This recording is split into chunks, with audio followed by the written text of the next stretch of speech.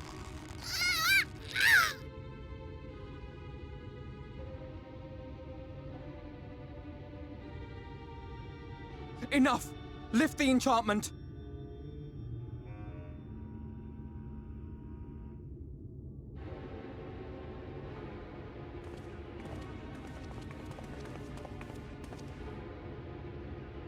Minfilia, willful child. How many times must I come to collect you?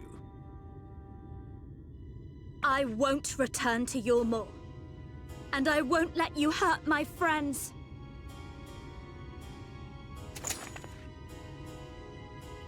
What is this stance? Where did you learn it? No oracle I trained would make such an unseemly show of herself. Know your shame, gal. You're powerless. You have no life nor purpose, save that which our master sees fit to permit.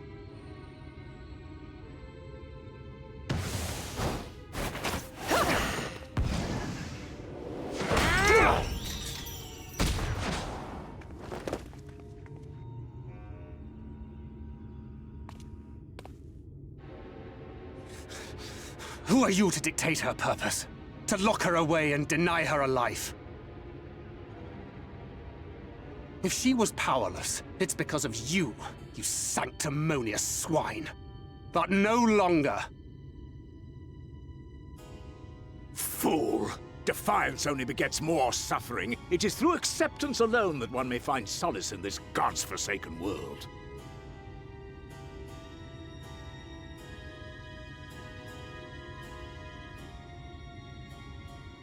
Look! The sky!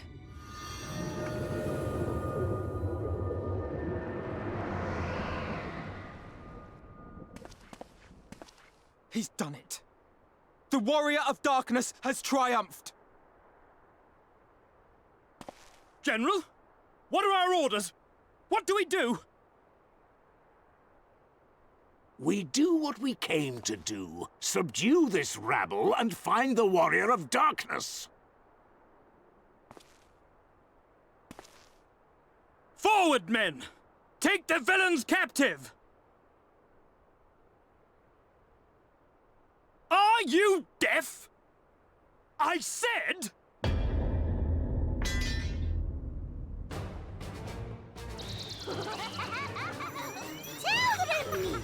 Axla Orwain! Axla Orwain! What's happening?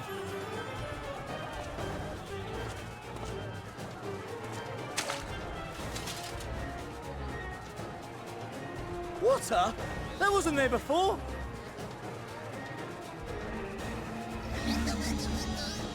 Ah!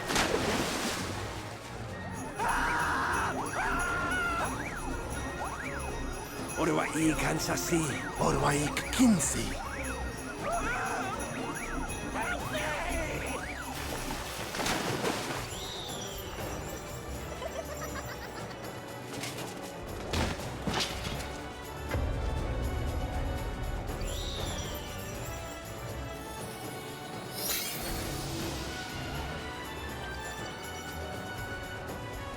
What's the matter with you? Get a hold of yourselves, damn it!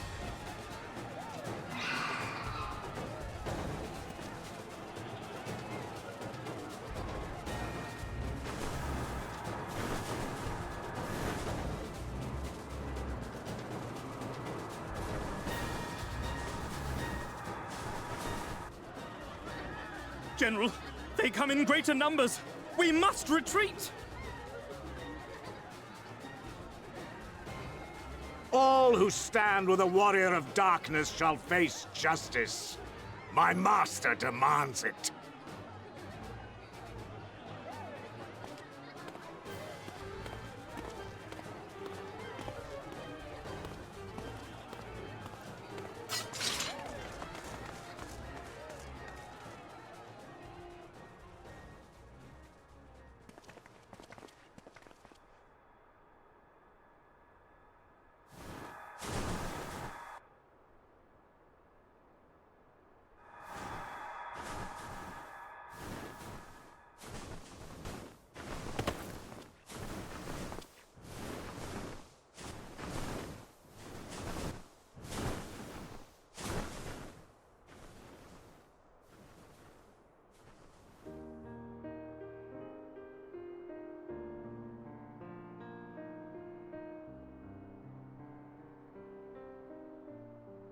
I see.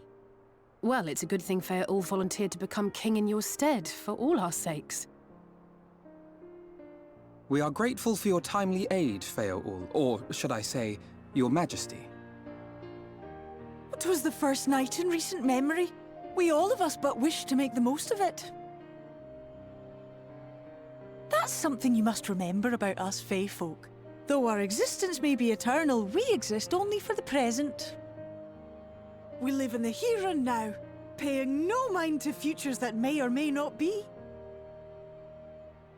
To wit, we are not driven as men are. We cannot fight for such causes as men do. Does that mean you won't aid us against the Sin Eaters? Not unless the mood takes us. But if it was to repay a debt, well then, that's another matter. To take back as much as is taken. To create as much as is destroyed. To give as much as is received. Such is the way of Ilmeg. By this law, we shall lend you our strength, in return for the beautiful sky you have restored to us. In times of need, do not hesitate to call.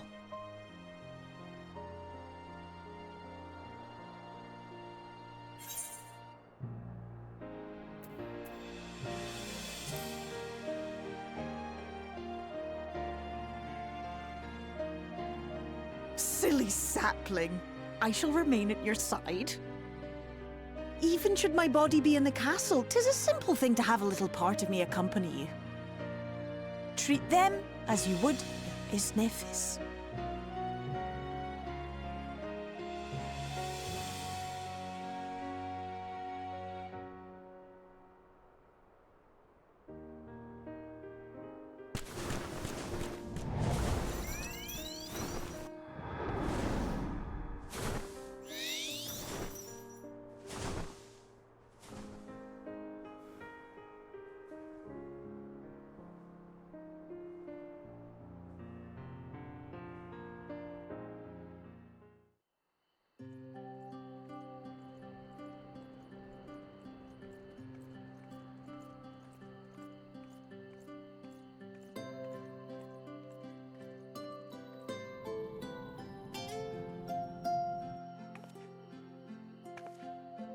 All seems well at the Crystarium.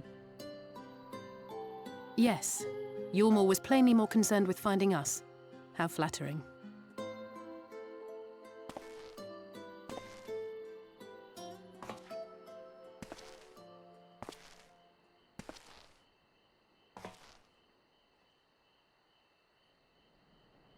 You certainly took your time. I had half resolved to complete the task myself.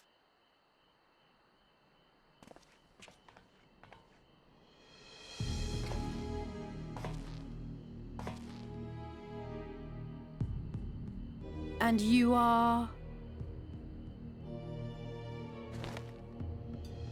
Were one to study the annals of Garlean history, one would find yonder visage on many a page. Though by rights its youth should long since have faded. Well, well, we have a historian in our midst. That spares me a lengthy explanation. I am Solus Sos Galvus, founding father of the Garlean Empire, and under various guises, the architect of myriad other imperially inclined nations. As for my true identity,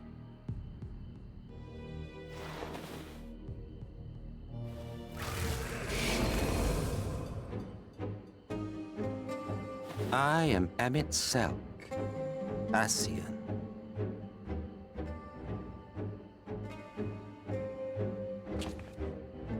Gaius spoke of you, a native of the Source. Equal in rank to La Habrea. And you came all this way just to introduce yourself to us? Behold the sky, restored to its former glory. Have you ever seen a more affecting spectacle? Oh, it is truly, deeply. Infuriating. Do you have any idea how much you have delayed the rejoining?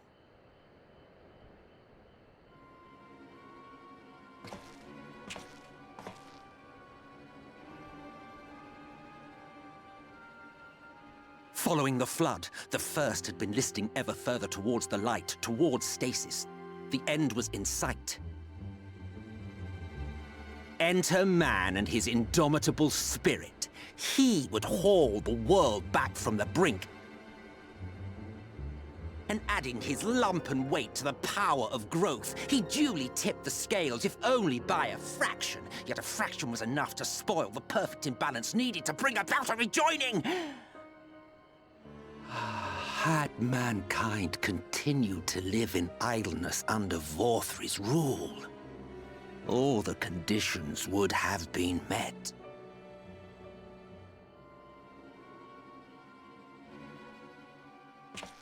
But you had to come and ruin it all. Thanks to your meddling, light supremacy is in doubt, and our painstakingly laid plans are in tatters! Well, I should begin by thanking you for confirming Urianger's theories on the inner workings of the Calamity. He will be most pleased. As for what happens next, might I suggest you admit defeat and walk away? Happy to let me go, are you? Because the murderous glint in your eye suggests otherwise. Indeed, it is enough to make me think better of confronting you alone. Look, it did cross my mind to simply side with Vorthri and kill you all. But that's no different from what Lahabred did. And we all know how well that ended for him. And so, while it is liable to be troublesome, I have settled upon a different approach.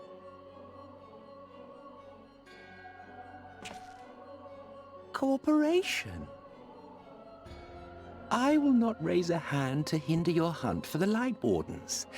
If you desire it, I will even lend you my knowledge and strength.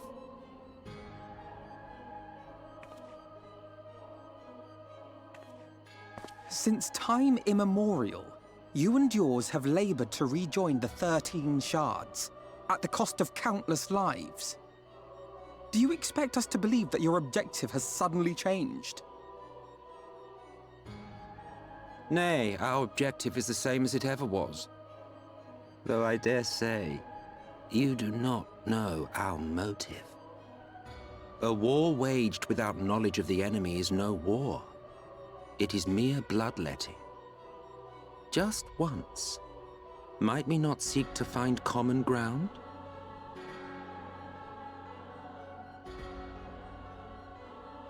For good or ill, I am immortal.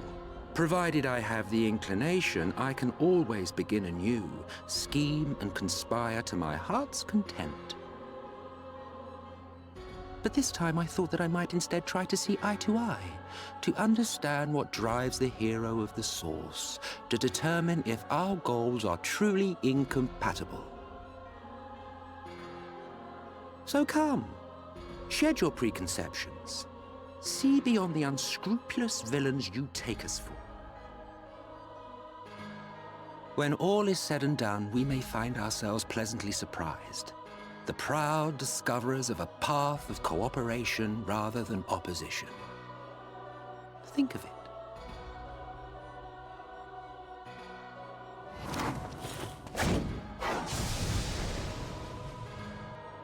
Thou hast delivered thy proposal, and we would not dismiss it outright.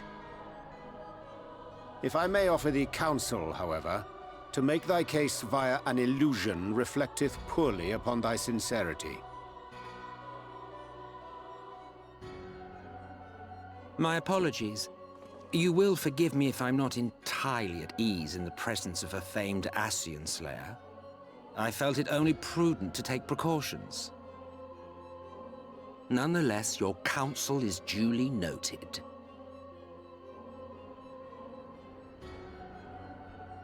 I take my leave, friends. Rest assured, we shall meet again soon.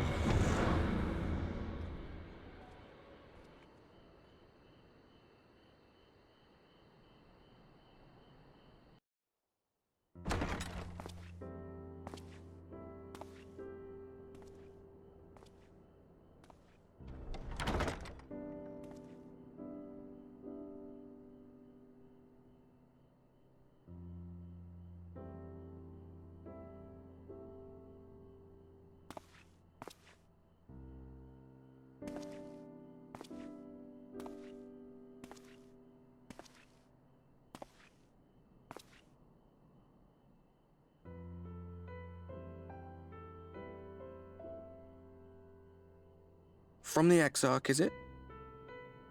With that mirror of his, he can watch your every move, you know. He'll probably think you're talking to yourself. Still, he's keeping you well fed.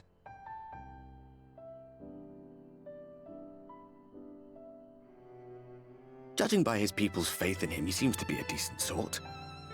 But so much about him remains shrouded in mystery. Like, what was he doing back in my day? There was no such person when I was around. A lot's happened since the Flood, though. Since I was set adrift. I know little more than you do of this city's history in the Exarch's past. Not that it matters.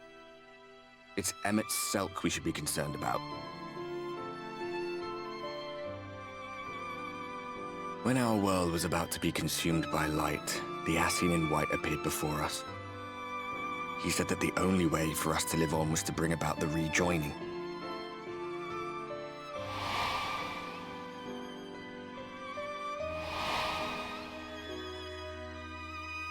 Desperate as we were, we heeded his words, not realizing that the Flood was of the Aphelions' own making. They cannot be trusted. None of them. But Emmett Selk had one thing right. One should not fight blindly. That's what we did. And it cost us everything we held dear.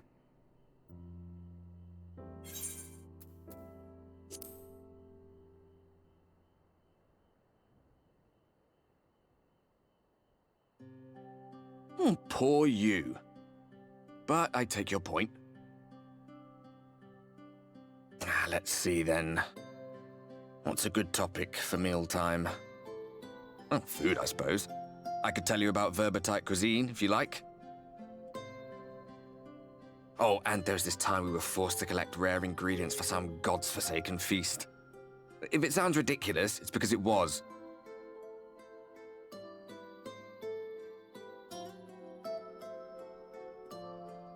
What? You too?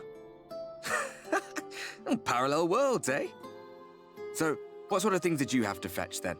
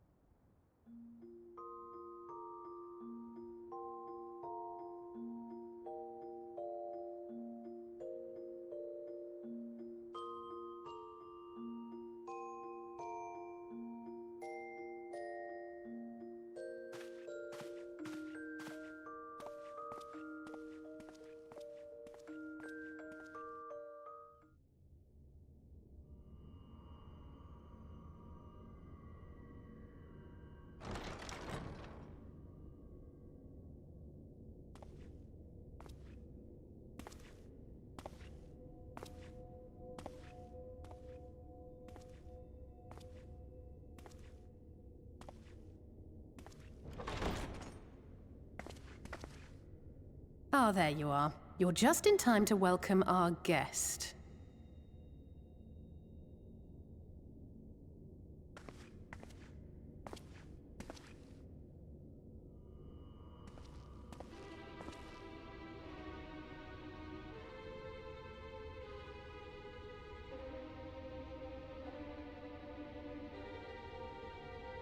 Please. Did I not explicitly tell you that we would be meeting again soon? Lest you forget, I made you a promise. I have no intention of meddling with your mission. I come only to observe.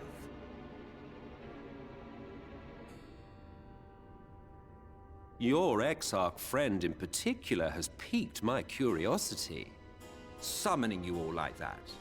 Most impressive.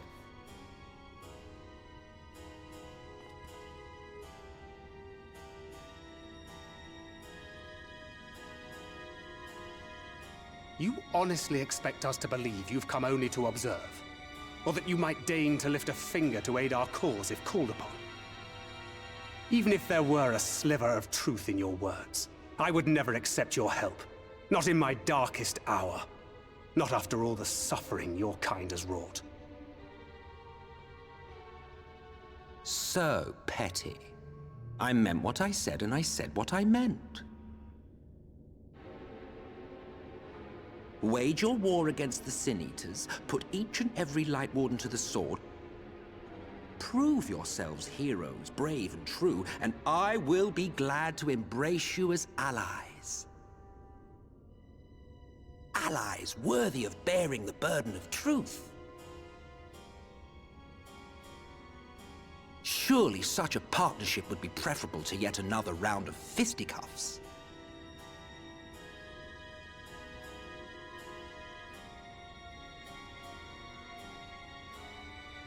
And thus did the olive branch wither and die.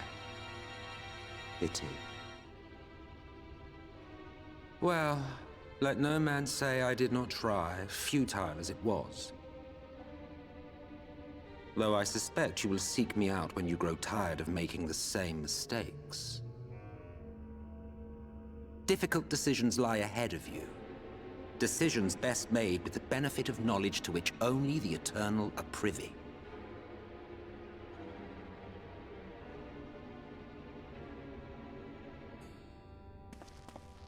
For now, I shall resume my shadowy vigil. Whatever you choose to do, make sure it's worth watching, would you?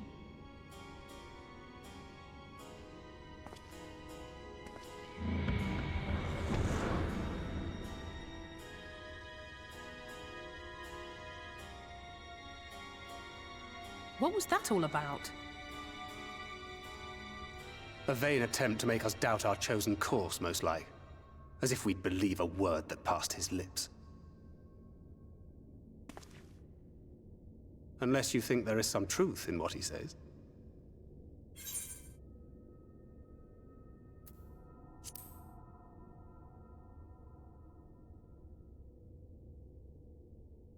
If he simply meant to lead us astray, he could have done so without revealing himself.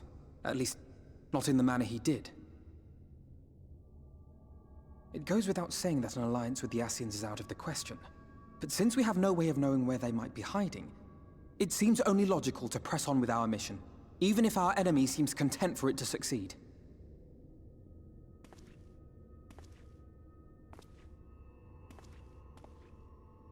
Then let us discuss the Sin Eaters. I would begin by thanking you all for your efforts thus far. In striking down the Light Wardens of Lakeland and Ilmeg, you have accomplished more in your short time here than all of our forces managed in the last century. That may be, but the Wardens of Calusia, Armareng, and Raktika remain. Indeed, and their precise whereabouts are as yet unknown. Which is why I propose we divide our forces and conduct a systematic survey of each region. Once we have found our quarry, we may then determine how best to proceed. I'll take Armareng in that case. I know the lie of the land well enough. If there are no objections, I will make for Calusia. I have connections there both in and around Yulmore that may prove useful. Then I would ask that you journey to Raktika. There you will find Y'shtola. With her assistance, I doubt the Warden will evade your grasp for long. Is Y'shtola the conjurer you and Eorzea used to talk about? That's right. Though we haven't spoken much since she left for the forest. I fear I may be to blame for that. I had every intention of relaying the news of your arrival, but she is disinclined to speak with me. You have visited her, have you not? Might I trouble you to... Twould be no trouble. My thanks. While you are all out in the field, I shall be here attending to business. I had somewhat fancifully contemplated joining the search myself, but other matters demand my attention.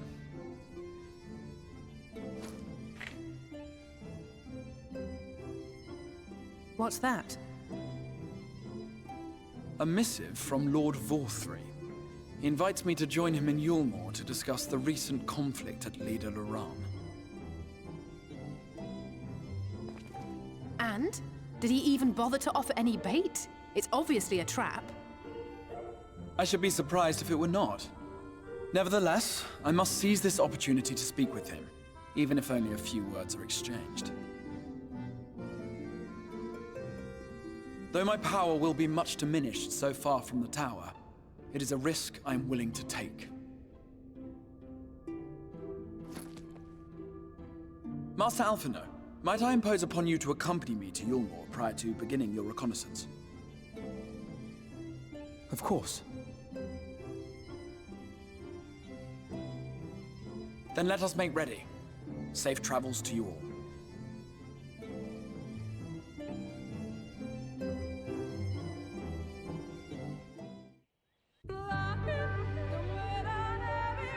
No matter how far he goes, man cannot resist looking back on the path he has walked.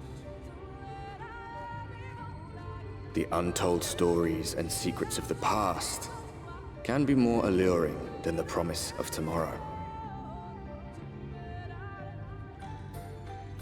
And so he braves the forests of Raktika in search of mystery and wonder.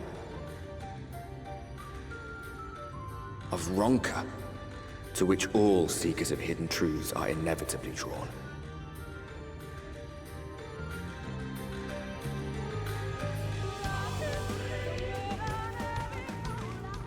We have arrived.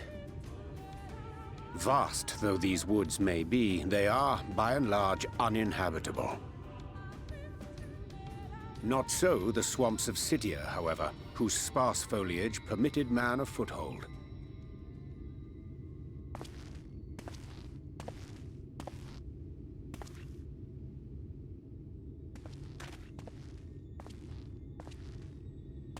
No lands must remain beyond our grasp. Go forth, conquer, rule!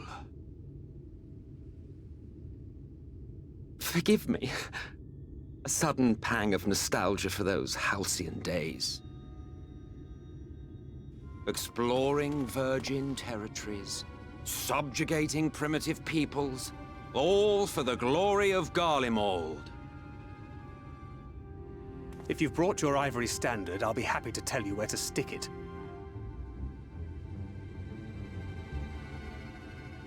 Can we not simply take a moment to enjoy the view together? Or would you rather I spied on you from the shadows?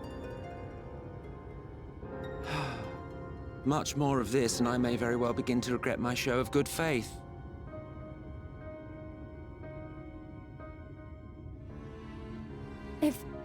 If you really want to stay, then help us fight.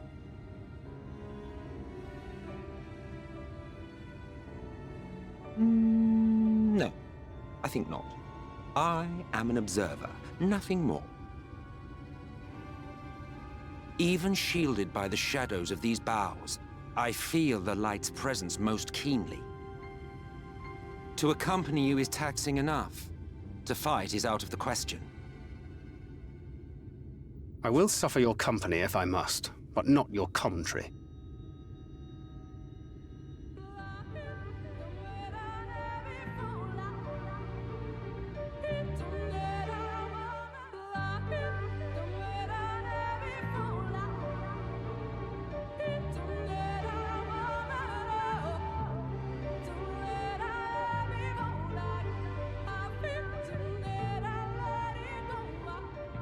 I see little sign of recent activity, nor hath any meaningful progress been made with the reconstruction. Mayhap Y'shtola sought shelter elsewhere. Come, let us quit this place.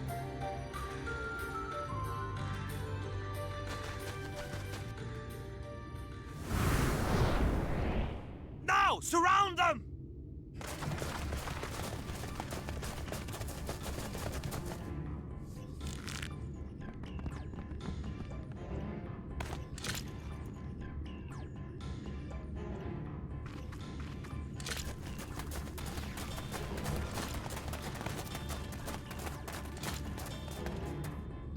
These senators, they're not like the others. There's a reason for that. Lower your weapons, please. We mean you no harm. How is it they can speak? It's a Sin Eater trick. They mean to kill us all.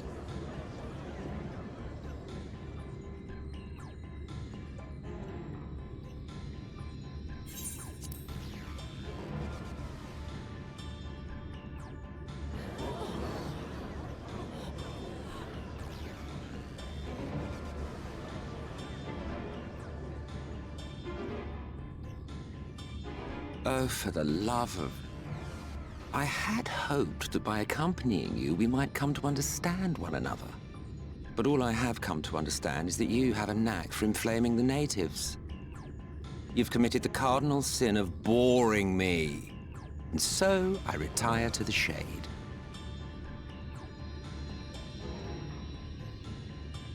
Good luck.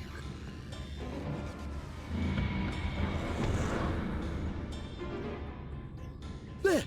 Did you see that one disappear? I think I preferred La Habrea.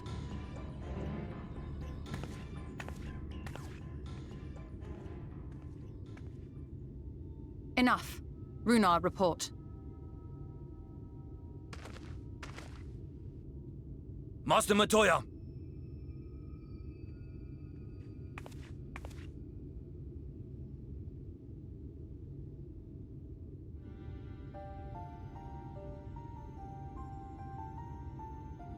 We apprehended them as you ordered, but are you certain these are Sin Eaters?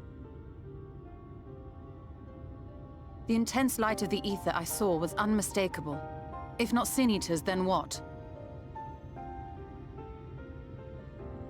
'Tis passing queer that Y'shtola should mistake us for the enemy, is it not? Mayhap it hath been too long since last she beheld the radiance of thine ether. Master Matoya, hath time truly made strangers of us? Nay, I recognize you, Eorzea, Thancred. And this is Minfilia of the First, of whom you spoke before. Just so.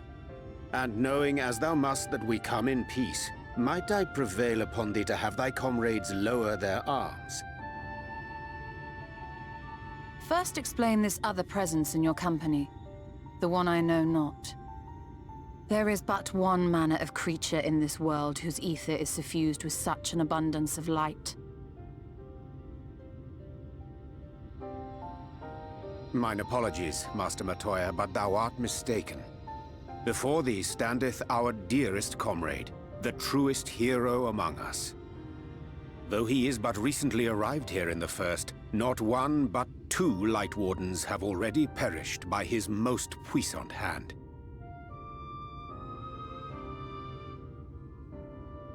It cannot be.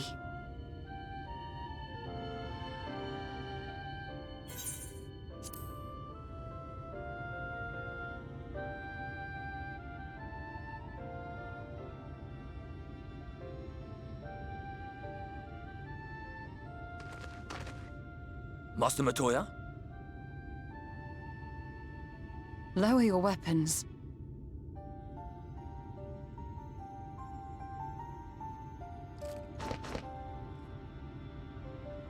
Forgive us this hostile welcome.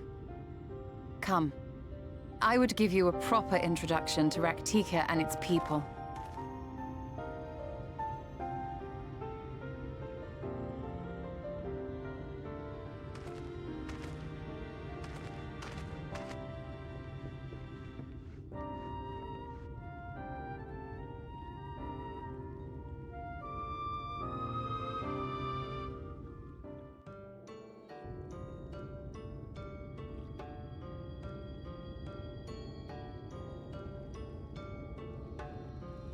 Slitherbow is the largest of the blessed settlements. They worship no gods, instead revering darkness itself. It is a curious kind of faith, but one which has granted them the strength to persevere in the wake of the Flood.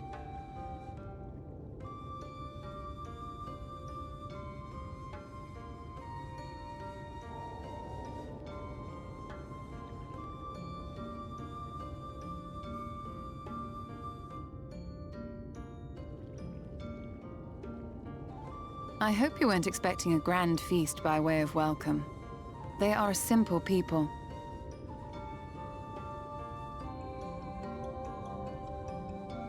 Now, I would hear of your travels away from prying ears.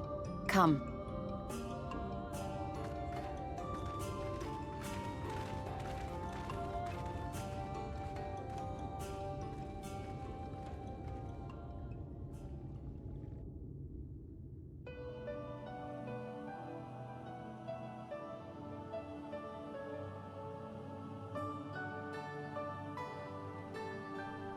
I see. And now you seek the Light Warden of Raktika. In the days after I arrived in the First, I too relied upon the Crystal Exarch for guidance. But his penchant for secrecy and the telling of half-truths soon lost him my trust. And thus did I strike out on my own. My work eventually led me here to the forest, which I've come to know like the back of my hand. I cannot say with certainty where your quarry is hiding, but I am confident I can narrow the search. Well, go on then. Some few thousand years ago, this forest stood at the heart of the Empire of Ronka.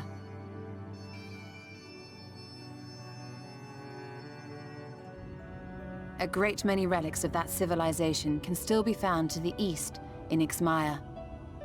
Or rather, could be found, were the area not fiercely guarded. Ixmaya, you see, is home to a tribe of warriors whose lineage is said to date back to the time of the Empire.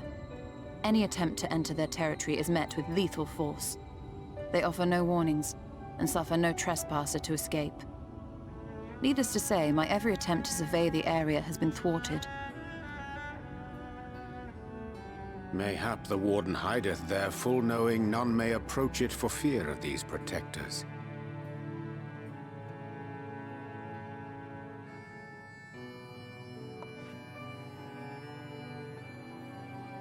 As for the tablet, I find the timing of its discovery suspiciously convenient. If I did not know better, I would think someone was trying to curry favor with me.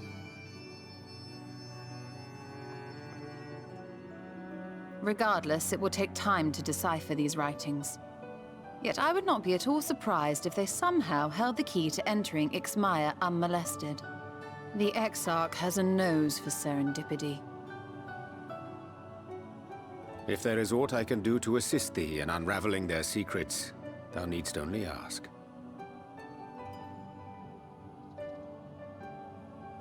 Thank you, Eorzea. I may well take you up on that offer. While we set to work, might I suggest you take a tour of the city? Should you be in any doubt as to the importance of your role as the Warrior of Darkness, the people here will surely cure you of it.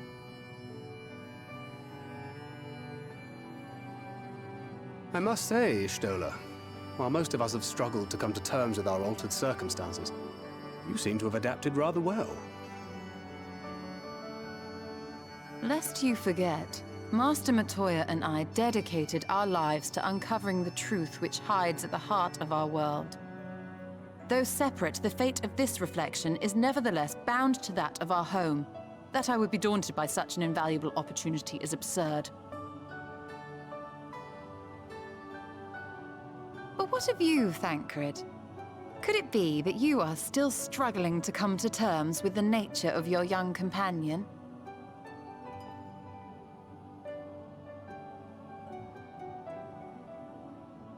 My struggles are none of your concern.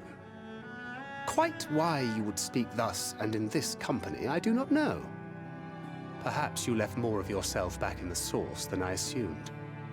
If you'll excuse me.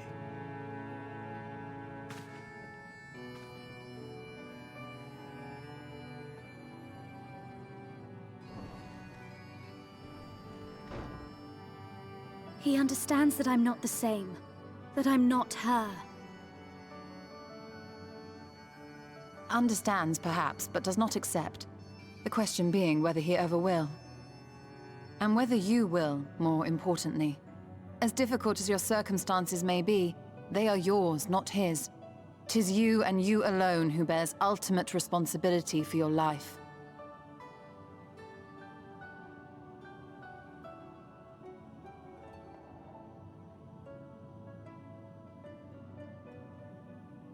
But you need not make any hard choices now.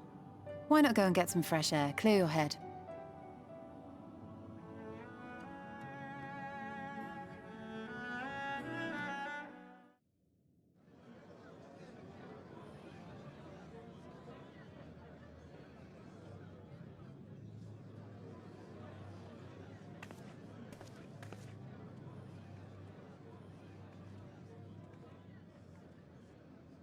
It seemed only right that we show our faces.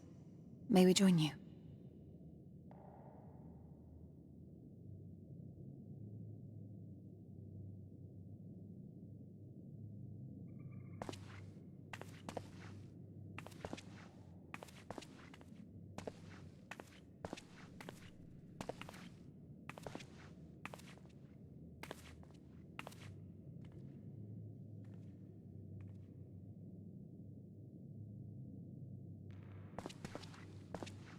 Let us begin.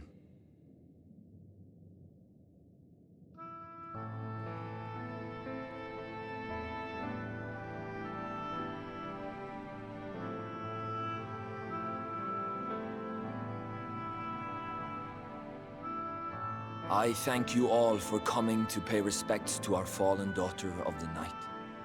In the light, she was known as Todia, but in the dark, we shall remember her always as Menine. Let us each take a moment to offer her our prayers.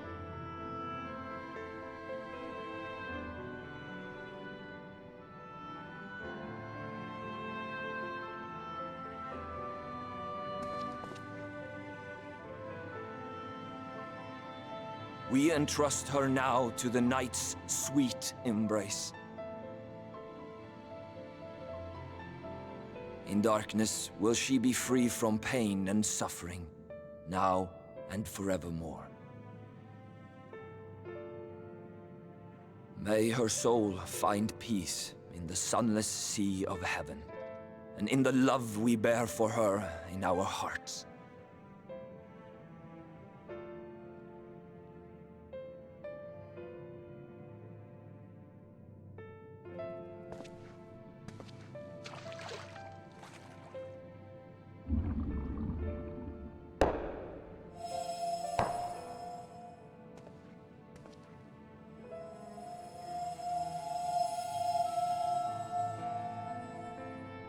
That vessel represents the night sky, the sunless sea of heaven.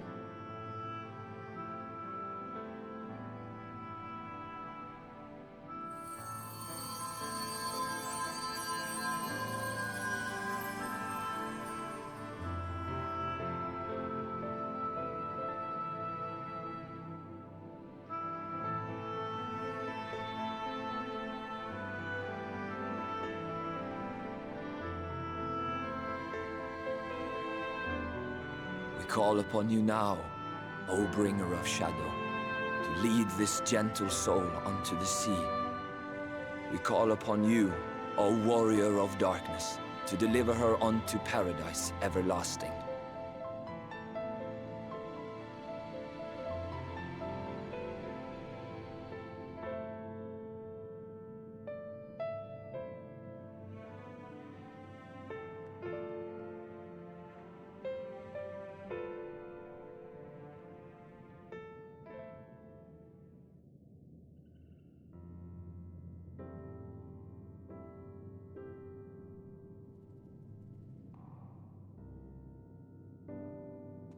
I am told you assisted in the preparations for the service. On behalf of the Blessed, you have my sincerest thanks. The enduring legend of the Warrior of Darkness owes much to the traditions of these people. And none were more ardent in their faith than Todia.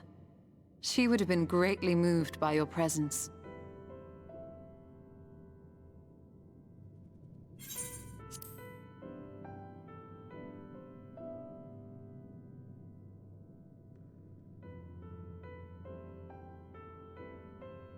You might not deliver her to the heavens, but if you could deliver the night sky to her people, the real night sky, it would be the next best thing.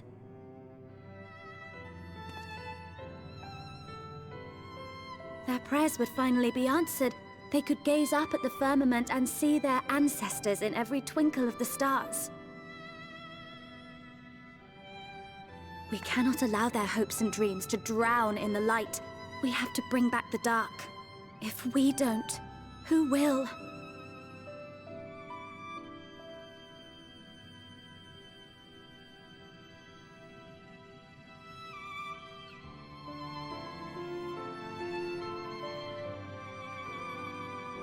Forgive me, thinking of all those we have lost.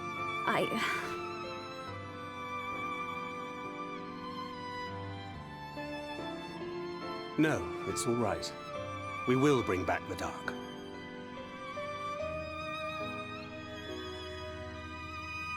Mayhaps sooner than later, in fact.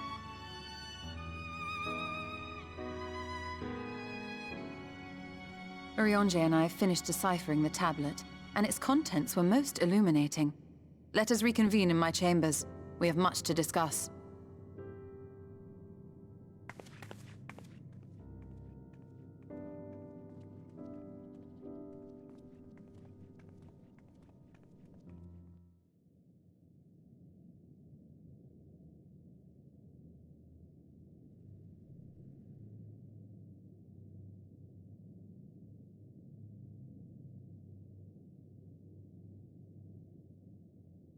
These paintings, they seem familiar. Depictions of heroes throughout history. The Age of Gods, the Empire of Ronka, and this.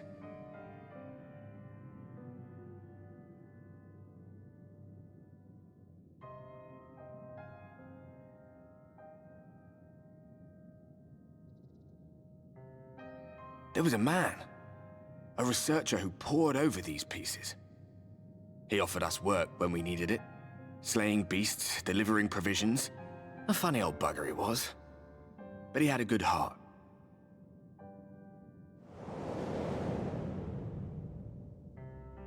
He believed this first painting dated back to a time of myth and legends.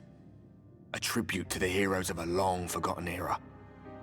The story went that it was rediscovered by an explorer from Ronka, who was so struck by its majesty that a second painting was commissioned, commemorating the heroes of their day.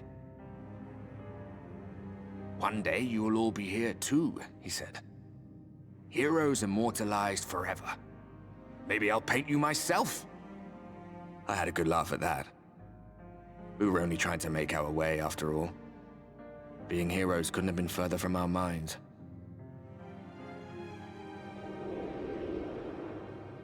But it seems he actually went and did it. Before or after the flood, I wonder. Rather faded, isn't it, compared to the others? Or did someone try to scrape it off the wall? Well, maybe the man himself once he came to his senses.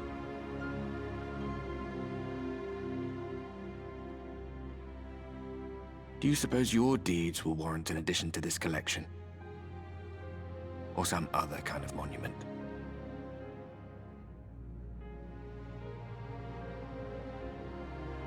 There you are. I have everything I need. Let us quit this place.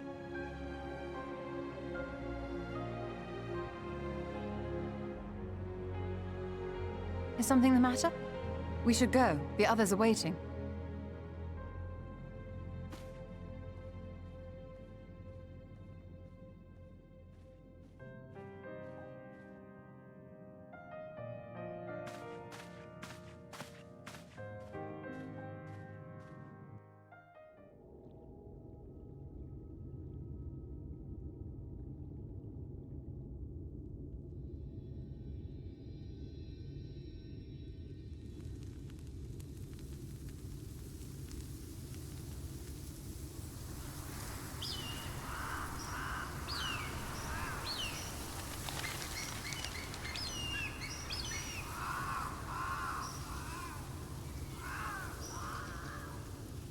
Strange.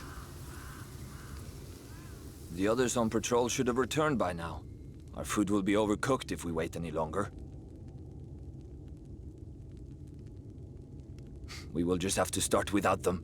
Would you call Master Matoya and the others?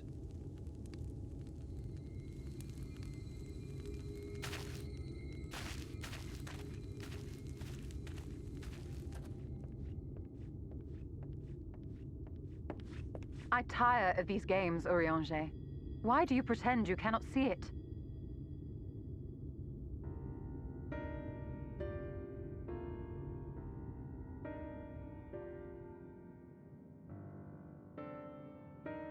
The blessing may spare him the fate of becoming a Light Warden.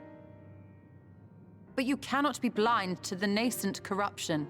He is not as he was in the Source.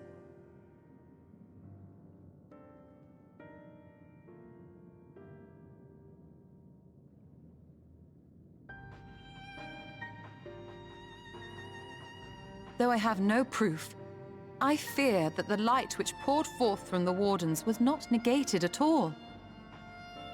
I fear it was absorbed, that he has been suffused with their light.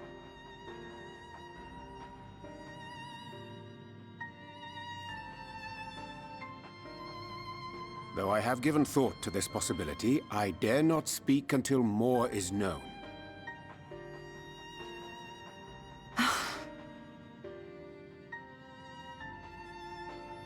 By the time you deign to enlighten us, it may be too late, if it is not already. Eorzea, I know full well, after all these years, that you have only the best of intentions. But that does not make it any easier to put my faith in a man so infatuated with secrecy. I have had my suspicions ever since the Exarch bade you speak that day. But now I must ask. The 8th Umbral Calamity and all that followed. Everything you claim to have seen. Did you?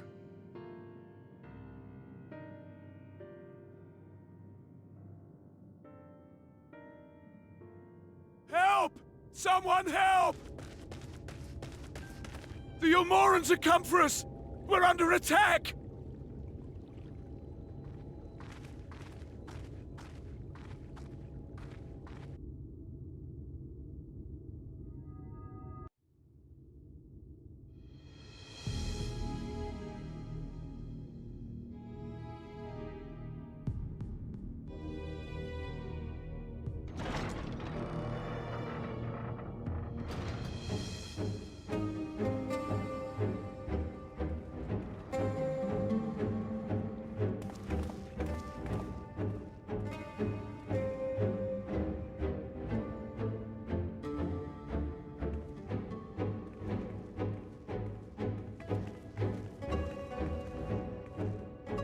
Lord Vorthry, how good it is to see you.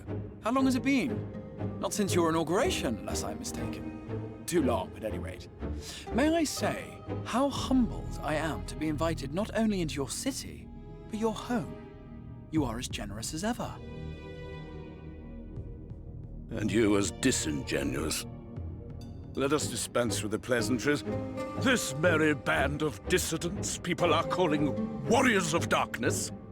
They have slain Sin-Eaters, and by all accounts the Crystarium is complicit in their villainy. And now I hear reports of your people obstructing my soldiers, so I must ask, what exactly do you think you are doing? I might ask you the same thing. It should be clear, even to you, that defeating the Light Wardens represents the world's only hope of survival. Even now, the people of Lakeland and Ilmeg rejoice in the return of night. For 100 years, they yearned for a means to fight back against the Sin-Eaters, and at last they have found one. Yet you choose to stand idly by and do nothing. Why? Why? Because this hope you cling to is nothing more than a fever dream, an exercise in futility. Even should you slay the Sin-Eaters, the world as we know it is beyond salvation. With what little land and resources remain, the people would be free only to starve. Before long, they would turn to violence, then to war, and ultimately usher themselves unto oblivion. They require a firm hand to shepherd them from the edge. The hand of a king, nay, a god. I will see their dreams fulfilled, their wishes granted. I will give them peace, order, and they shall never want for bliss.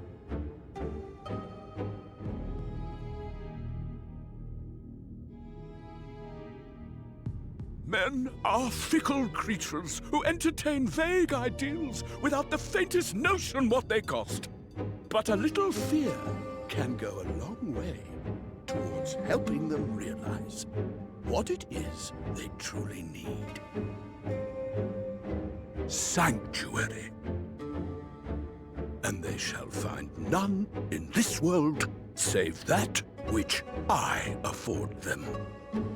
That is why the Sin Eaters exist. To unite the world under my dominion. A paradise fit to grace the 8th Umbral era. What was that? A minor epiphany, nothing more.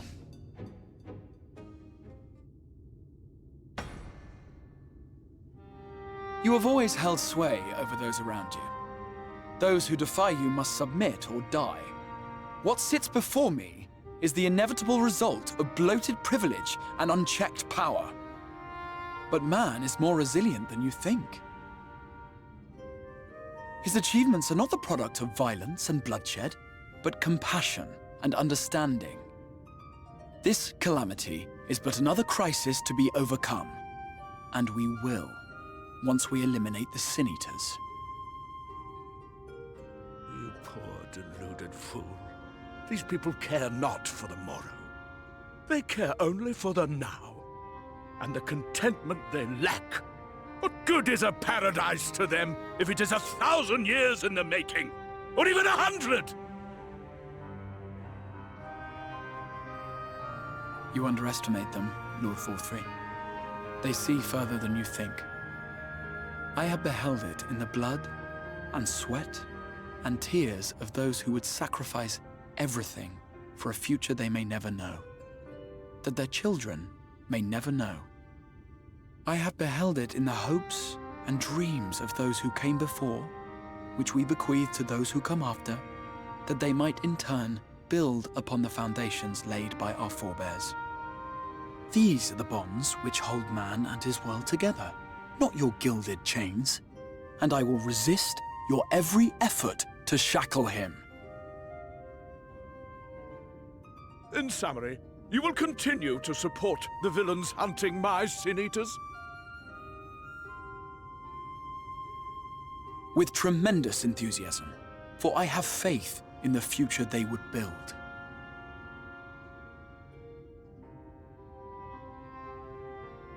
Why do I even bother? Fools, the lot of you!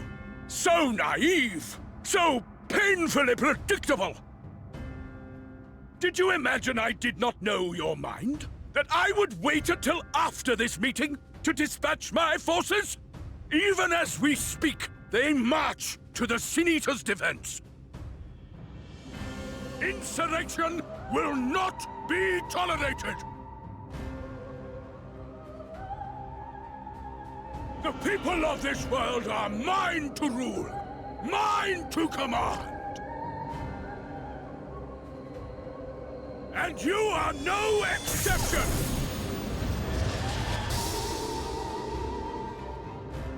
What? How did he... Insolent swine! I will not stand for this! Do you hear me?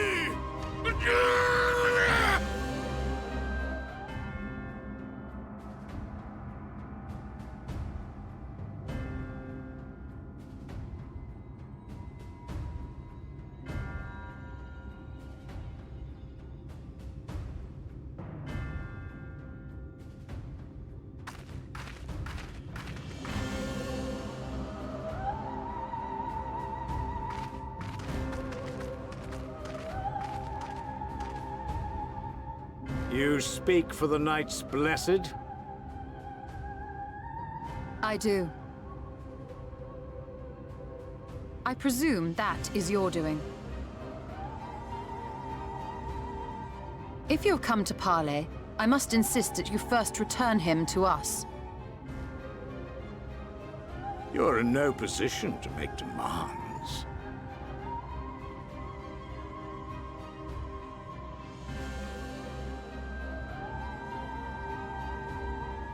By Lord Vorthry's decree, Raktika now falls under the governance of Yulmore. You will henceforth answer to us. Is that so? And the children of the Everlasting Dark have acquiesced to this madness? We have reached an accord, yes. Too many times have the Knights Blessed shunned Yulmore's overtures of friendship. The risk that you harbor hostile intentions has grown too great to ignore.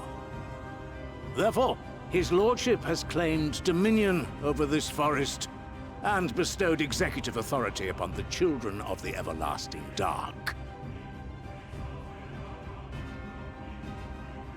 In his wisdom, Lord Vorthry has agreed to recognize ours as the only permissible expression of dark worship. It's one true faith. You and your false creed are a blight on these woods. A foul, unholy corruption that must be cleansed. Little wonder the Warrior of Darkness visits both Lakeland and Ilmeg, yet shuns Raktika. Your perverted teachings hold blessed Shadow at bay.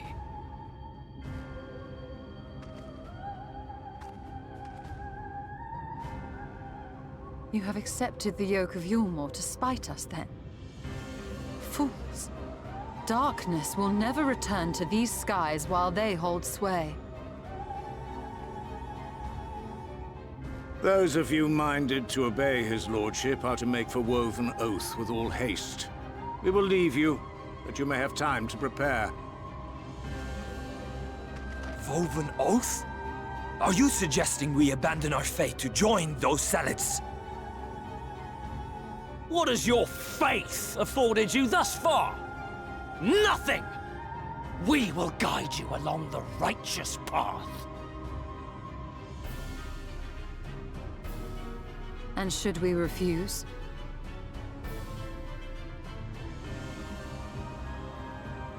Anyone found here upon our return will be considered a traitor to Yulmore, and dealt with as such.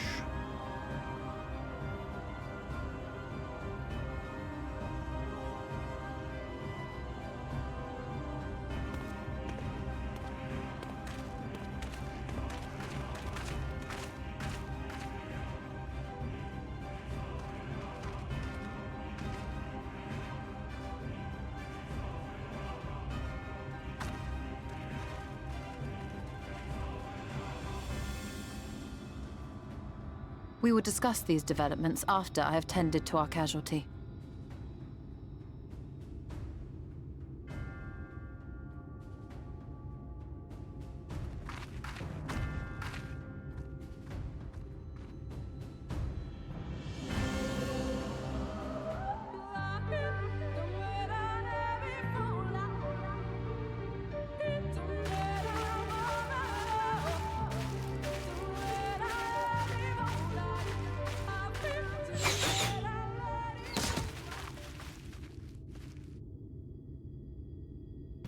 It would seem we have found them.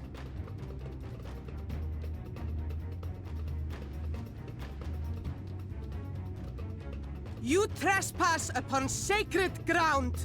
Begone!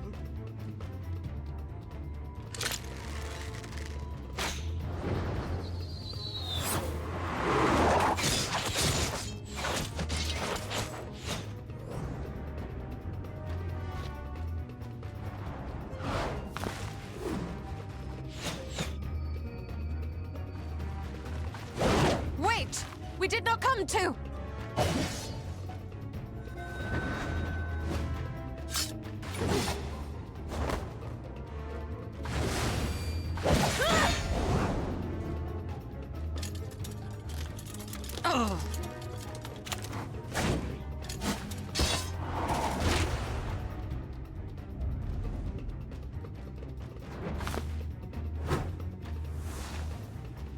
We mean you no harm.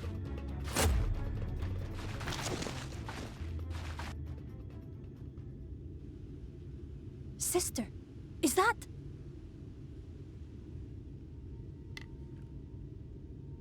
We are allies of the Empire of Ronka. As is customary, we come bearing the seal of the Emperor.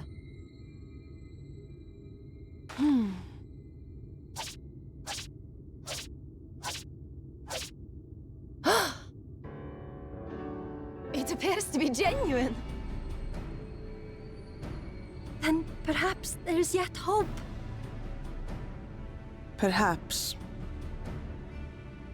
We acknowledge your seal, but we must be certain of its authenticity. Follow the azure flowers to our village. There we will judge if you are friend or foe. Try not to stray from the path. All right?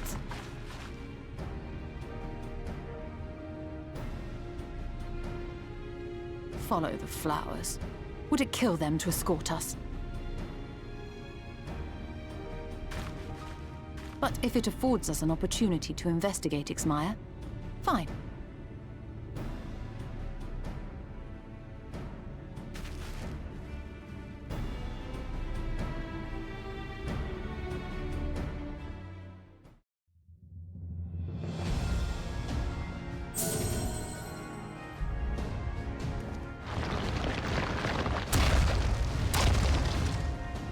It seems to be working.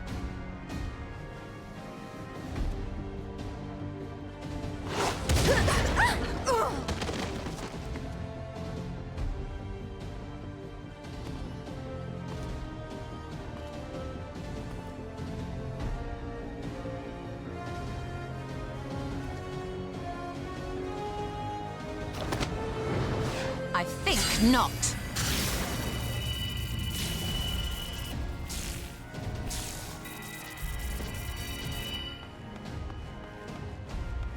General, hold on! Huh?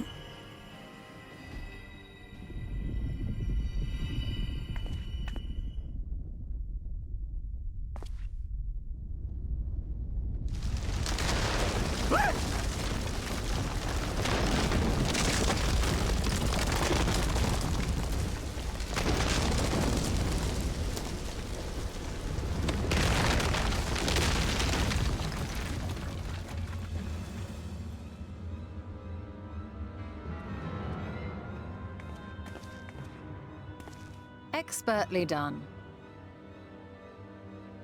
How was I to know that that would happen? It looked like any other part of the floor.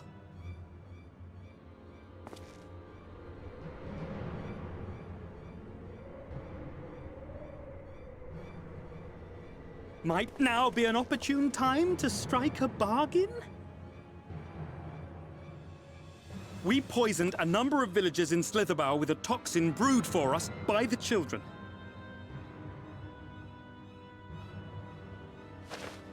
This is the antidote. I dare say you know how potent their concoctions are, and the futility of trying to counteract their effects. Now, try anything here, and we're all likely to fall. Eventually, someone will come to our rescue, or yours. Promise us safe passage, and we'll give you the antidote. Do we have a deal? We do not negotiate with the enemy. The villagers' lives are forfeit, as is yours.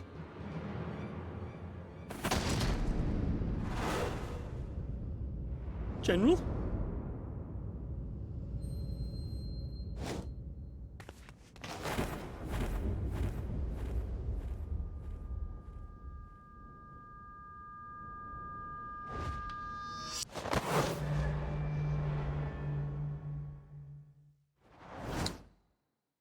Do not fail.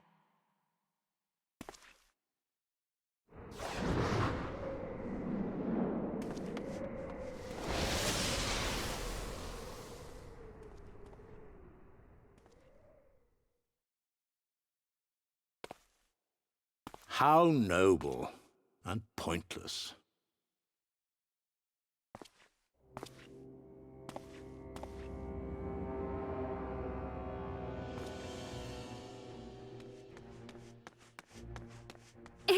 Is everyone all right? What in the... Eorzea! At once! Down with you!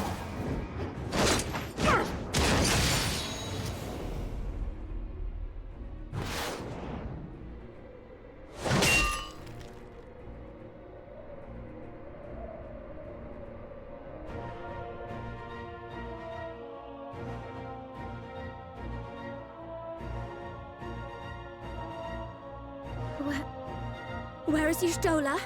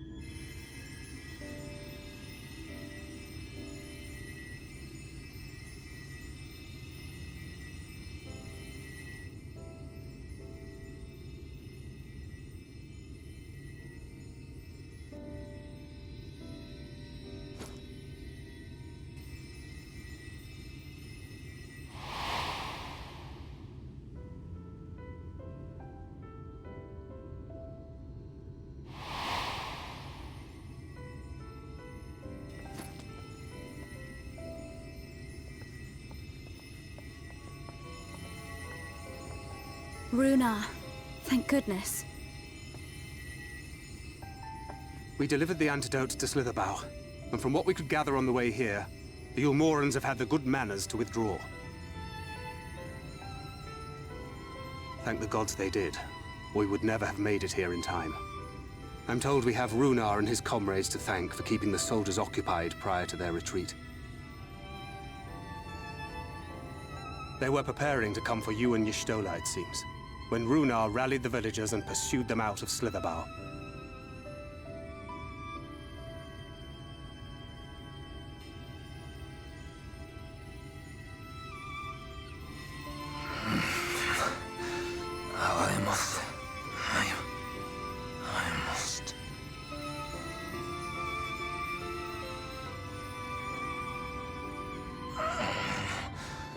Where am I?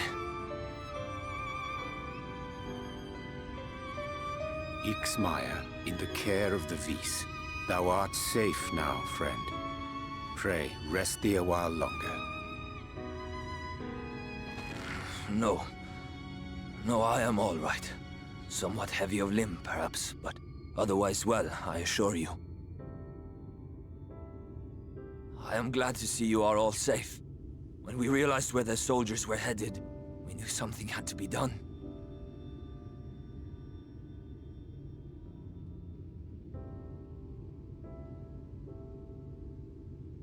I do not see Master Matoya. She was with you, yes?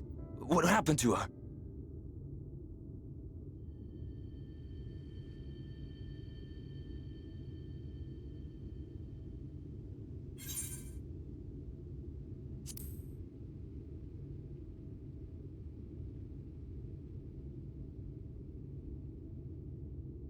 Spare me your riddles and speak plain. Where is Master Matoya?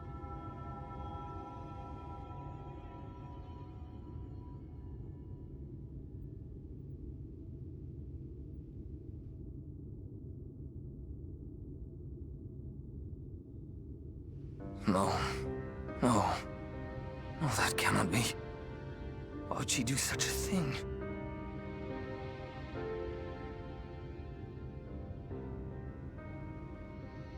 Was there no other way? I cannot believe that she... We must begin the search immediately.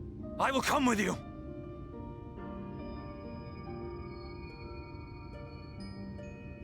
What are you waiting for? We must find her. She could be trapped, or hurt, or... She is alive. She is alive, damn you!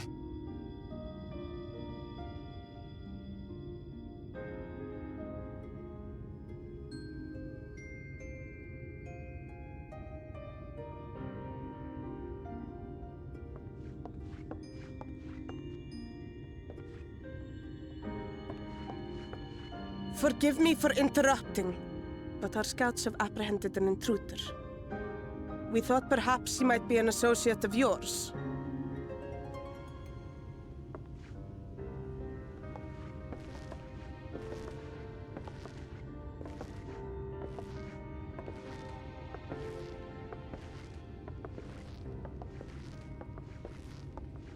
Oh, look who it is.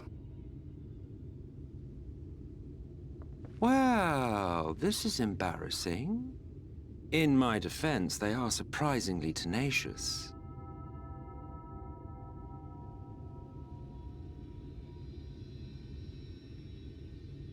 So, what trouble have you gotten yourselves into this time?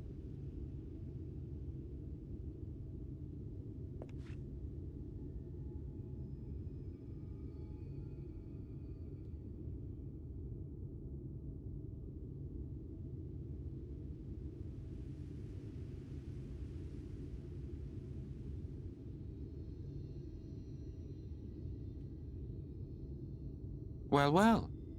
What an intriguing turn of events. My condolences, by the way. It is never easy to lose the ones we love.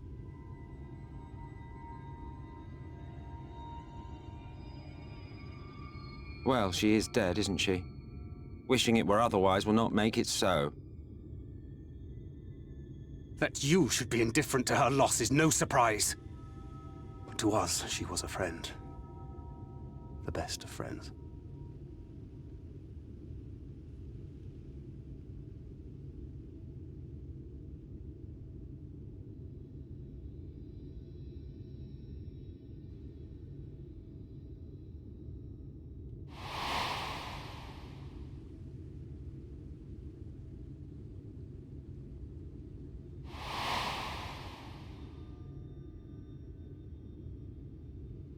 You have something on your mind.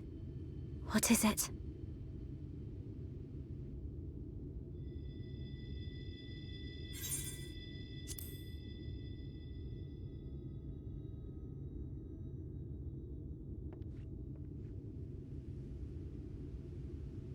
Pray recount to us again that which thou witnessed in the ruins, omitting not the slightest detail.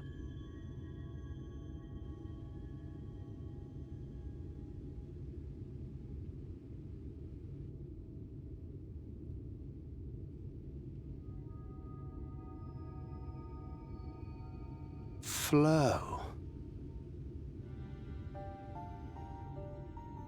The teleportation magic she used to spirit us away from Uldar after the bloody banquet. I recall a similar gale in the tunnel before it took effect. Interesting. I thought I sensed a brief disturbance in the life stream. How reassuring to know it was not my imagination.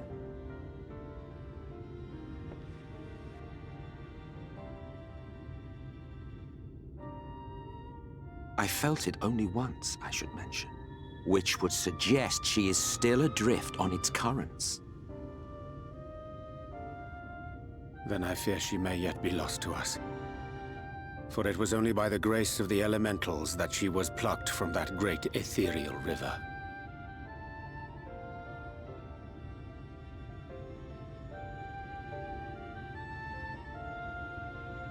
Ah, very well. I'll go and fetch her.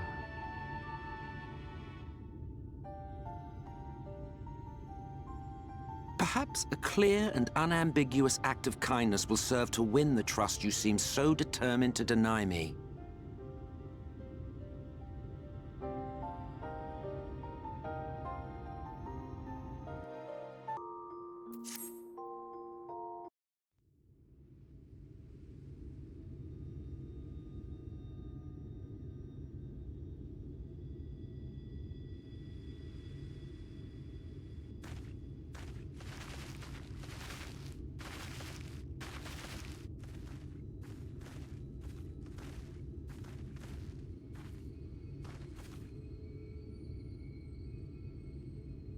Yes, this place should serve well enough. Might I have a little space? I need to concentrate.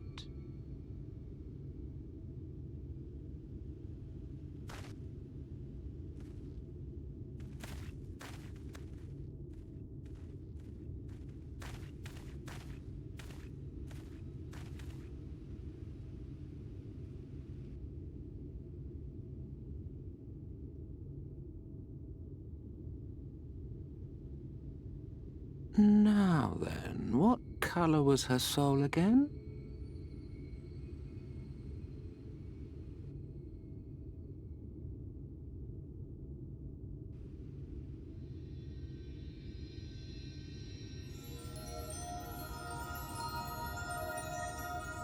Ah, there you are.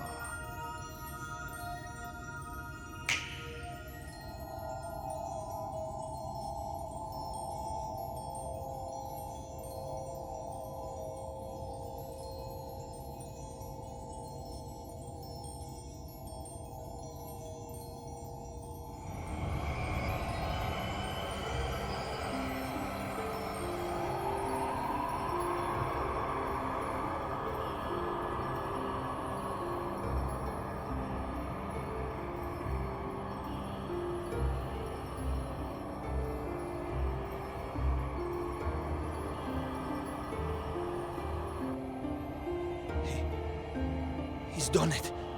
He's brought her back!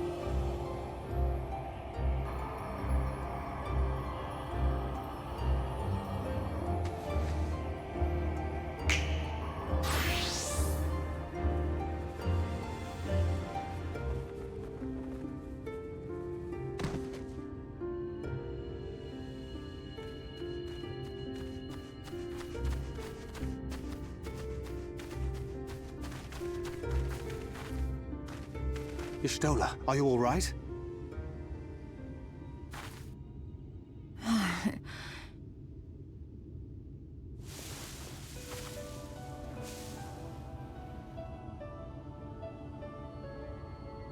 Yes, though I cannot imagine how. What happened?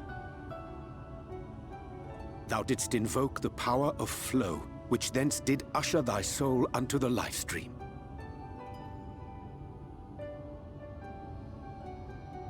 I wanted to save the antidote, and after that...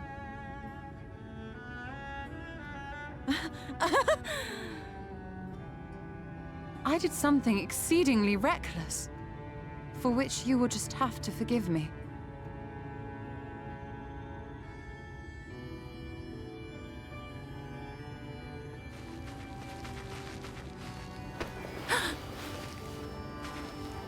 Master Matoya! Oh, thank the heavens you're all right. I had nearly given up hope.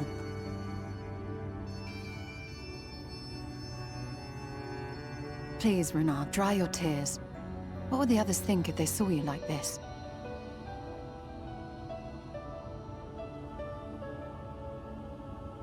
Come now. Did you really think I would go gently into that dark night with so much left undone?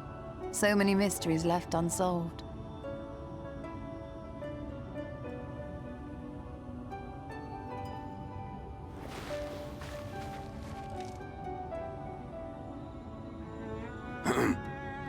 Is there aught you wish to say to me? A word of thanks, perhaps?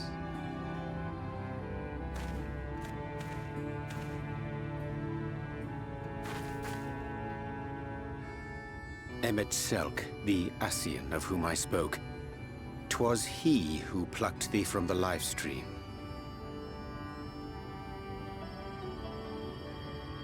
I see. Thank you. Differences notwithstanding, you saved my life, and for that I am grateful.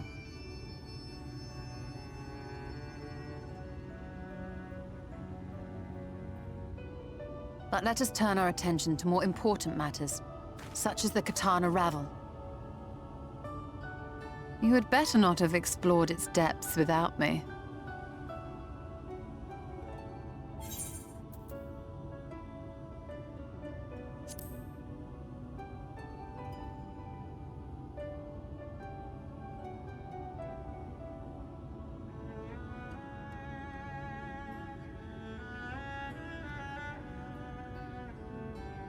Well, Almet and the others should be pleased to see you in such uncharacteristically high spirits.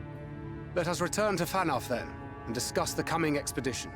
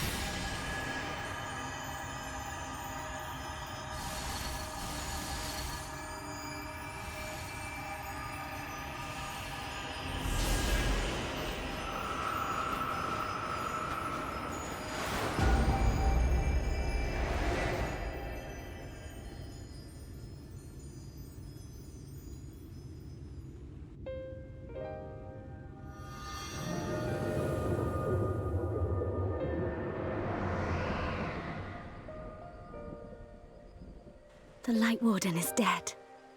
The Blessed's prayers have been answered.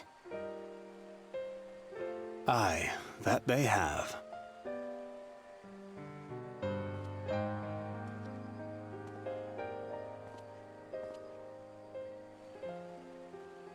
His condition yet troubleth thee? It does. Though he shows no immediate signs of corruption, the danger remains. He must be told.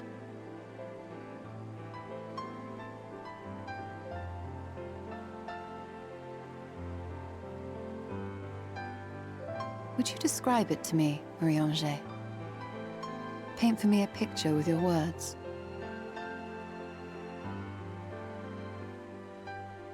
A sea of shimmering stars. Diamonds strewn across a raven gown. Boundless and beautiful. 'Tis an exquisite sight, not unlike that of the source. Calm and gentle and forgiving. I can see it. For however deep the void, or wide the expanse, there is no shore so distant as to be beyond the reach of light. Ominous though that may sound, given our present travails.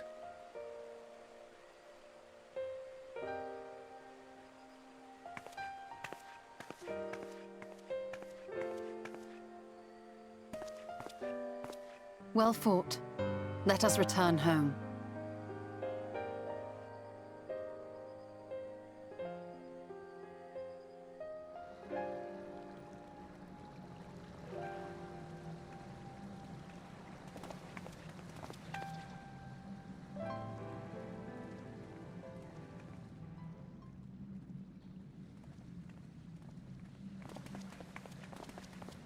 The murals.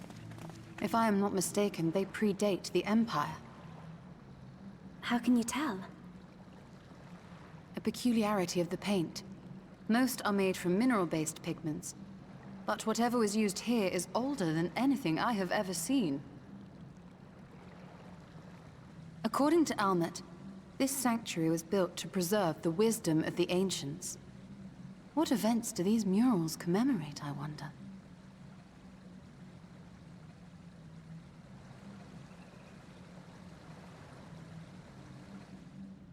Must you always linger after defeating your enemies? Navigating these halls on foot is exhausting.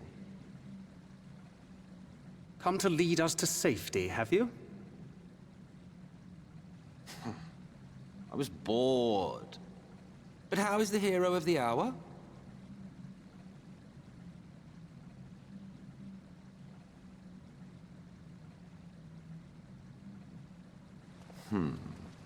Fighting fit, I see. Keep up the good work. You're plotting something. Every hour of every day. But never you mind about that. As I have told you 1,000 times before, I like to watch. Nothing more. Well, I would quit this place, and I suggest you do the same. There is yet work to be done.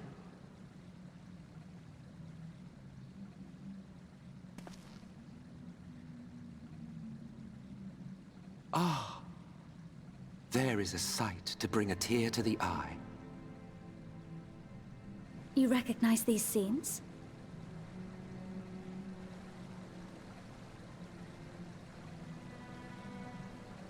That I do. Indeed, there was a time when anyone and everyone would. Until one calamitous day when the world was divided across 10 and 3 reflections, sundering the land and all who dwelled upon it. And the worst part? No one could remember it. Not really. Just fragments and fleeting memories of an achingly familiar world. A vision shared of a paradise lost, preserved only in song and scripture and paint. Once upon a time. Yet here we find ourselves again, to look, learn, and remember. Then share with us the stories you know so well. We are listening.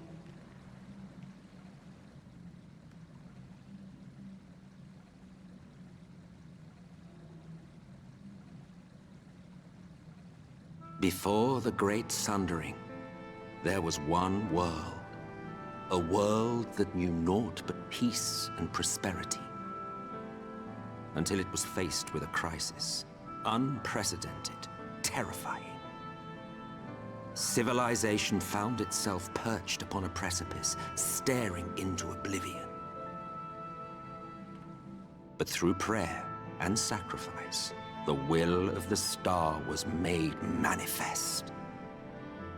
Zodiac was his name, and by his grace was the calamity averted. Zodiac.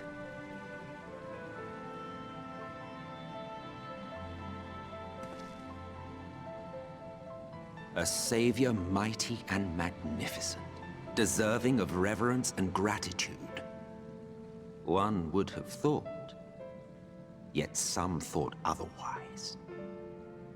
From the fears of these naysayers would rise Hydaelyn, she who was to serve as his shackles, to bind him and hold him in check.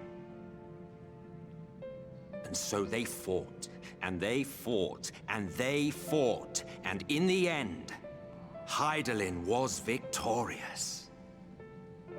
With all her strength, she smote him, dealing a blow so devastating that it split the very fabric of reality. And thus was Zodiac banished and his being divided. That concludes today's lesson on long-forgotten history. Though I imagine your mother would offer a rather contradictory account, as is her wont.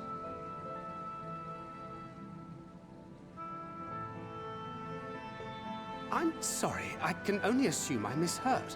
But it sounded an awful lot like you were implying both Zodiac and Hydaelyn are not gods. But... What? Not gods of the first? Is that what you thought these paintings depicted? Or...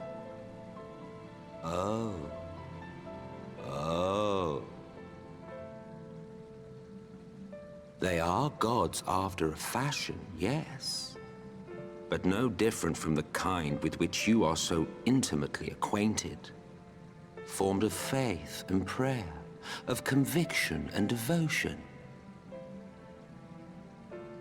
The eldest and most powerful of primals. You have spun quite a tale. Yet you have not explained the role of the Ascians in all of this. How is it you are privy to ancient secrets lost to time?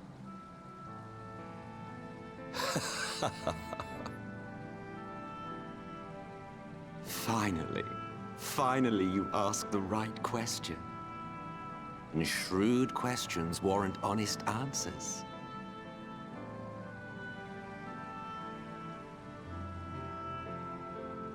We Ascians know because it is our history, our story.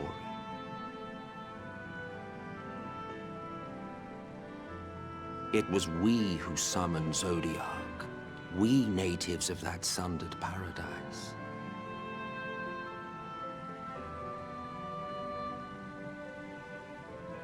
Now, do you see why we yearn for the great rejoining?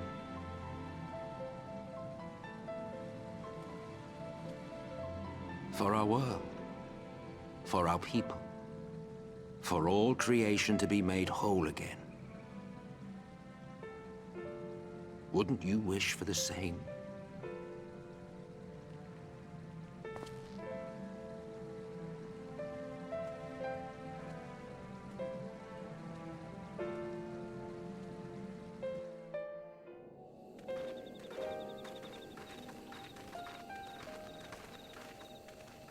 Ah, you are returned, and none the worse for wear, I see.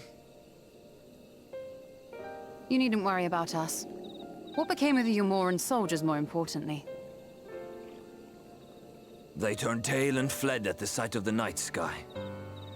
The children of the everlasting dark have also retreated back to Woven Oath. Try as they might, they could not deny the truth of their own eyes. The sunless sea of heaven, full of love and grace, where none need know pain or suffering. In that moment, when the sky's light began to wane, I knew our prayers had been answered.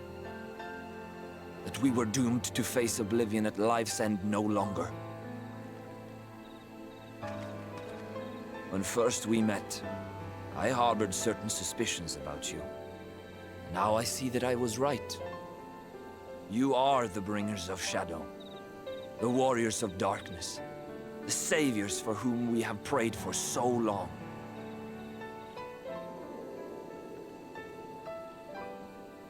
I suppose you're not entirely wrong. But we are not worthy of your reverence, nor have we any desire to be worshipped. If you would pray, pray for your children, that they may one day know a better world. I will do as you say, but please, let us at least hold a feast to celebrate your victory. You deserve that much. I'm sorry, Runar, but there is still much to be done and scant time in which to do it. We must go. All of us. For we share the same path and the same fate.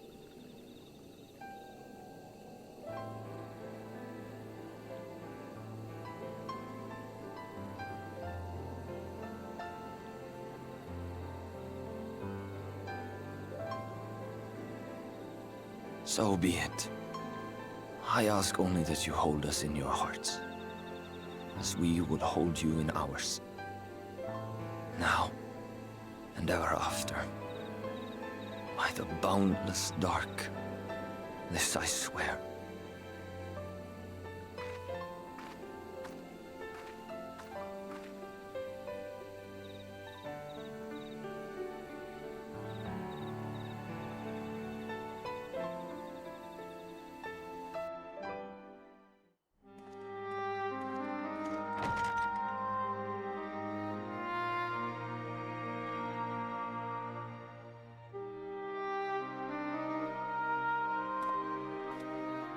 So there's a light sealed inside you, is there?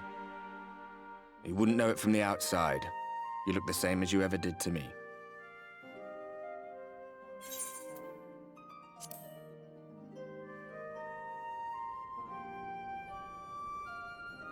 Ah, yes.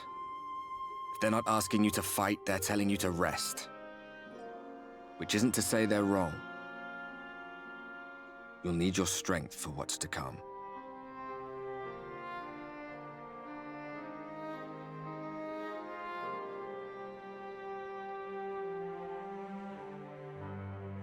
Think he was telling the truth? Emmett, I mean. All that rot about Hydaelyn being no different from any other primal. If so, what would that make her blessing? Are we just slaves to her will?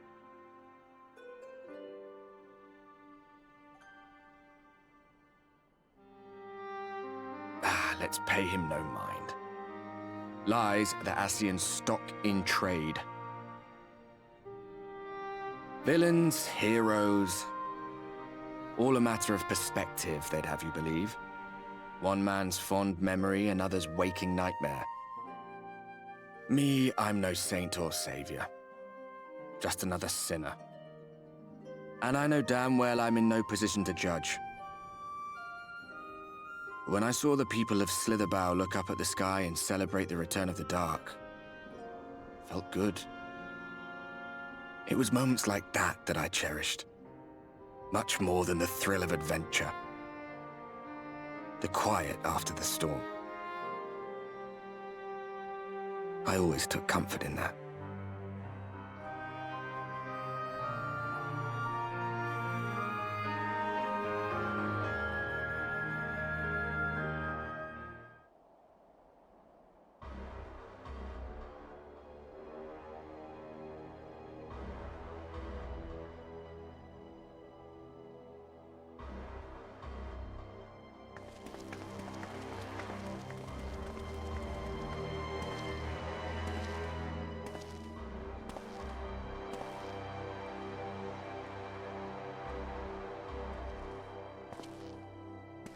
What did the scouts have to report? Several skirmishes, but nothing of consequence. The fighting seems to have taken its toll on both sides. A stalemate, then. The Alliance has done well to hold the line for so long. But then they did have Ishgardian reinforcements. Nevertheless, neither side has any appetite for a prolonged engagement. 'Tis but the calm before the storm. And should the Empire choose to bring their full might to bear... To say nothing of Black Rose. All the more reason to hasten our search. How close are your people to identifying our next target? Close enough, though I have received some troubling intelligence.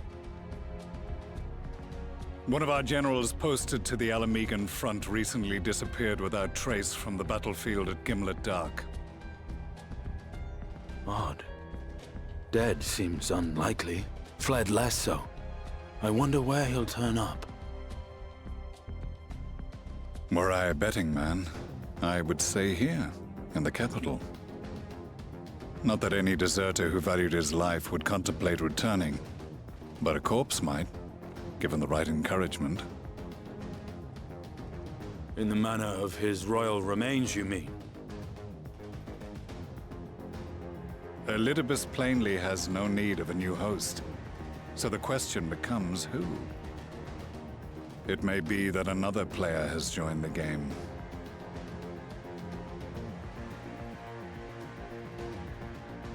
Something to consider at any rate. But come, there's work to be done.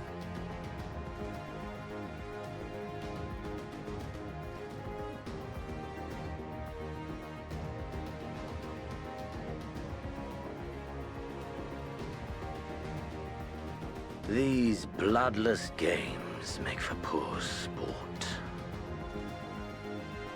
Mayhap if father... Nay. I am a stranger to him in this body. Besides, there is but one hand that can make me whole again. My enemy. My friend. I know not what entertainment occupies you, but if you will not clear the way for me, then I shall seize the reins of fate once more.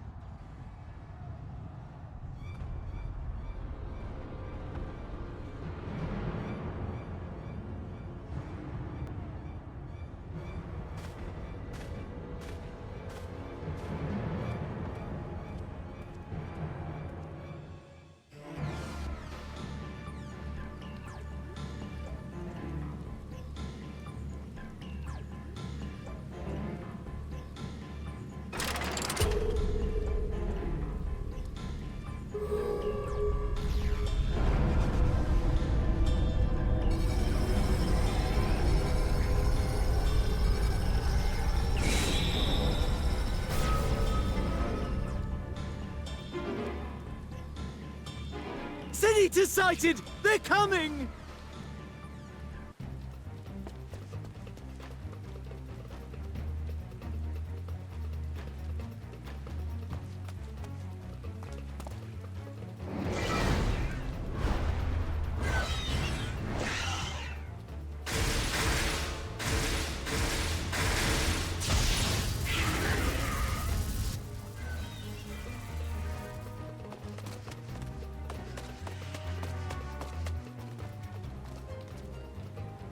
Excellent. The barrier is holding. That's good news for the Crystarium, but what of the rest of Lakeland? Lena and the city guard have taken to the field. Thancred and the others have already joined them. Let us do the same.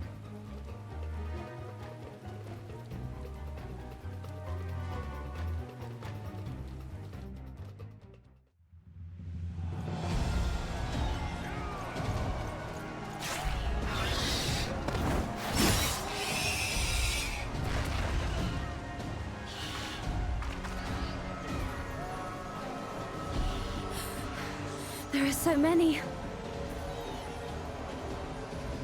God damn it!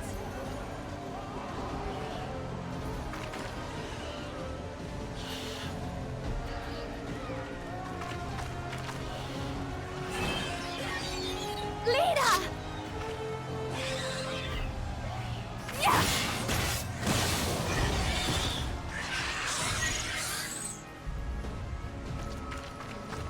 Lena, hold on.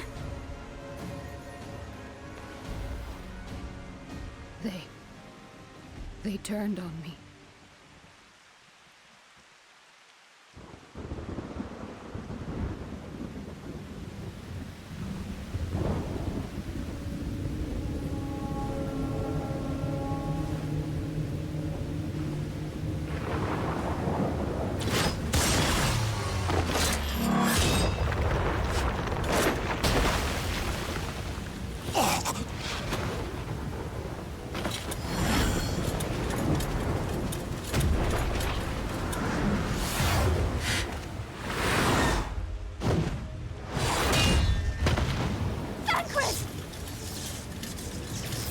This one is mine!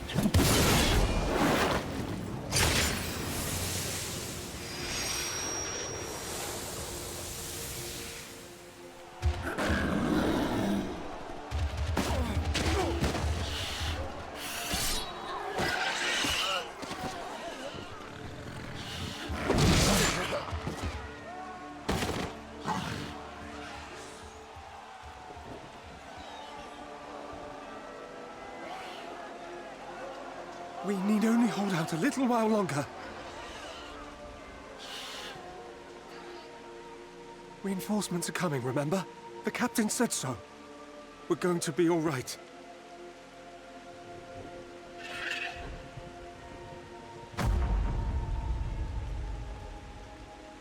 Run! Run, damn you! The Warrior of Darkness has returned. The Bloody Knight has returned. So stay with me, eh? You can't go dying now. God damn it! Please let this work. Please let this work.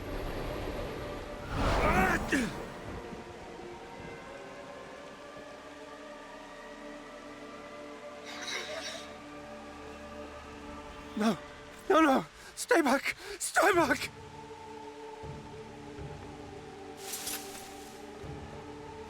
Help! Help! Anyone! Why did you spare me? Why? What have I done to deserve this mercy? Forward! Forward! If you can still hold a sword, follow me! Wounded to the rear! Weapons at the ready! Let's make this count! Fight and struggle. Seek salvation by your own hands. Though the losses be grave, endure them. Though the victories be hollow, claim them.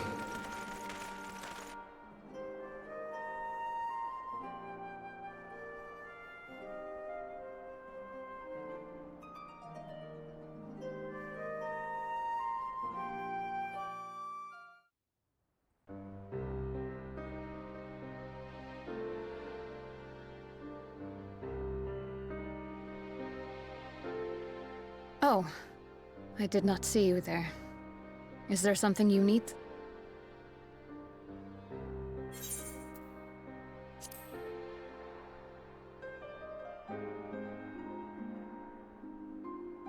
Injuries are part and parcel of battle. While there's breath in my lungs, I shall see my duties done.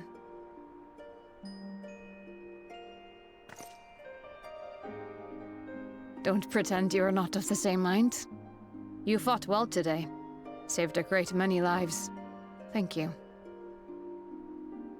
Unfortunately, this war is far from over. We must replenish our ranks and shore up our defenses before they attack again. Now, if you will excuse me.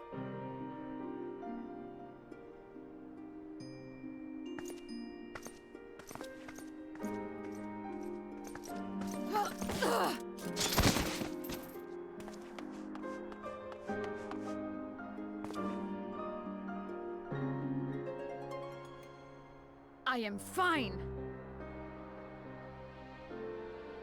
Completely and utterly fine. Better than fine. Hale and hearty and still alive to mourn those who are not. Who I failed to protect when they needed me most. We've come so far, so goddamn far. I could have sworn the end was in sight, and now... Now they will never see it.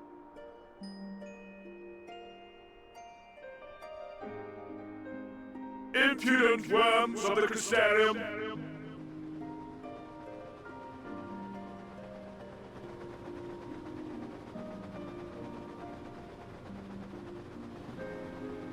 The tragedy that has befallen you is of your own making. Divine retribution for your defiance.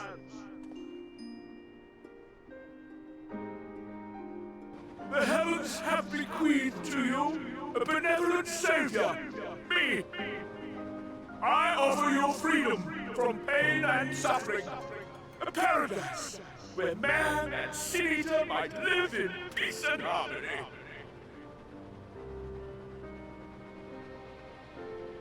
Why, already, our winged brothers and sisters regard me and mine as kin, alike to them in beauty and purity.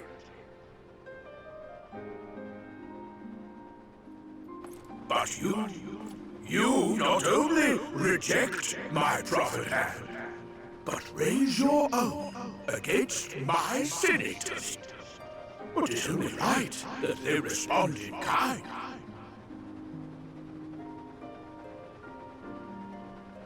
Let this be a lesson to all those who would walk the path of sin.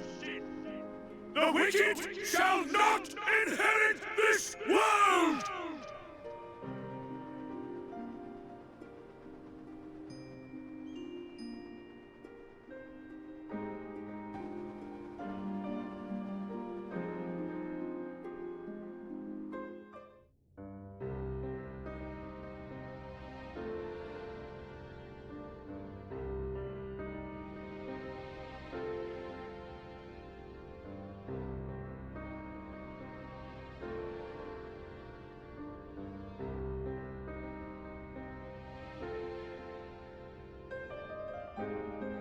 My friends, with your aid, we have weathered a brutal assault.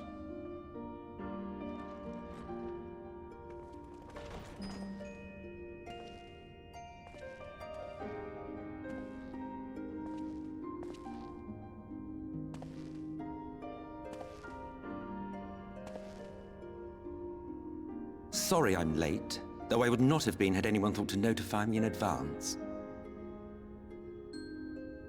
As I was saying, it was only with your aid that we weathered this assault. Without it, the Crystarium and all who dwell here would now be gone. For each we saved, another perished. If there is anything else we can do to help, anything at all, you need only ask.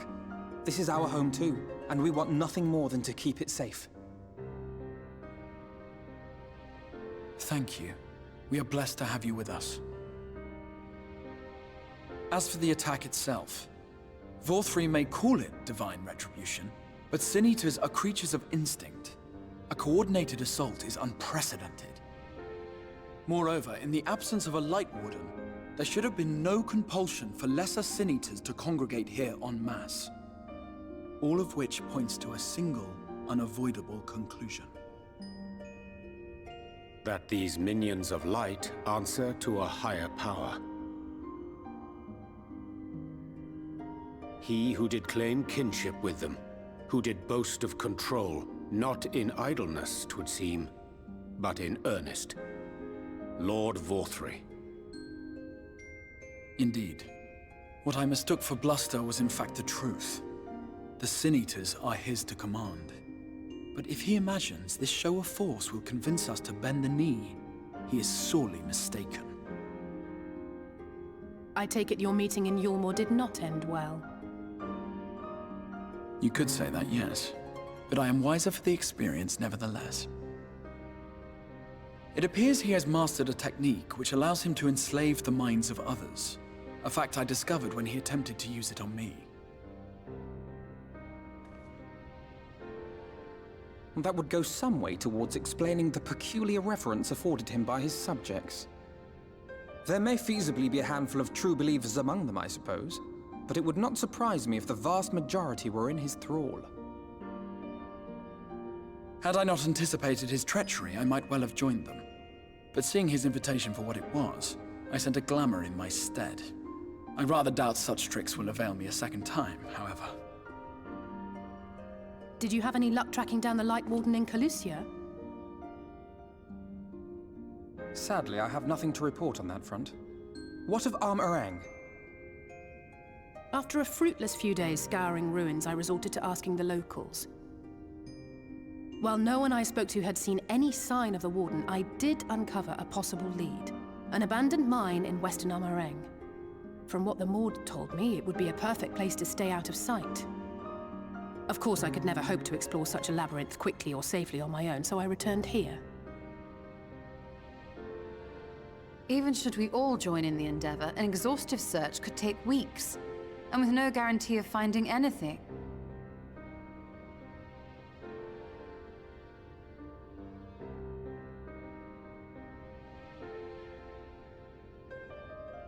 The Wardens harbor vast reservoirs of primordial light, do they not? Far beyond anything found in lesser Sin Eaters. And isn't it true that the Oracle could see the light of a Sin Eater from miles away? Surely a Warden would seem like a blazing beacon by comparison. To the real Oracle of Light, I mean. The real Minfilia.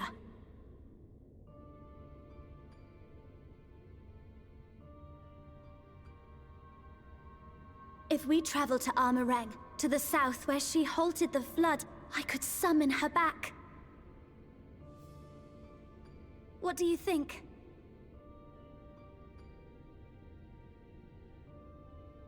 Don't. Don't what? Do what I can. What we both know is right. Do not presume to know my mind. You have no idea what you're proposing. But I do! I know why you never said anything. Because you thought you could keep me safe by keeping me in the dark. And maybe I thought so too. But I knew, Thancred. I always knew.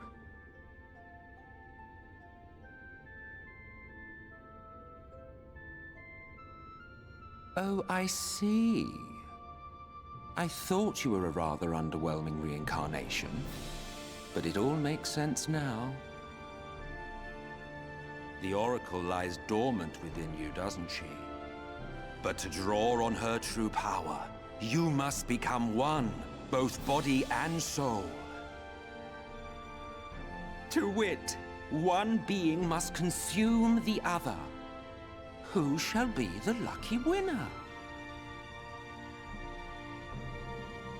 This doesn't concern you, Ascian. But it plainly concerns you. Which is why your heart is ready to burst out of your chest. Despite the raging tempest in your bosom, however, you have never once opened up to your young charge. Now, why would that be?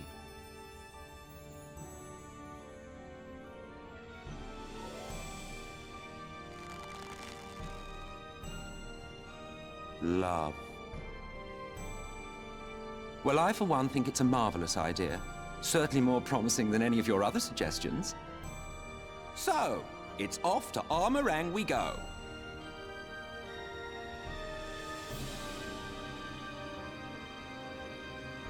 I'll meet you at the gates.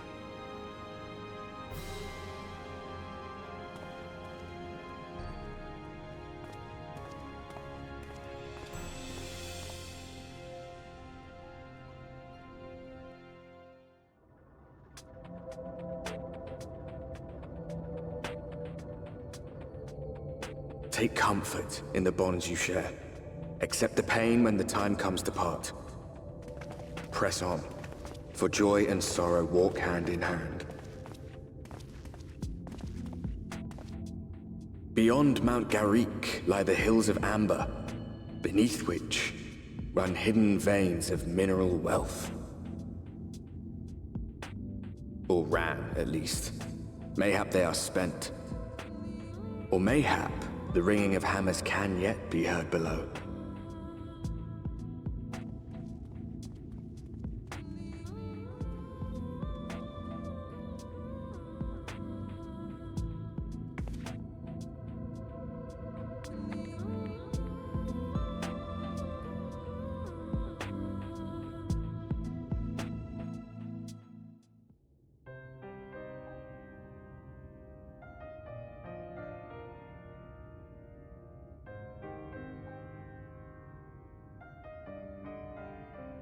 Magnus's wife was a miner, you know. Greatest prospector there ever was. When the golem heart started failing, she was the first to head out in search of more.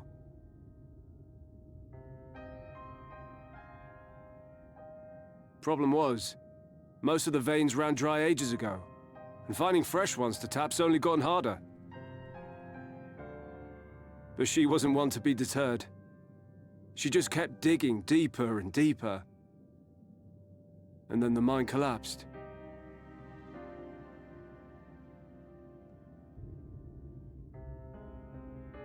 We labored day and night to clear away the rubble, but it took us 2 months to find her. To find her body.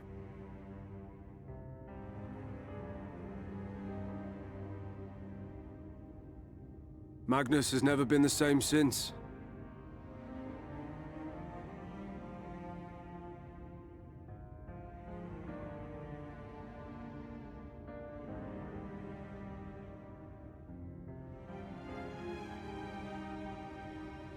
Where is he, if you don't mind my asking? Ah, yes, well, if he's not here, there's only one other place he'd be.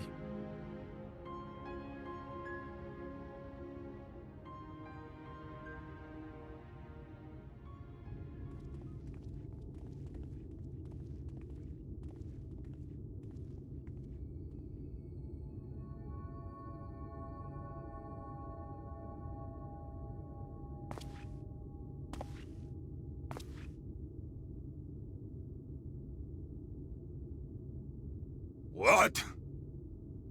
Oh, you again. How many times must I tell you? The trolley won't run! We'd be better off dismantling the damn thing and selling the parts for scrap. Now, piss off back to wherever you came from. And don't let me catch you around here again.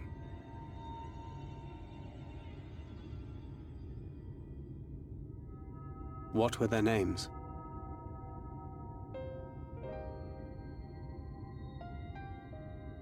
My son was named Skuli. My wife, Agna.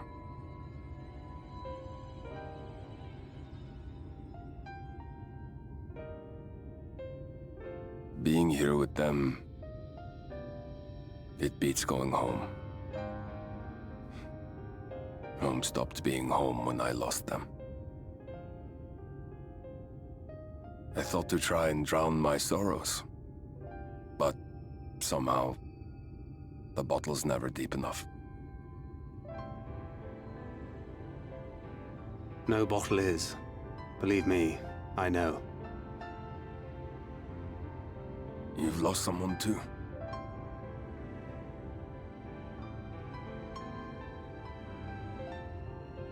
Not like you. Not my own flesh and blood. I grew up an orphan, so I never really knew what family meant.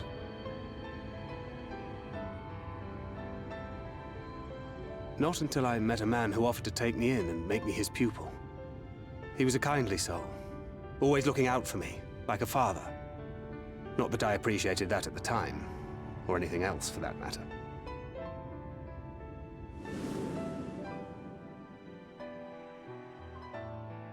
But I finally had a family.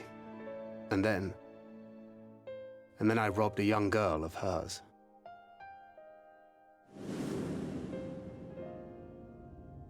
I did my best to make amends, to offer her comfort.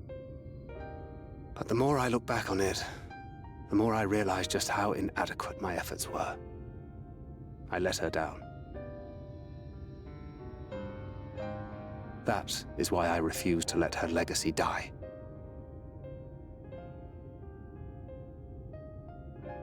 In the end, all we can do is press on, for those we have lost, for those we can yet save. And that requires your Talos. Please, Magnus. You are our only hope of reaching Nabarth Areng.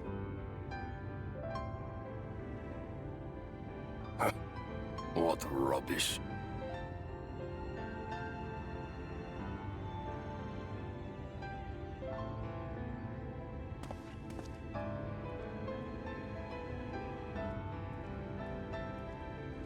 She's not gone.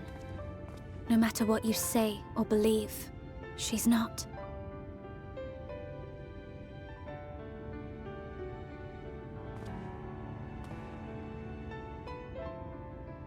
We can still bring her back.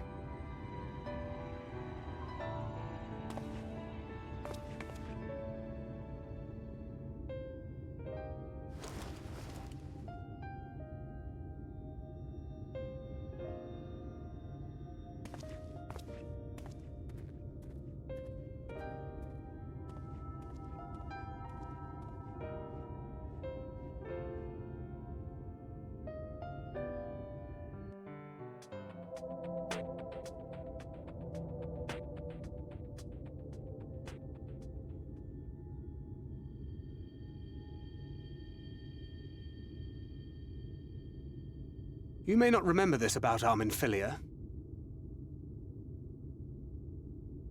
but prior to founding the Path of the 12, long before the Scions, she was something of a miner. After her father died, Flamine took her in and taught her the trade. I think they were both seeking to fill the void left by a loved one. Maybe that's why she took to it so readily.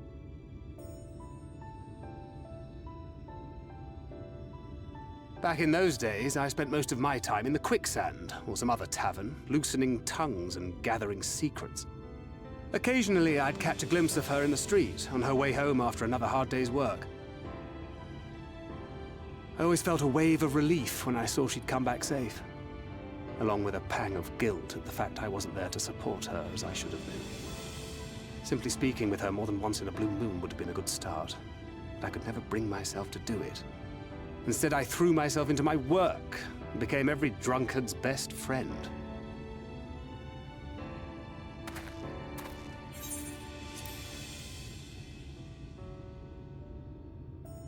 Far from it, and Flamine has never let me live it down. But that was a lifetime ago. Here and now, I have another chance to do things right, and I will not squander it again. Hey! Come and see what I found! You're not going to believe this!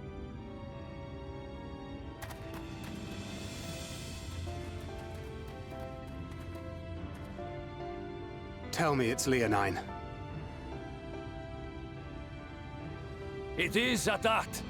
You lot were born lucky. It's mostly broken pieces. But look at this.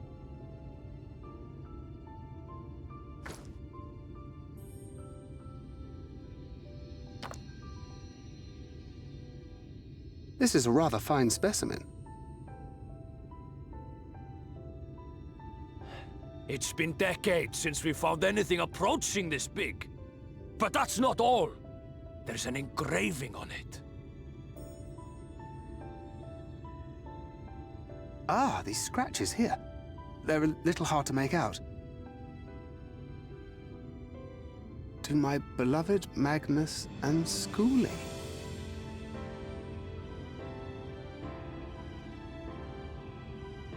Yes! Do you see? It was a gift to Magnus from his wife. She found it. She really found it. She must have spent her final hours carving this message into the stone, in the hope that he might see it one day. Those rock-backed bastards must have made off with it before we could clear a path to her.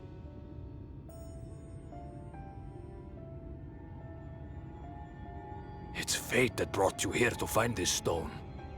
No other explanation. It makes me wonder what else might still be buried in these parts.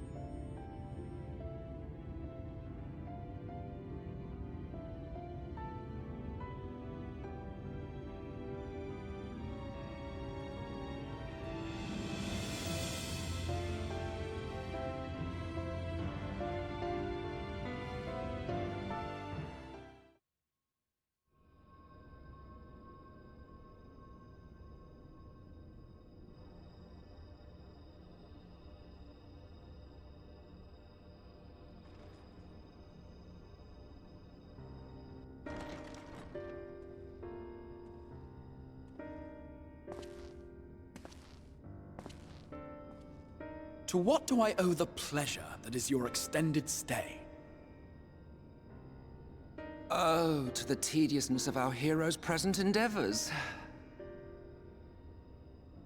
That and the insufferable abundance of light in Armorang. I should be glad to keep my distance. Oh, I'm rather fond of sleep, you know. It's a wonderful way to pass the time. Not that my compeers would agree, mind you. Always on the move, the lot of them. Like La Hebrea, constantly jumping from vessel to vessel. Such fire, such determination. So much passion, fleeting and forgotten.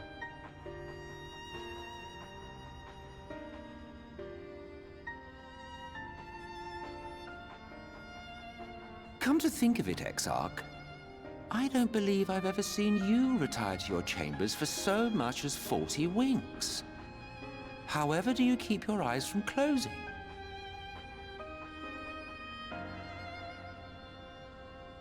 The cold shoulder. You wound me, sir. Always so guarded in our every interaction. Interactions you curiously refrain from sharing with the Scions and their champion.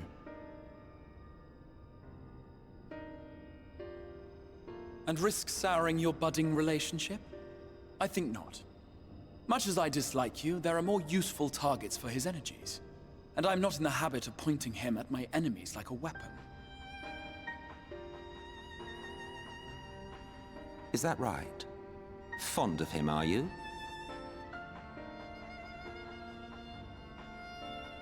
You continue to fascinate me, Exarch. But tell me, who are you?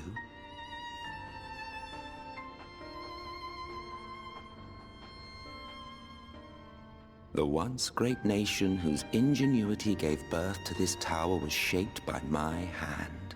As such, I know full well the wonders it can facilitate and those it cannot. There is nothing in these walls which could have aided you in summoning our dear friend across time and space. Much less in possession of his mortal flesh, not even I could have performed such a feat. I see. You had a hand in Alag as well.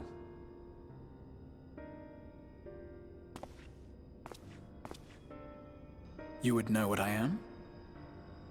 I am the adjudicator of the sacred history with which you dared trifle. I am keeper of this tower's boundless wisdom.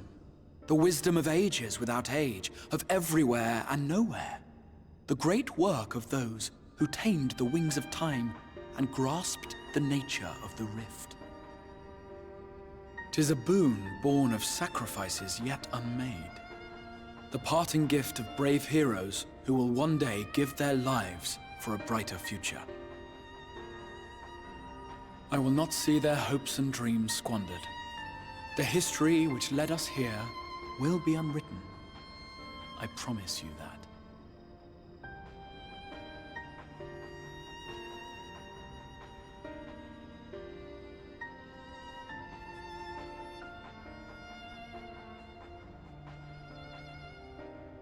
Well, it seems we're both eager to fulfill our duties then. On that much, we are in agreement.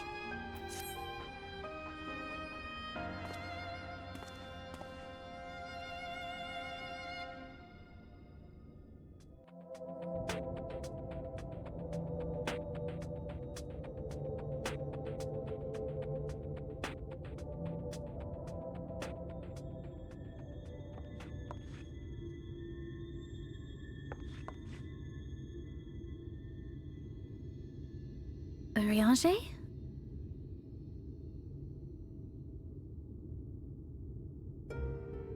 Thou must needs carry on without me. The path to Nabarth-Areng lieth open. Whilst thou travellest thither to the south, I would apprise Mistress Eorzea and the others of our progress. As circumstances permit, I will thereafter rejoin the hunt for the remaining Light Wardens.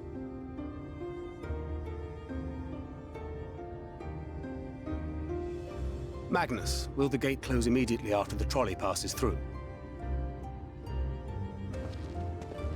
No, it will stay open until someone closes it manually.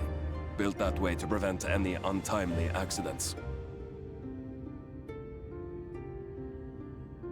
Then you and the others can meet us in Nabarth-Areng, after giving the Ilmorans the slip.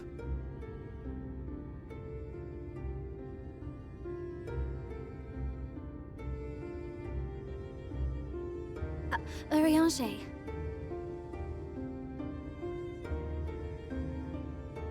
Thank you for everything. Remember, thou needst but have faith. If you've finished with your goodbyes, I suggest you grab hold of something. Be a shame if you took a tumble.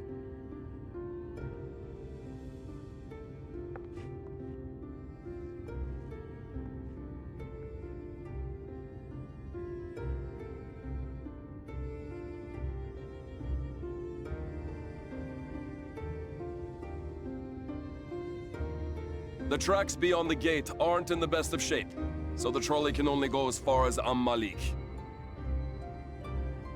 Godspeed!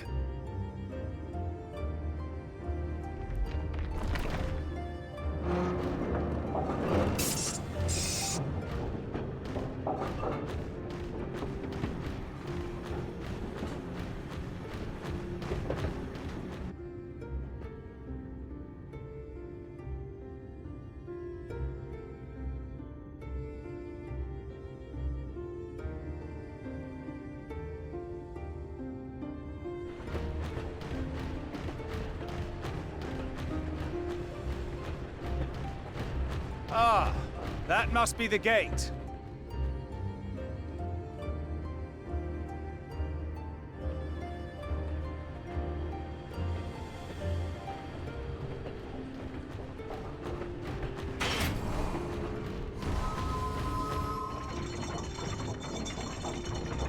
Well, so far so good.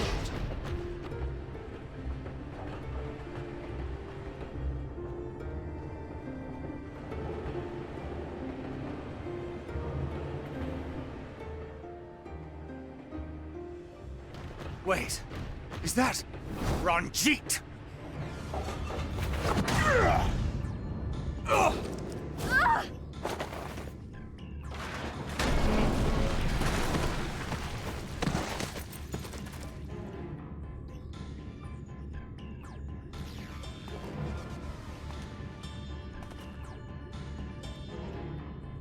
You're a stubborn old swine, aren't you?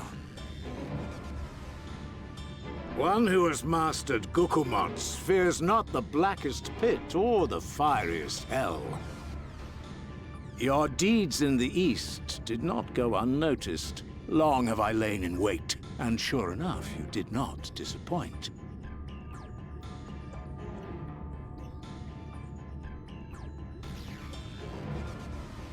Had you only sworn fealty to Lord Vorthri, you'd have no cause to skulk about like frightened animals.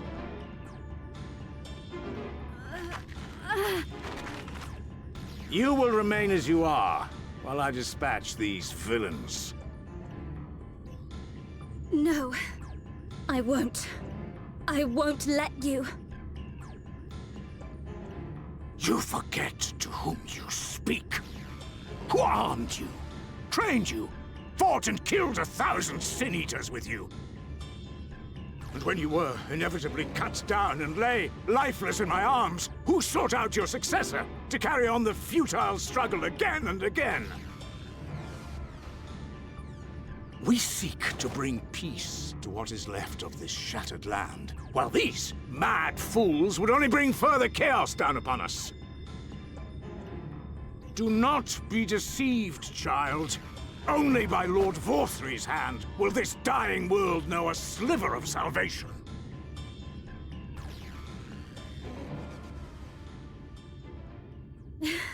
I don't know about the world, but I never asked to be saved. However much it hurts, and however hard it gets. It's my life, and I want to live it on my own terms!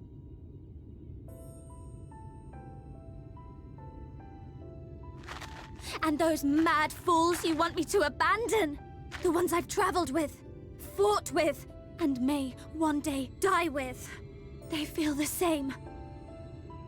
So no, I will not be deceived, no matter what you say. I refuse to believe it's all for nothing. They're everything to me. All I have, and all I need. And I would gladly do anything for them. Let us pass, or kill me. I'm not leaving here without them. How dare you! Very well. If you would cast your lot with villains, then you shall share their fate.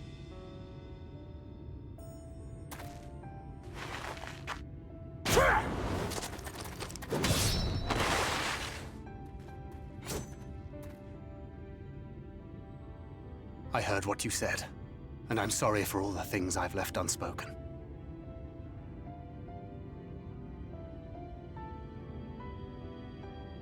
You have to go, now! Thancred, no! Go! Do what you came here to do. I'll not have you waste that newfound resolve on me.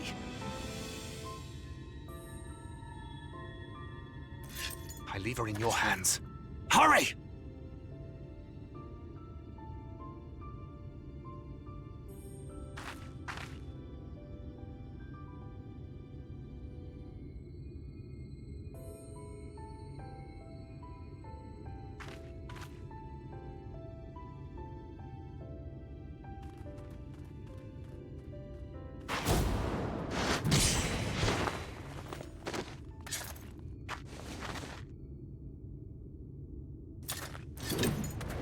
Not another step. Your fight is with me. You think yourself her protector? As if a whelp like you could be a better father to her than me!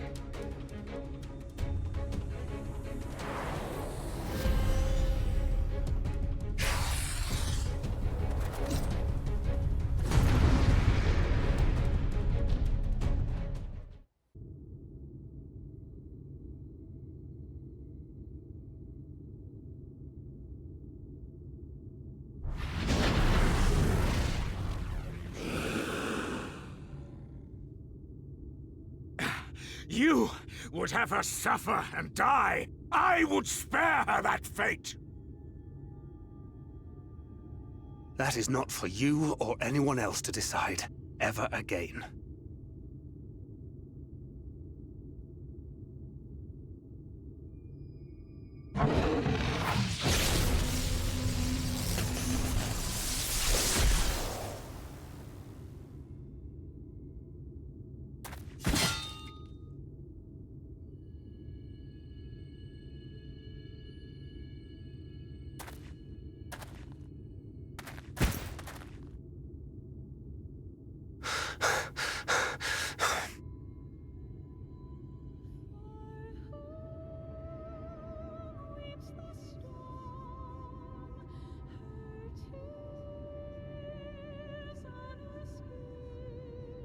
Not a single day goes by that I don't think about all that you have given me.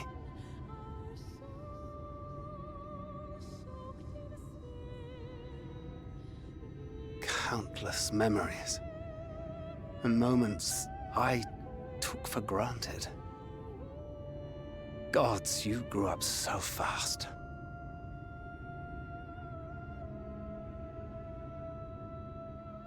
But you had to, didn't you? For those you had lost. For those you could yet save. A world teetering on the very brink of oblivion, for which you gave your everything, without hesitation. Your kindness, your compassion, your love. Then and now.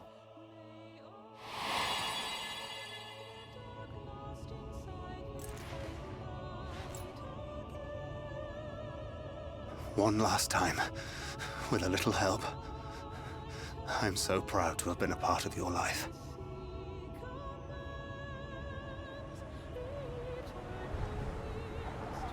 Oh, Minfilia.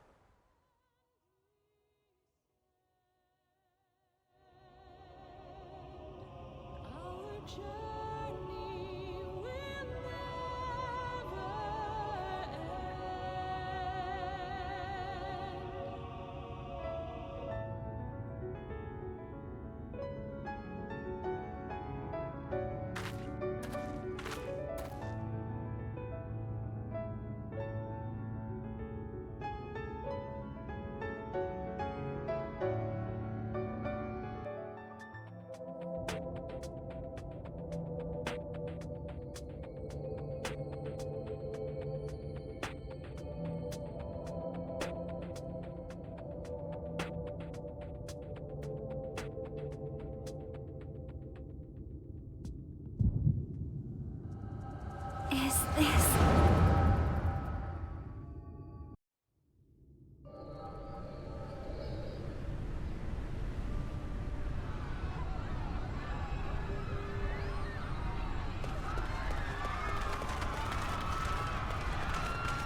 Run for your lives!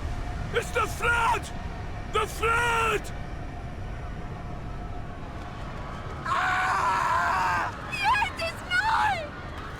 Look! There's somebody up there! On top of the palace!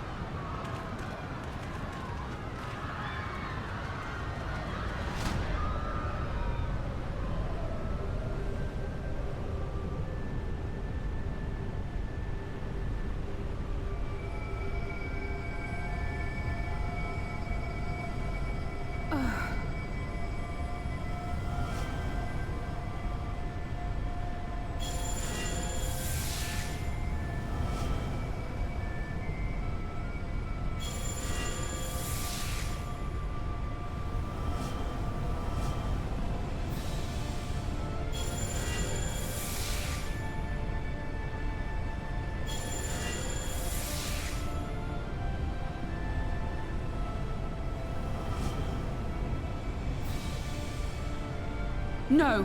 Stand back! We shall stay the flood.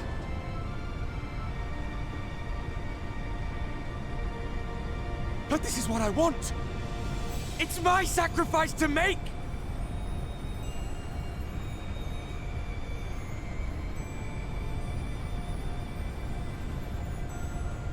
Your time has not yet come.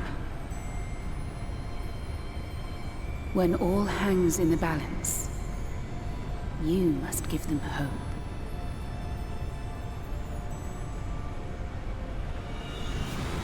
Minfilia!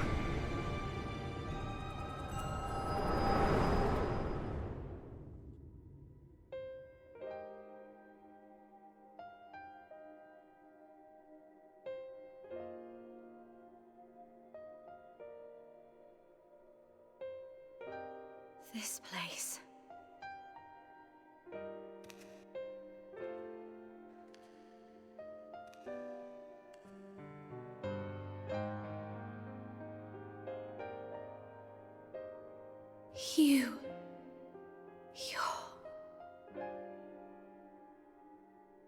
Ours is a meeting long overdue.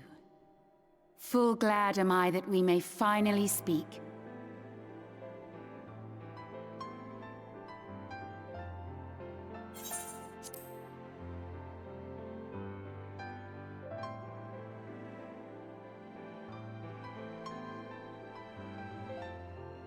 My dear, sweet child. Yours is a burden none should ever be forced to bear. Such pain and suffering you have endured. Yet still you came. For this and more, I thank you.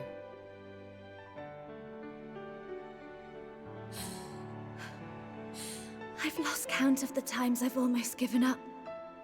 If people hadn't helped me every step of the way, I never would have made it. Yet here you stand, resolved. Now, tell me your heart's desire.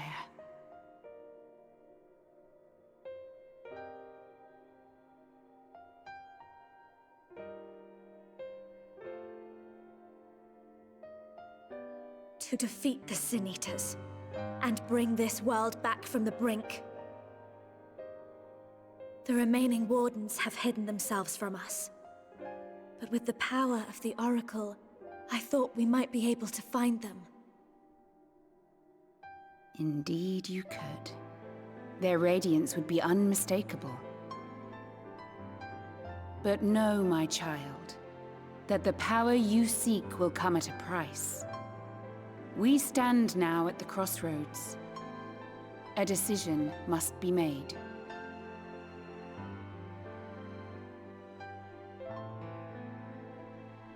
'Tis only natural to be afraid, to hesitate. But for your many trials, you have grown stronger and wiser. And with the love and support of those you hold dear, you have grown to love yourself.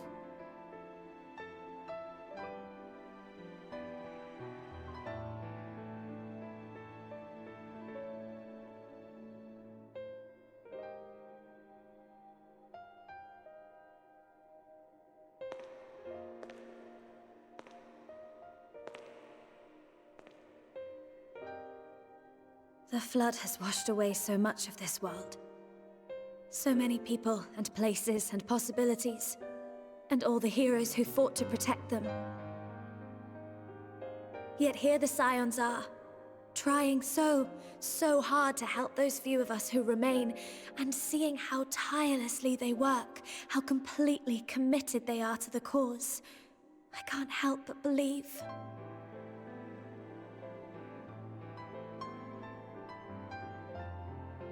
But I want to do more than just watch and cheer. I want to make a difference. I want to help them like they helped me, and maybe even inspire others to do the same. Coming together, providing for one another. That's the only way forward I can see. Since all of our heroes are gone, we'll just have to make heroes of ourselves.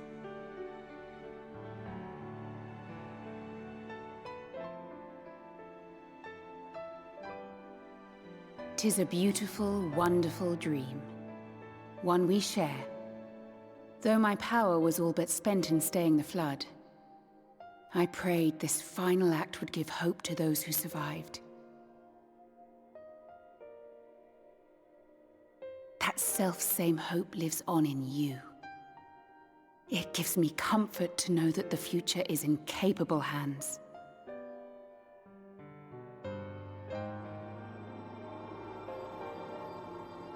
If ever you should falter, remember this. No one, however powerful, is immune to the whisperings of doubt and despair. Do not give in to them. But do not deny them either. Look instead to the light within, that you may continue to serve as a beacon to others. Thank you, Minfilia, for believing in us, for believing in me.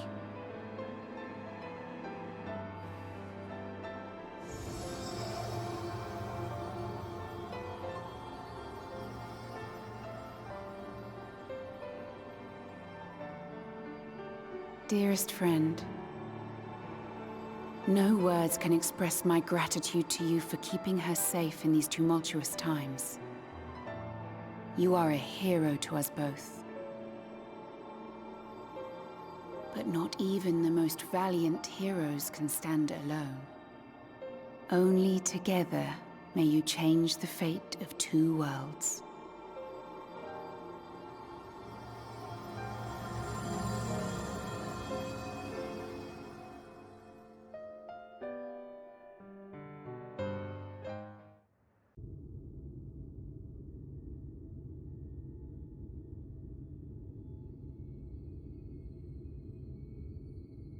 Ah, there you are.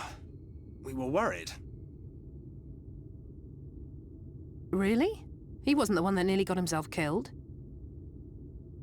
It's a good thing Eorzea called on us when he did. You were at death's door when we found you. But thanks to your timely ministrations, I was not obliged to walk through it.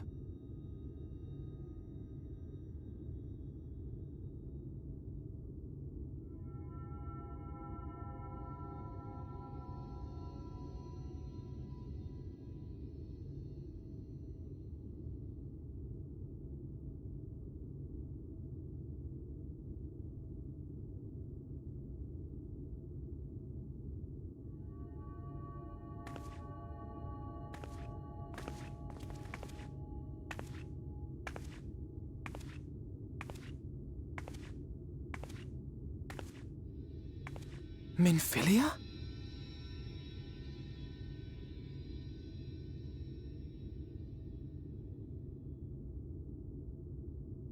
You saw her.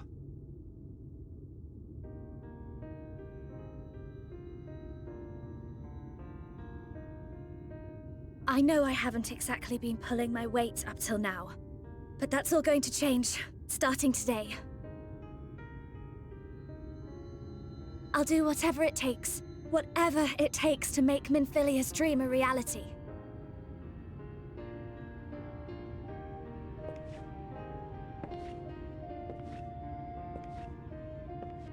I can track the Light Wardens now, maybe even help you fight them.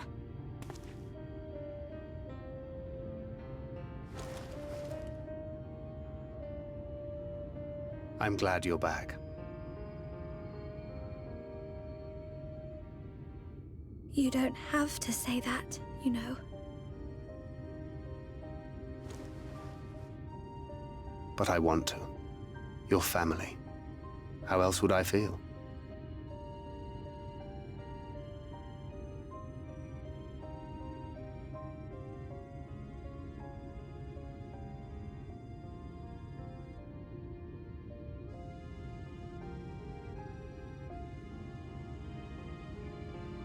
She will need a name. A name? A name of her own. I would not have her walk in the shadow of another any longer.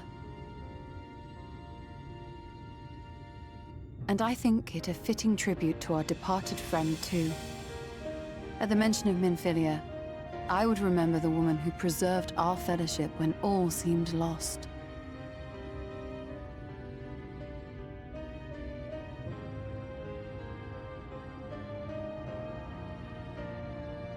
Do you remember what you were called before you were taken to Yulmore?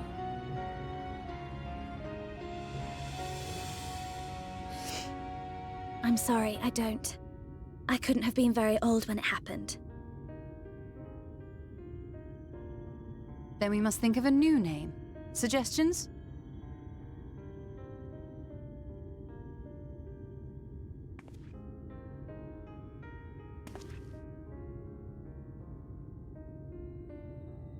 If the lady herself has no preference, I think the honor should rightly fall to Thancred. After all they have been through together, he's practically a father to her. Well spotted! I'm so glad you're here to explain these things. And what exactly is that supposed to mean? Oh, nothing.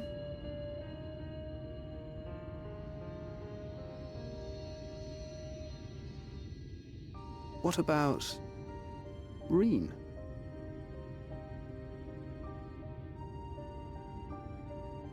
Ah, blessing in Fae. Wait, doth this mean thou wert listening when I delivered my lectures on the Pixies? Not exactly, but that one word made an impression.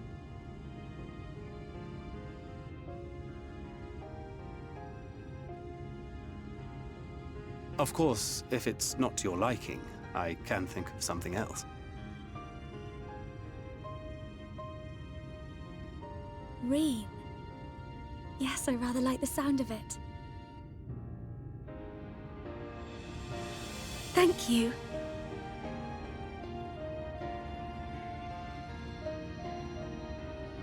That settles it then. Welcome aboard, Reen. I won't let you down.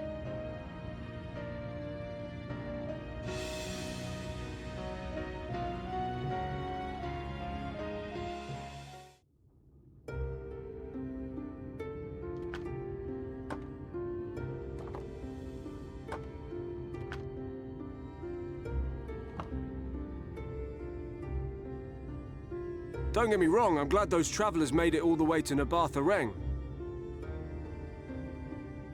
But when Eorzea told me the Talos was in pieces, and the trolley didn't look much better, I couldn't help wondering what in the hell's had gone on. What indeed? At least the heart is in one piece. The rest is replaceable. Looking at this mess, though, it's a miracle they survived. You can say that again. What the? Are you seeing this?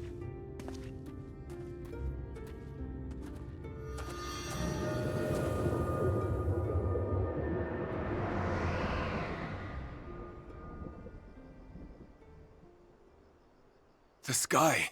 It...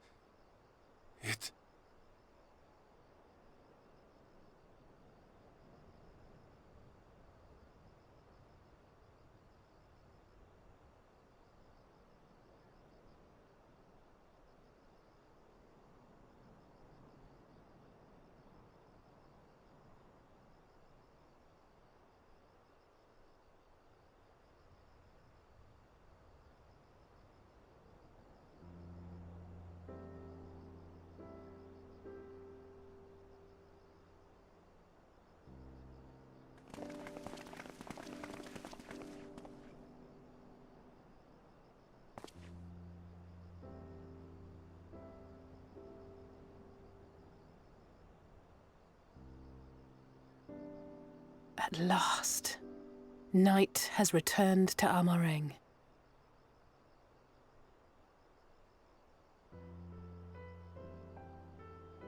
We'll save this broken world yet, Tesleen.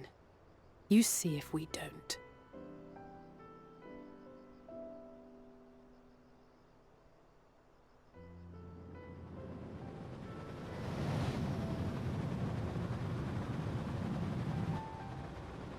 No doubt retreating in the wake of the Warden's demise. back to Calusia, the last refuge of light. Home to our dear Lord Vorthry, who will no doubt do everything in his power to thwart us. As well he should, for defeat there would spell the end for both him and his heavenly host.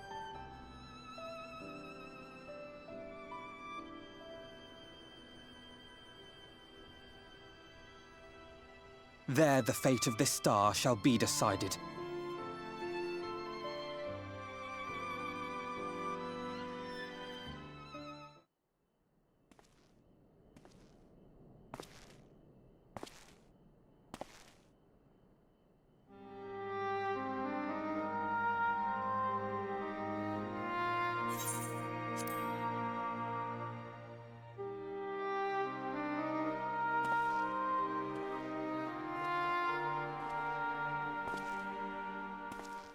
And sometimes the dead would rather not be disturbed.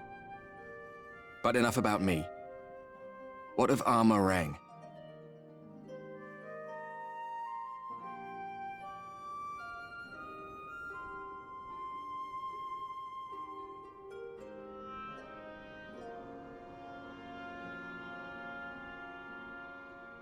I see. Minfilia's gone then. Which means the reason I must suffer this purgatory shall forever remain a mystery.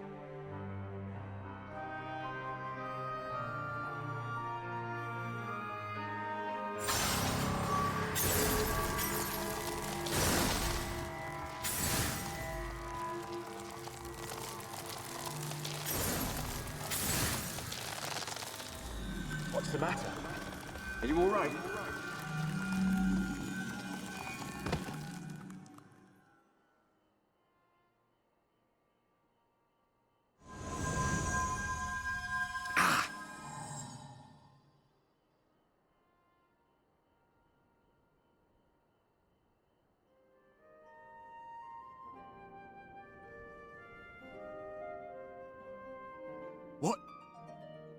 What just happened?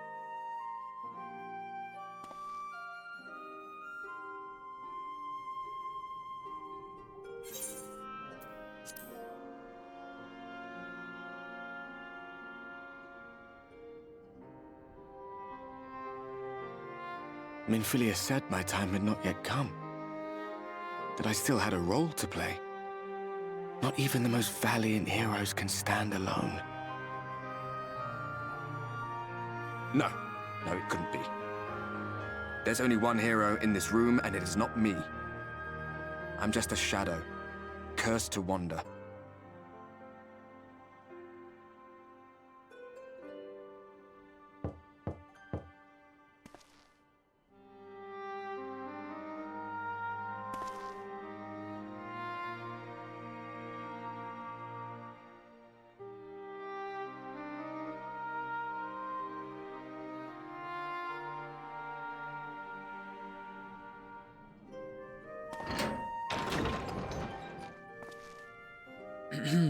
Forgive the intrusion, but Minfilia, that is, Reen, and the others were asking after you.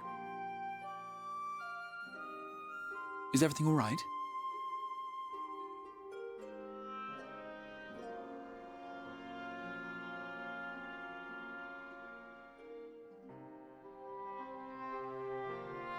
That pain again. And did it pass?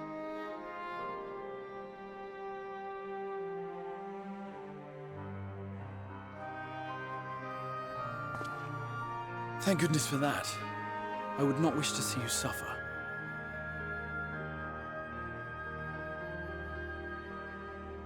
Though I know only too well how much you have suffered on our behalf in recent days. Indeed, I have no right to impose upon you further. Nevertheless, I must ask one thing of you. That you survive this, no matter what. When the dust settles, you must return to your world, for the battles to come and the wars yet unwon. The final Light Warden is all that stands between us and victory. There is still much we must do to prepare, but for now, I will see if there is aught that may remedy the strange affliction which plagues you.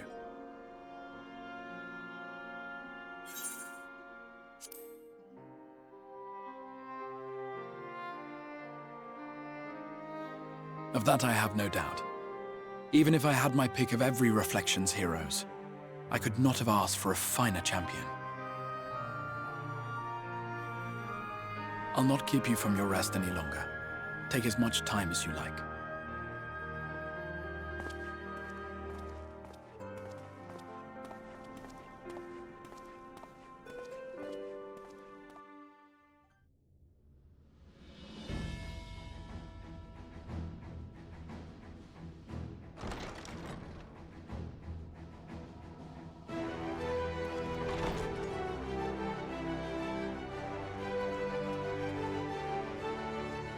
There you are. May I assume you've had your fill of rest?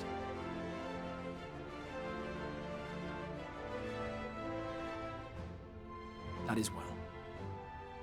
Now that we are all present, let us speak of our plan. Thus far, we have vanquished 4 Light Wardens, restoring night to much of Norvrand. Only one remains, that of Colusia. And with Reen to guide us, I am certain we will find it.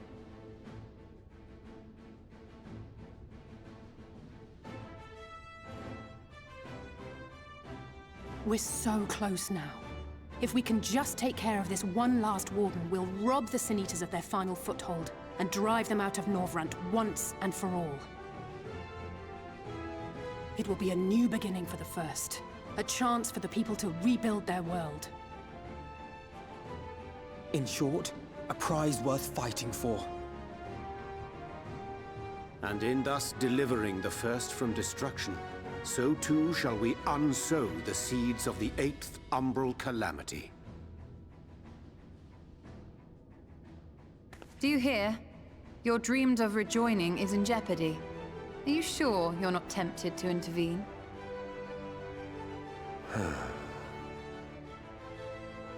You labor under the misapprehension that vanquishing the Sin Eaters is tantamount to saving the world. It is not. In truth, you only delay the inevitable, lengthening your fleeting lives by the smallest of margins.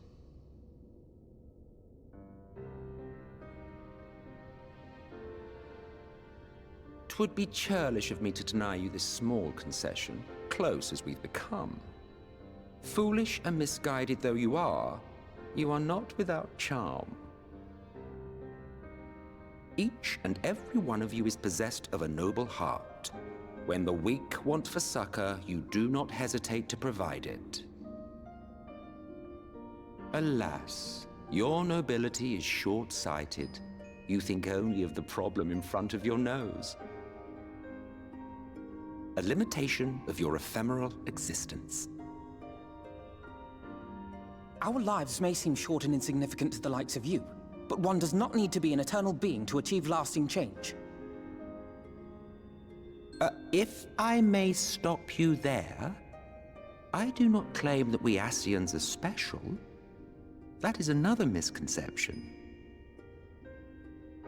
In the beginning, everyone lived nigh for eternity. Such was the natural order of things. But like so much else, this was taken from you.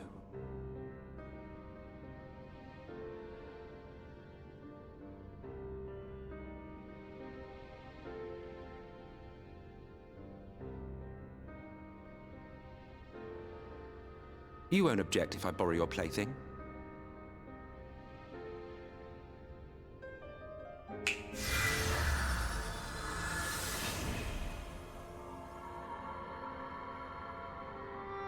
In the distant past, when the world was one and whole, a great calamity threatened all life. It began without warning.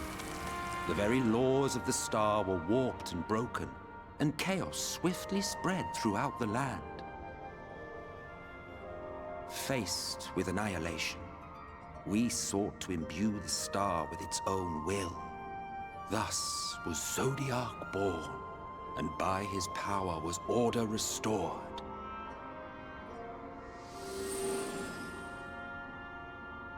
Ere long, however, thankless fools began to fear that Zodiark's might was too great, and so they conjured another to keep him in check. Your own dear Hydaelyn. And the two beings waged war until, with a single devastating blow, Hydaelyn unmade Zodiark, scattering his being across space and time. So you told us in the Katana Ravel. Yes, yes. And there began our woes, with Hydaelyn's blow and all that it wrought.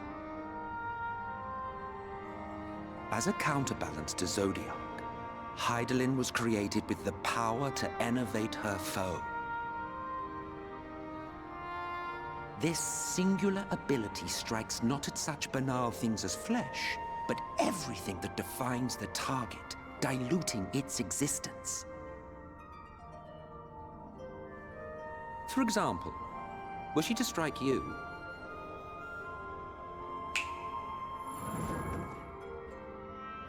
two individuals, identical in appearance yet reduced in all respects. Strength, intelligence, the soul itself, all is halved.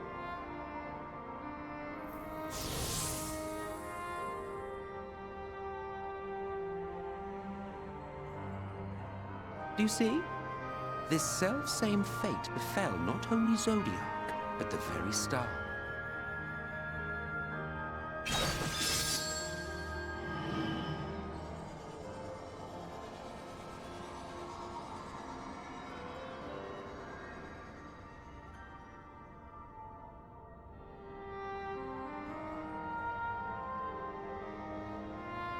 Only 3 were fortunate enough to escape the Sundering, me being one of them.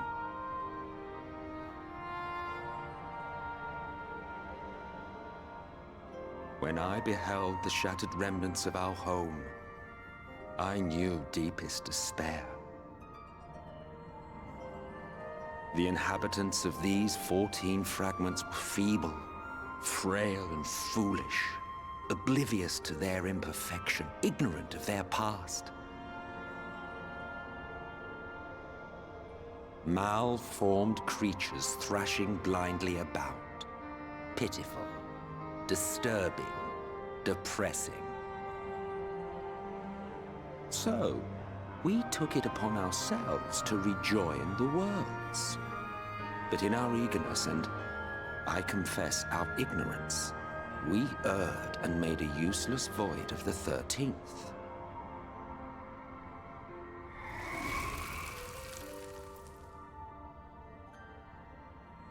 It was only afterwards that we discovered a connection twixt source and shard, a flow of energy that maintains elemental balance. And thus did we arrive at our time-honored modus operandi.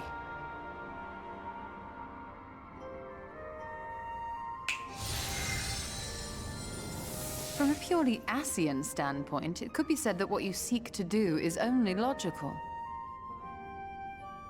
But that would be to ignore the immeasurable destruction wrought with each rejoining. You have murdered millions, and this we cannot condone. By your fragmented existence, you continue to give rise to tragedies far crueler than any calamity. But yes, moral relativism and all that. Case in point, I do not consider you to be truly alive, ergo I will not be guilty of murder if I kill you.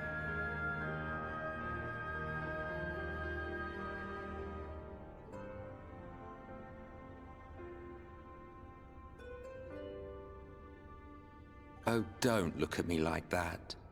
You for whom I have only the highest expectations. A vaunted hero of the Source, 7 times rejoined.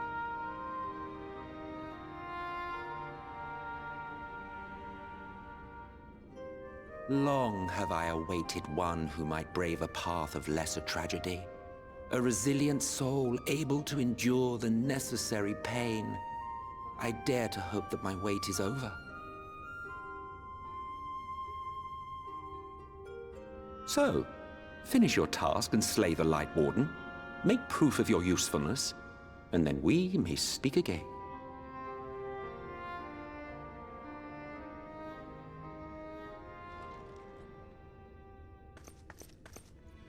Forgive me, my lord, but this could not wait. Speak freely, Captain. Our informant in Colusia sends word of unusual activity in Yulmore. It appears their forces are entrenching themselves at key points throughout the city, making ready for an attack by all indications. An intriguing use of resources. I rather doubt Lord Vorthry is concerned for the safety of his citizens. You think he's harboring the Light Warden inside the city walls? Even if he does have some means of controlling the Sin Eaters, wouldn't that be a little risky? Risky or not, if there is even a chance the Warden is hiding there, we will need to act fast. The longer we wait, the better prepared the Yulmorans will be.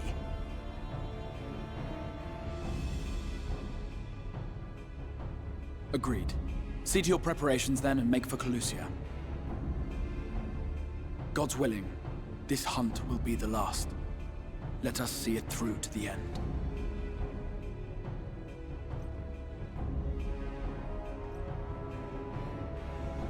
We should begin by assembling in Rite. There we may assess the situation in Yulmore and decide how best to proceed.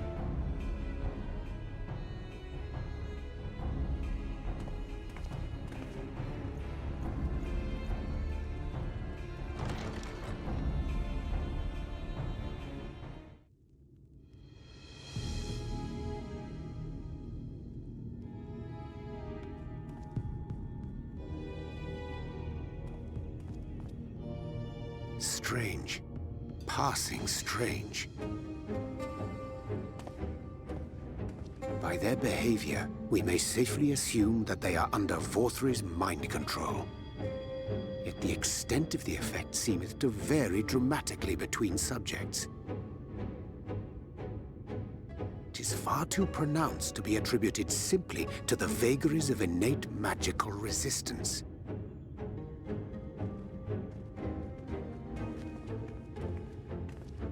Curiouser and curiouser. We met with no trouble en route. My thanks for securing the way.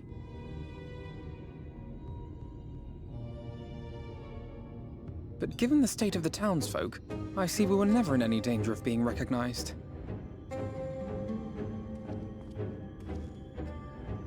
What can you tell us from here?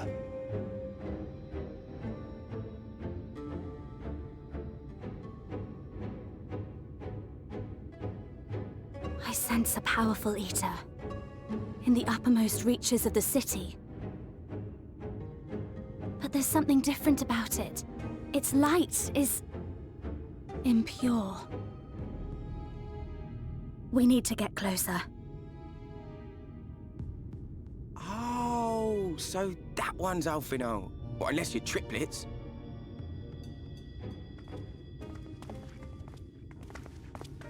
Kaishir, what are you doing here? While I was scouting the area, I noticed a suspicious figure skulking about.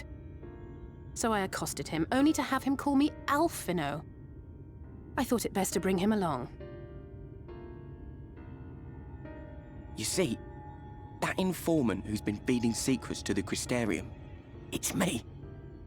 See, after you saved my life in Yulmore, I thought about going somewhere far away, but I couldn't just leave, not without paying you back. So I decided to stay here, keep an eye on things, and whenever I spotted something strange, I shared it with your friends. That took no small amount of courage. Well done. I assume you saw what happened here. Right, so an airship flew in a bit ago, and not long after, Vorthry starts ranting and raving. You could hear him from all the way out here. Geezer was doing his nut, shouting and screaming like someone had nicked his pie. 'Tis like the airship bore the soldiers sent to thwart our efforts in Armorang. So eventually the yelling dies down, and then this hot, sticky wind comes blowing through. Now that's when everyone went funny. No, everyone but me. Well, me and a couple of newcomers, though even they started mumbling about Vorfrey after a while. Not as bad as the rest, mind you. Newcomers.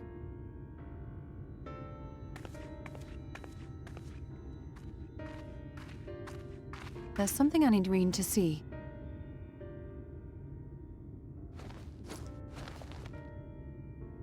This was among the townfolk's food stores.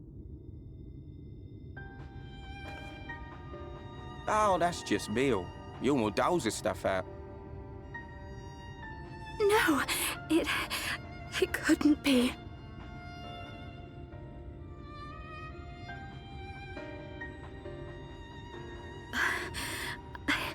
I know what it is. It's Sin Eater. Meal is made out of Sin Eater.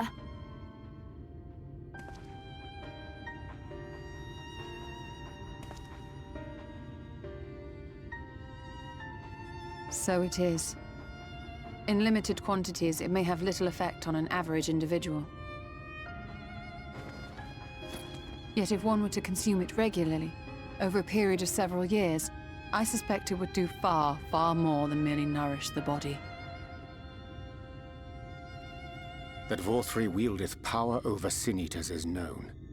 Could it be that those who partake of their flesh do thereby render themselves susceptible to his influence? 'Twould serve to explain why the town's newer arrivals succumbed less quickly than those raised on a diet of meal. He's been rounding up sin-eaters and feeding them to people.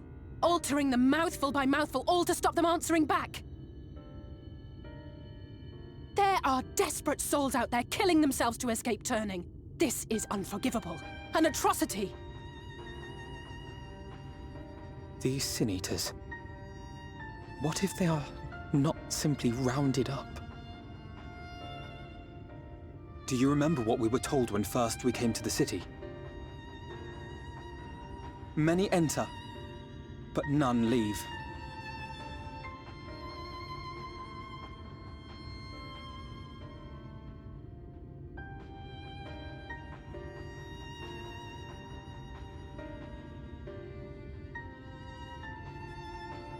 Let us put an end to it.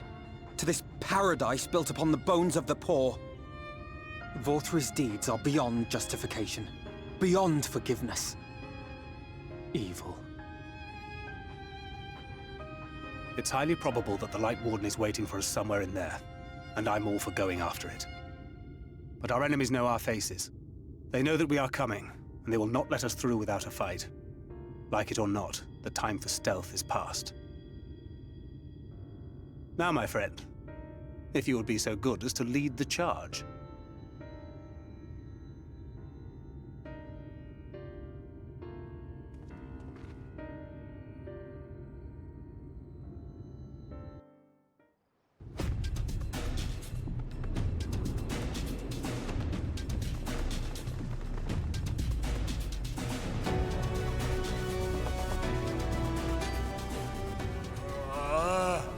I can feel it.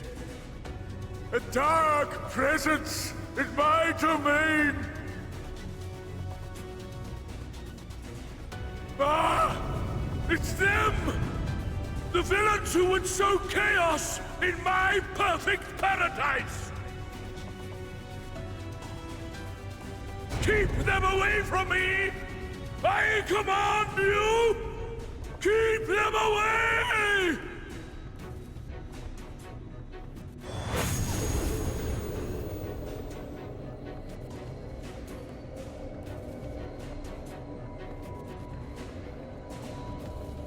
Long live Lord Vorfrey.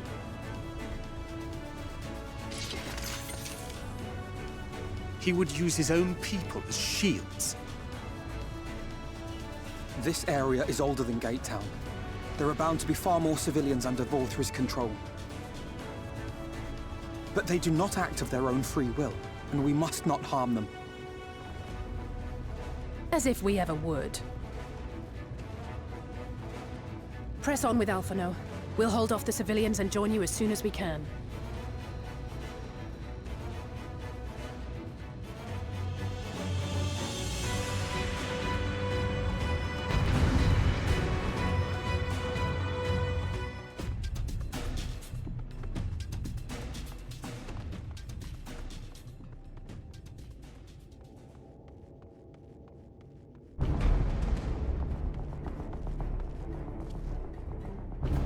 You will find my master in his chamber.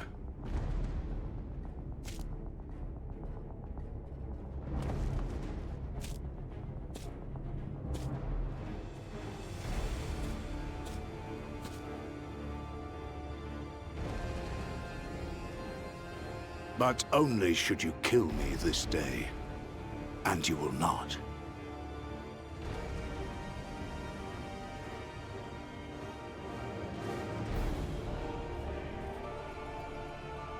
You may think me under his spell, but I uphold Lord Vorthry's ideals of my own volition.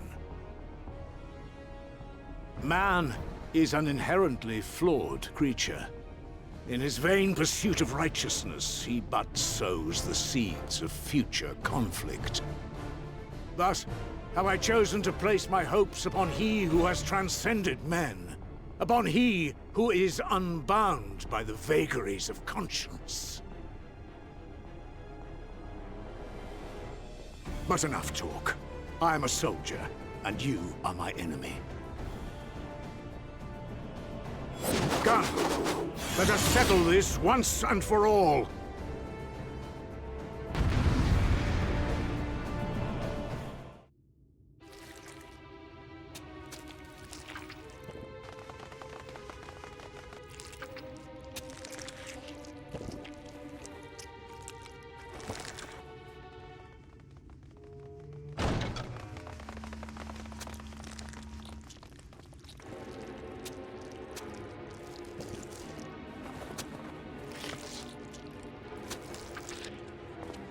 Lord Vorthry! Your reign of tyranny is at an end! For too long you have preyed upon the desperation of the poor. Now you will answer for the suffering you have caused!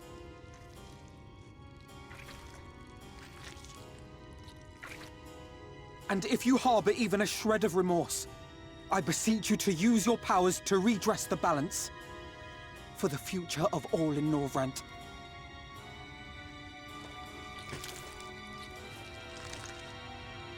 No, it can't be.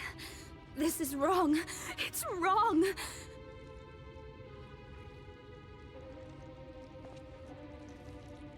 The Warden, it's not just a Sin Eater. It's a man.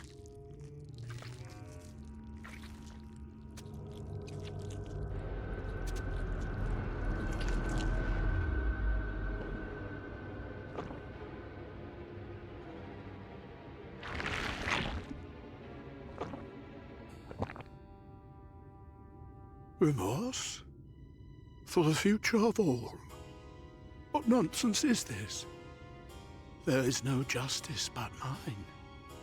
No future but mine. No will but mine. It is preordained. I was born to deliver this wretched world.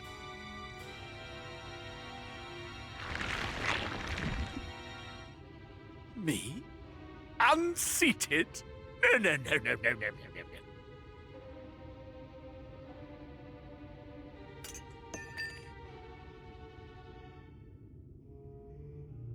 It's impossible. Inconceivable. Absurd. I am a great and wise king. Greatest and wisest. I reign from on high. I will not be brought low by maggots like you! Ah!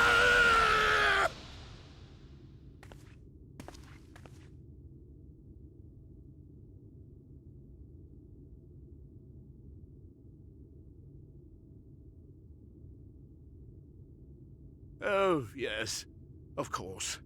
I can begin again. rebuild my paradise once I finish my dinner.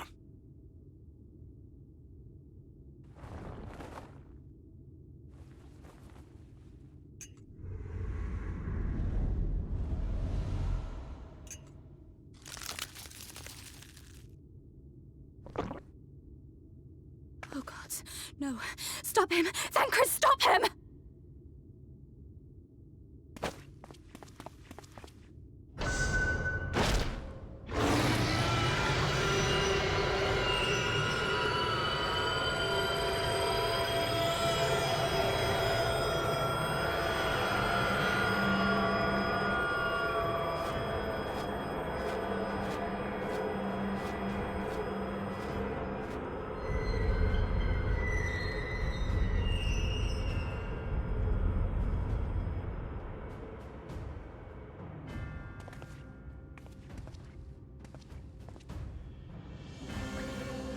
Where did he go?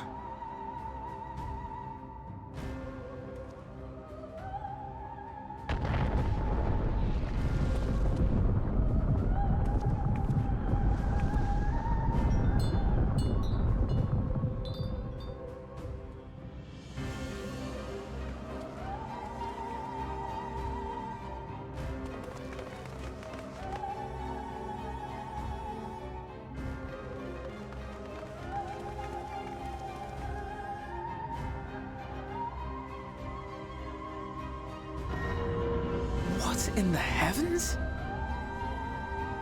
Did Vorthri do that?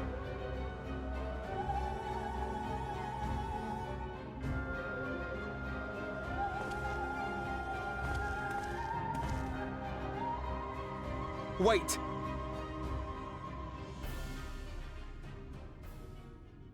That is Mount Gulg, the highest peak in Calusia. It lies on the other side of a sheer cliff, and much as I wish it were otherwise, it is beyond our reach for now.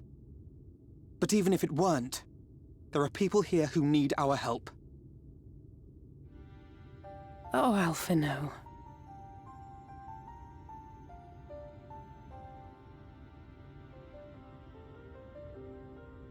Please, even if it's only to tend to their wounds.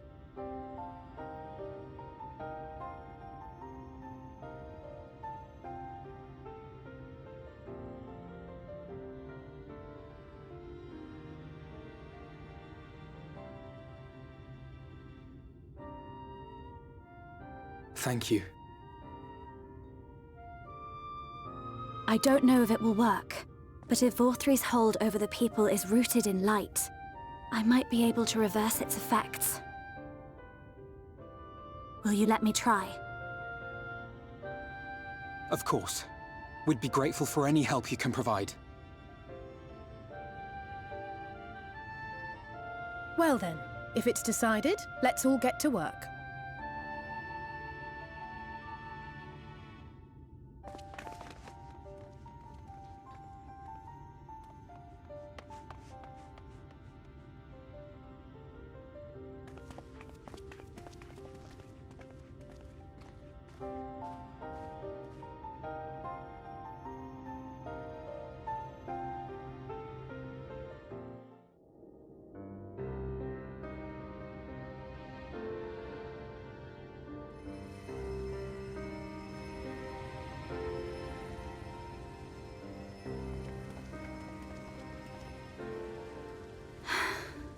You're going to be all right.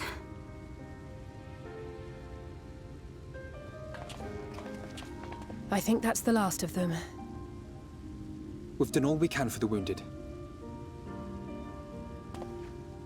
As for the rest...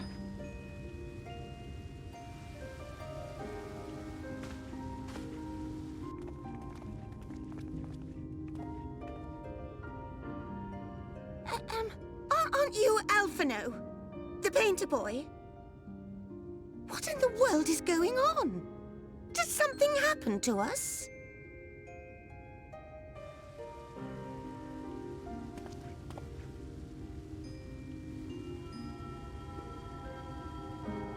Let me handle this.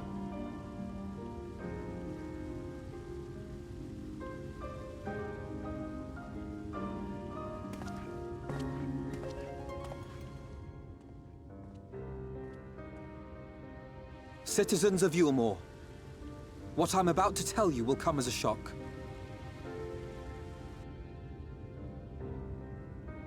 Indeed, you may be loath to believe it, but if you trust the evidence of your senses, it is my hope that you will listen and accept the truth, unpalatable though it may be. Vorthri is a Sin Eater. Everything he offered, everything he promised, was a lie.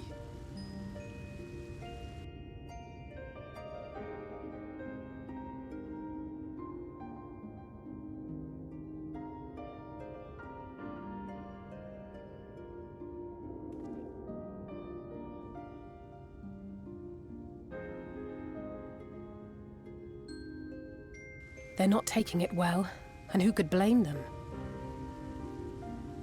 Are you saying we were Vorthri's puppets all this time? When you attacked us, you were not yourselves. That much is true. But your conduct prior to that moment was your own. Vorthri's unnatural charisma does not absolve you of all responsibility. Of your own free will, you came to this city and gave yourselves over to its pleasures. And in the course of this, if you mistreated those less fortunate than you, then that too was of your own free will. It is not for me to judge you, but for your victims, for history, for your conscience.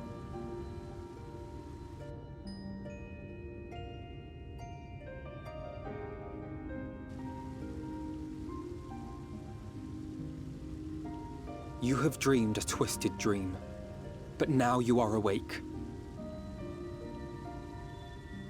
You may yet share this world of ours.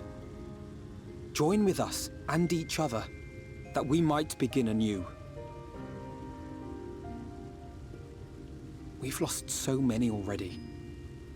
We dare not lose any more.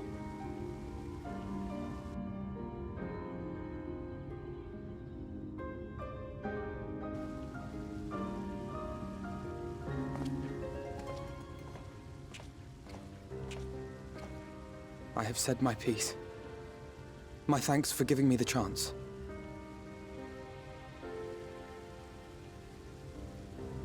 There is nothing more to be done here. Let us go after Vorthri. Is there anything we can do to help?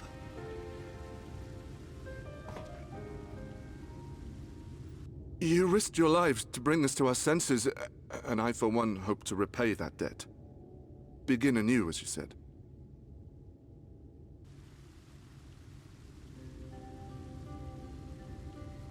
Vorthri has fled to Mount Gulg, and we mean to pursue him. Do any of you know the way? The only way to Mount Gulg is over the Bright Cliff. Have you an airship? We will contemplate flight only as a last resort. Were we to come under attack whilst airborne, we would have little hope of defending ourselves. If at all possible, we would prefer to travel by land. Is there a way? Well, the ladder is the only way up and down the cliff, but it hasn't moved in a long time. In the old days, it was operated by the mining folk who lived at the top. After the flood, it saw less and less use, and when Lord Vorthri took control, it was abandoned altogether. So we somehow need to get the ladder working again. It moves by means of a talos, if that's any help. But good luck repairing that.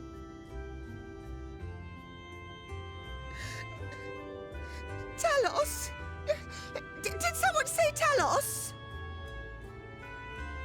You know all about them, don't you, dearest? If anyone can get this lift moving, it's you. Well, perhaps. But see here. Oh, yes. If you want the golem restored, you may leave it to my husband. For he happens to be the heir to Daedalus Stoneworks, foremost makers of Talos, whose contracts include the renowned mining venture of Armoreng.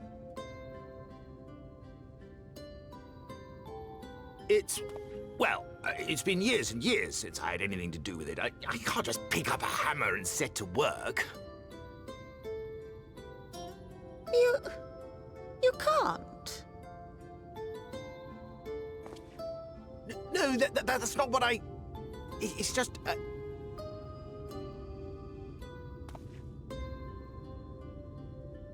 All right, I will take a look at the Talos. But beyond that, I make no promises. Those with strong backs, come with me. I'll need help dragging the damn thing out of the storehouse.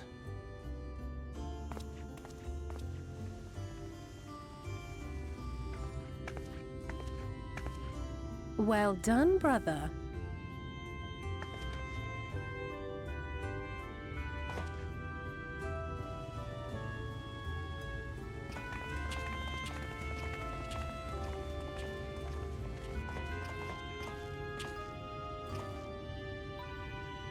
Come, my friend. We have work to do.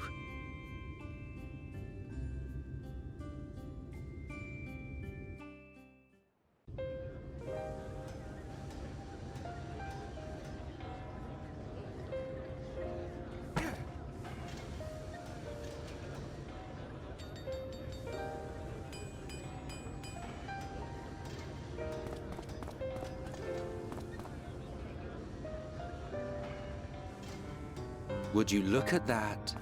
The citizens of Yulmore engaging in what can only be described as manual labor. Who would have thought it possible?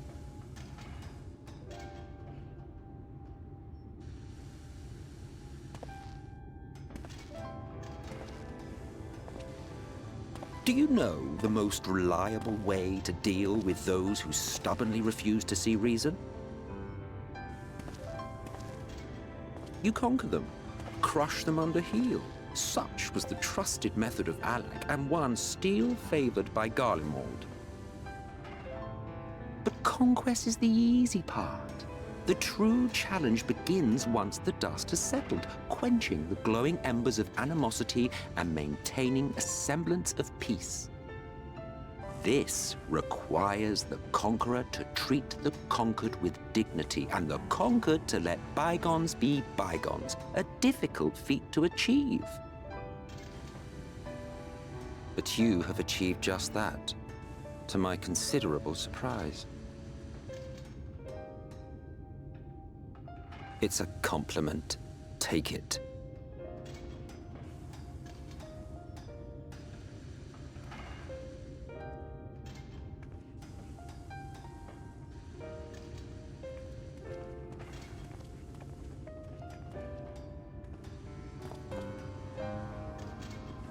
Ah, the vibrant energy that fills the air when like-minded souls gather. To think back on that time before time, fair brings a tear to the eye. What? You thought ancient beings like us incapable of crying? Well, rest assured that if your heart can be broken, then so can mine. Back when the world was whole, we had family, friends, loves. Men knew peace and contentment, and with our adamant souls, we could live for an age. There was no conflict born of want or disparity. Our differences paled into insignificance next to all we had in common. And then there was Amarok. Never was a city more magnificent. From the humblest streets to the highest spires, she fairly gleamed. Not that you would remember any of this.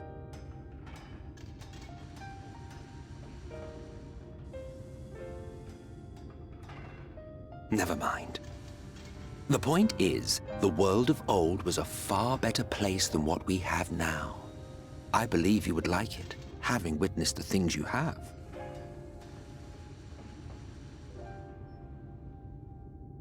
Remember, you are of the source, unlike the half-men here, you stand only to gain. Should you survive the remaining calamities, you will become our equal, a complete existence in a complete world.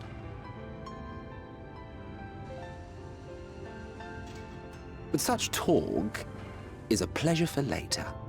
Back to work, hero. Ah, there was one thing I had meant to ask. How well do you know the XIV? Has he ever deigned to show you what hides beneath the cowl?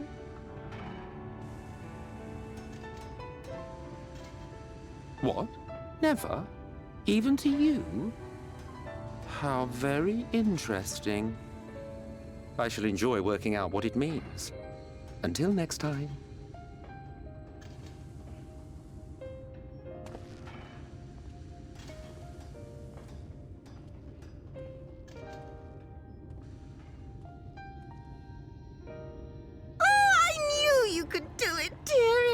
I never doubted you for a moment.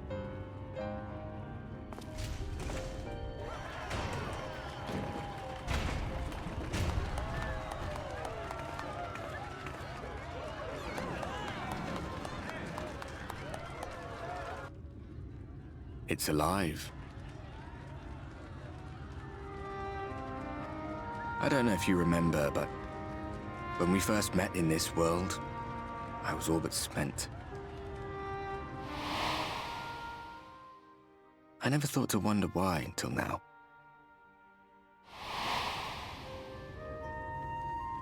I think it all just got to be too much.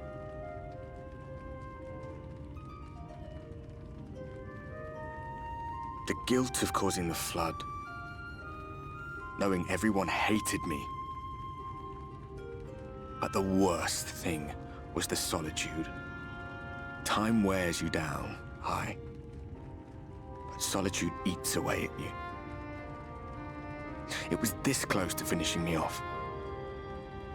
But as bad as it got, and as empty as I felt, I can't even begin to imagine what it must be like for Emmett Selk. All of which is a long way of saying, don't make a choice that leaves you alone. Nothing is worth that. Especially not eternity.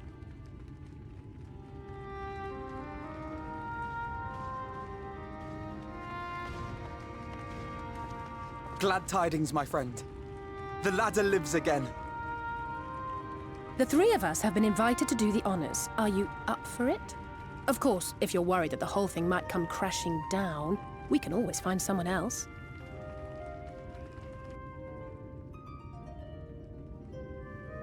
That's the spirit. Come on, then.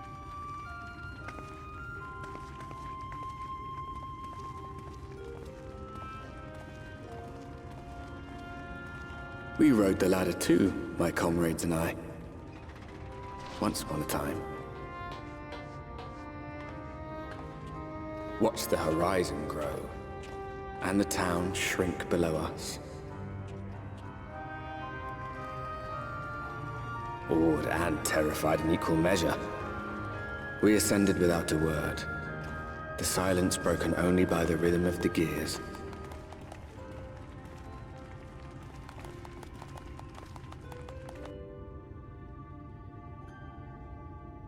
No one but me remembers that day.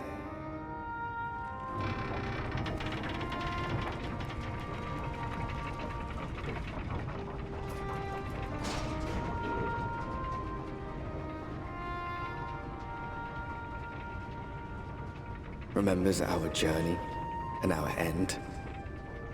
Retread the path. Seek, and you may yet find.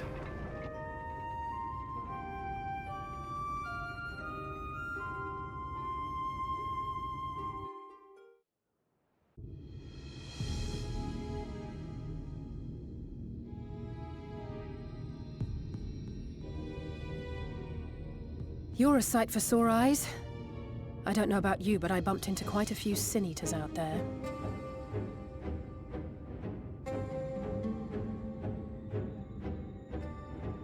You too, then. It seems the closer we get to Mount Gulg, the more of them there are.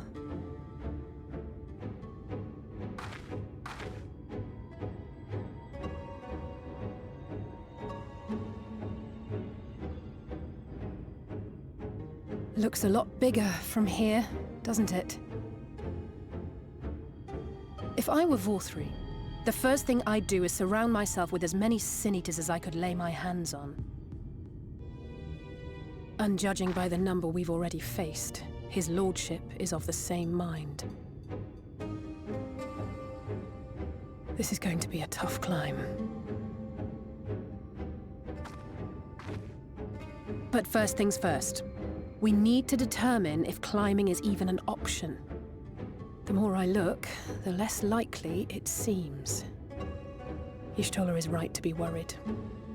But flying may be our only choice after all.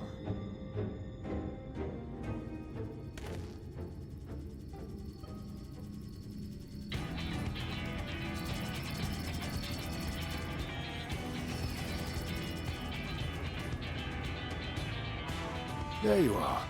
Master Alphino was afeard you had met with some misfortune.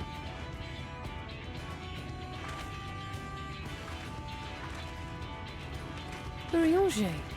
And you too, Exarch. What brings you here? I wish to observe the final struggle with my own eyes. I arrived at Bottom Rung too late to accompany you, but I was in time to join Eorzea and the others.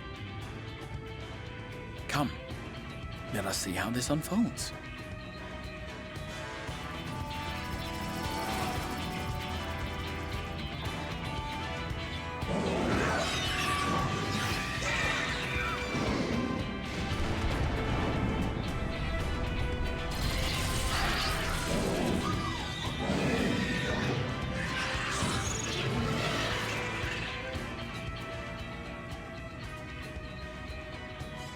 Well, it seems flying is off the table. If we have learned that much, then the Machina have served their purpose. Ah, so that's what they were for. Wasteful, but effective. It would seem our foe will not be reached by land or air. We must needs withdraw to consider another course. Master Alphino waiteth for us atop Rung. Thither should we make our way.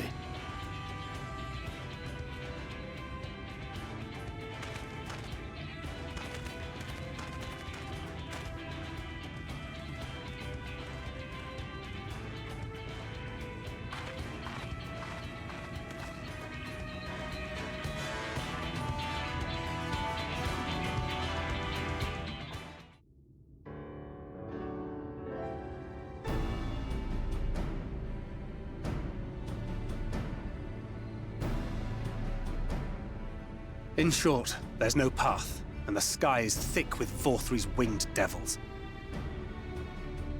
We might consider Amaro, but without extensive training, we cannot hope to contend with the Eaters. Yulmor's airship fleet, meanwhile, consists solely of transport vessels ill-suited for battle. And without the expertise of one such as Cid, we are in no position to attempt a refit.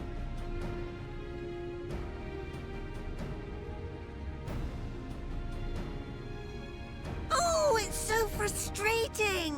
That wretched mountain should jolly well come back down to us! Now, dearest, we mustn't disturb these good people at their work.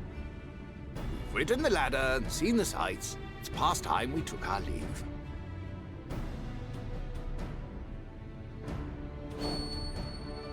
The lady may well have the right of it. Mount Gulg will not soon come down to Earth, nor can we compel it to do so. But if the mountain will not come to the land, mayhap the land may be made to come to the mountain. In the form of a Talos. A Talos large enough to reach out and take the volcano in its grasp. To build such a golem would be an onerous undertaking indeed, yet the principle seemeth sound in itself. Balderdash! No one has ever made one even half that size. Leaving aside the small matter of logistics, which, by the way, would be no small matter, The design would be unimaginably complex. Though, I suppose, if its only function is to cling to the ruddy mountain, perhaps it needn't be. A solid base, firmly rooted to the ground, sacrifice mobility to simplify the construction, reducing materials required.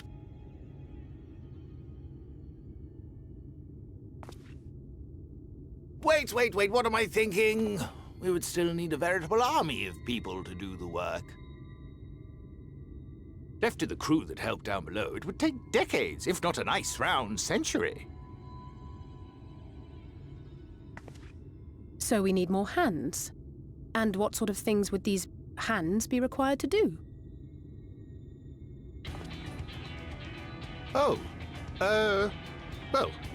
Let's see. First, we'd need people to procure the stone for the chassis. The rock found near the mountain would suit our purposes well enough. It'd be a simple task to quarry the stuff, but given the stupendous quantity required, we'd need all the help we can get.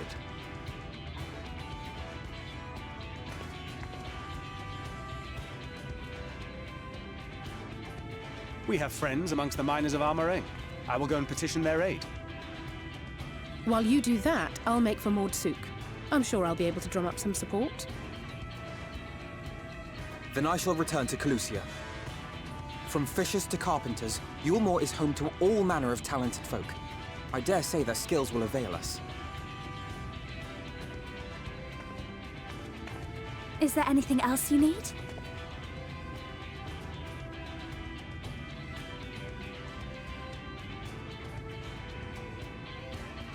Well, yes, actually. Magic. Lots of the stuff, as much as possible. To awaken a talus of this size would require an entire congregation of mages. Many among the Knights Blessed are gifted in the arcane arts. I will recruit them to our cause. The Fey folk, too, possess surpassing aptitude in magics. Yet they are not wont to cooperate in the endeavors of men. Leastwise, not without making all manner of mischief. That being the case, I would instead call upon the people of the Crystarium, with thy permission, Exarch. We are at your disposal, as are our Amaro and Chocobos. I'm sorry. You mean to tell me you can call on not only the people of Yulmore and the Crystarium, but the Knights Blessed and the Maud, and even those miners? But that's just about everyone in Ballynorvrand. Who are you people? And how did you come to have so many friends?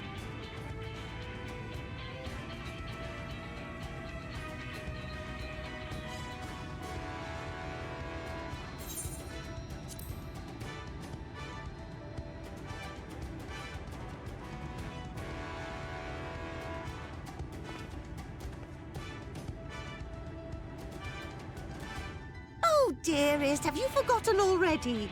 Alfino told us that when we first met. Actually, that may not have been... never mind.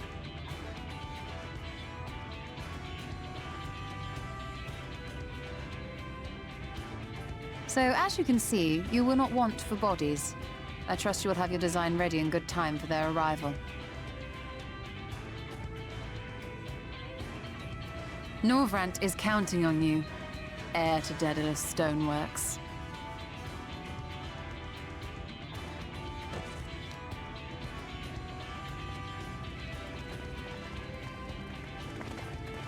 We'll be back as soon as we can, and we'll bring the whole world with us.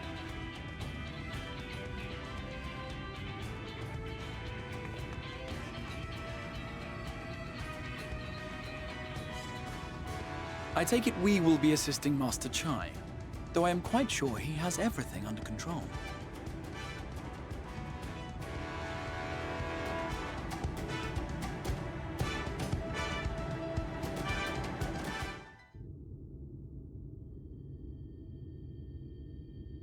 The future is where my destiny awaits.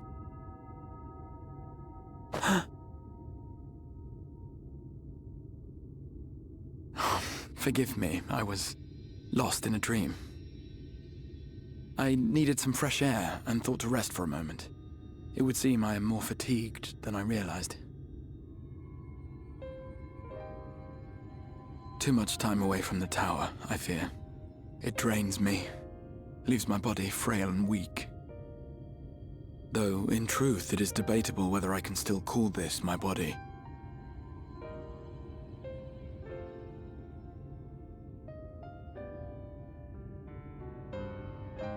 When first I turned my mind towards the salvation of the world, I came to the conclusion that it would take many long years, many more than remain to me.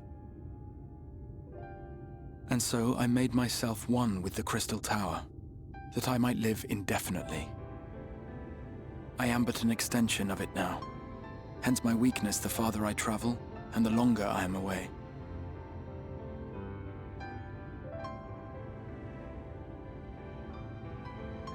It has been quite a journey. But thanks to you, the end is in sight. My wish will finally be fulfilled. How goes the construction effort?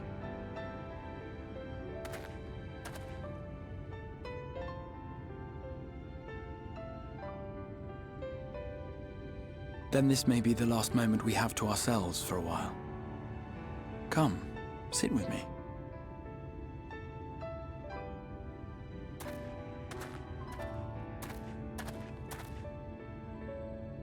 Tell me, when all of this is over, what will you do?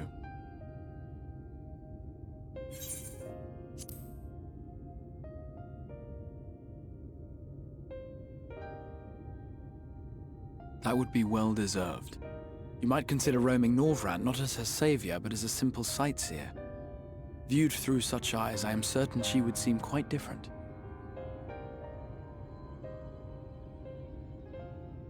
But whatever it is you decide to do, I have every confidence that you will do well.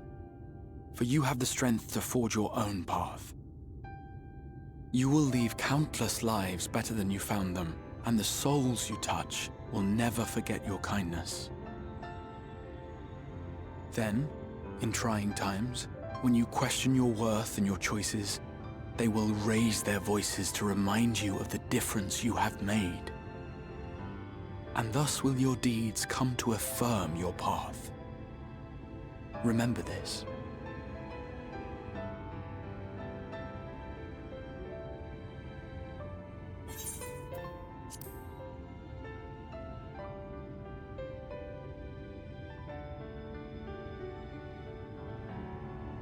When this is over, indeed. I once told you that there are things we can ill afford to lose. Things, I said, though in truth, I spoke of a person. One who is unaware of the full extent of my plans. Though he deserves to know, I have good reason to keep my counsel. I have come to terms with this in my mind, yet my heart yearns to lay everything bare. For he is my inspiration, and I would give much and more for the chance to speak with him as friends, with no thought of concealment. Should he indulge me with his tales, I would regale him with my own about my efforts in Norvrand, perhaps. Though, ultimately, that tale is more yours than it is mine. Then, I would ask him about his next adventure. And if he should wish me to be a part of it, oh, how happy it would make me. Together we would travel the lands and cross the seas and take to the skies upon the eternal wind. My heart swells simply to imagine it.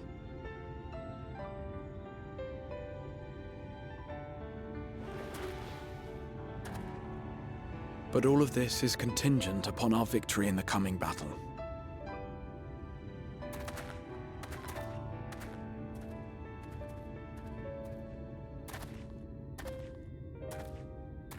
The people of this world have entrusted their hopes to us.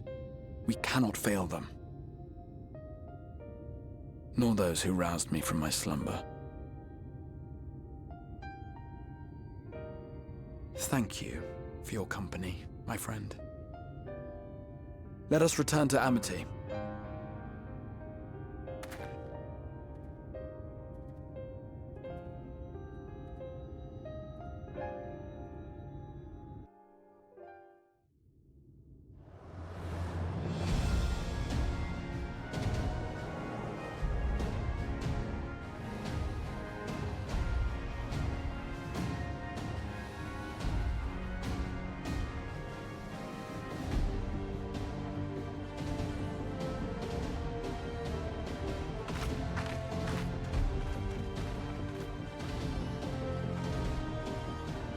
Word from the Exarch.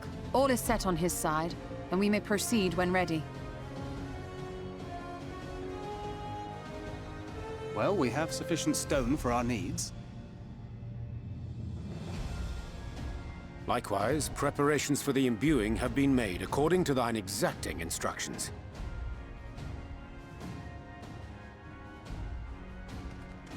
Then you need only say the word. Let us begin. See that everyone is in position. We shall catch Vorthri, mountain and all.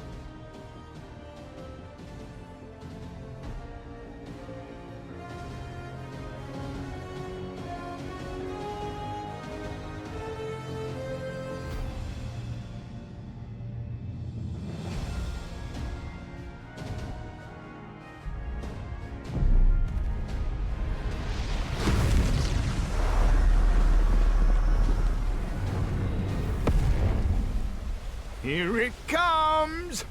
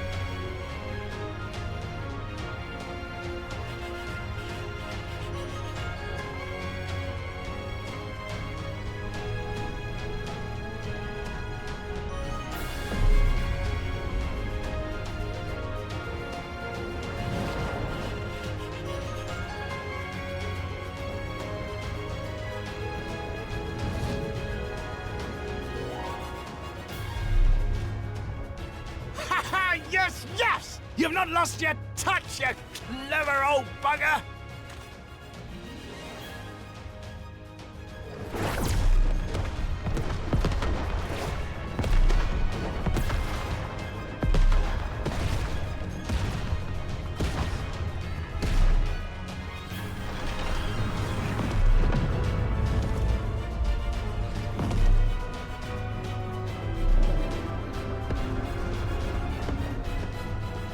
Do you see what they're doing?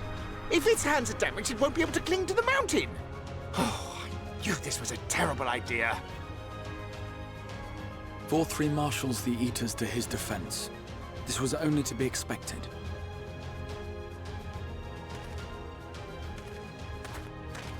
We must try and draw as many of them down to the ground as possible. It may not be enough, but we have no other choice.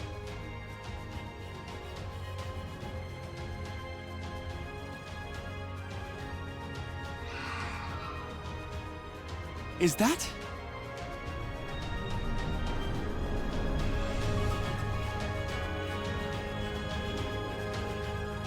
Such a heartless thing our sapling is. Cold and cruel and heartless! Summon us in times of need, we expressly said, yet what should we find but the final battle joined without so much as a whisper of our name?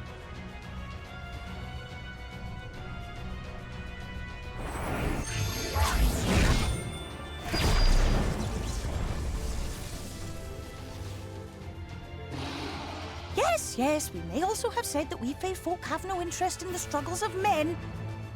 But if our adorable sapling had come crying to us for help, we would of course have flown to his aid. Of course we would.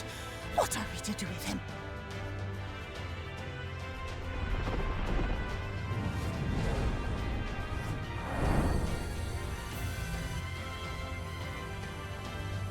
We are so very, very sad. You will play with us. Cheer us up again!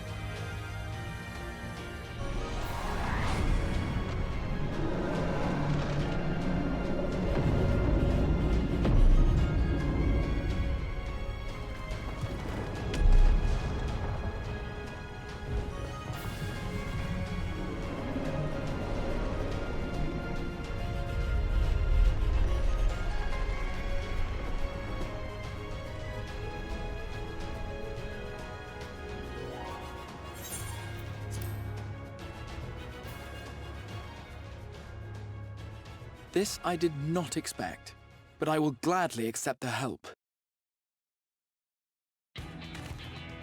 I will send word to Y'shtola and the others. Join them at the foot of Mount Gulg and be ready to make the ascent.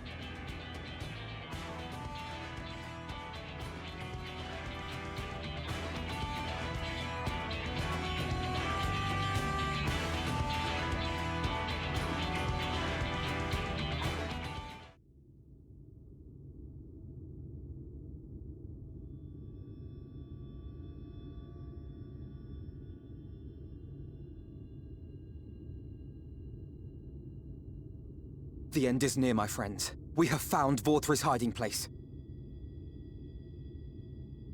Unrepentant villains! Will you not be satisfied until you have brought disaster down upon your own heads? By your wickedness, you stand to gain naught but ceaseless conflict. Had you only entrusted fate to me, there would have been peace for all. You could have lived bliss in my eternal paradise, free from the burdens of conscience and purpose.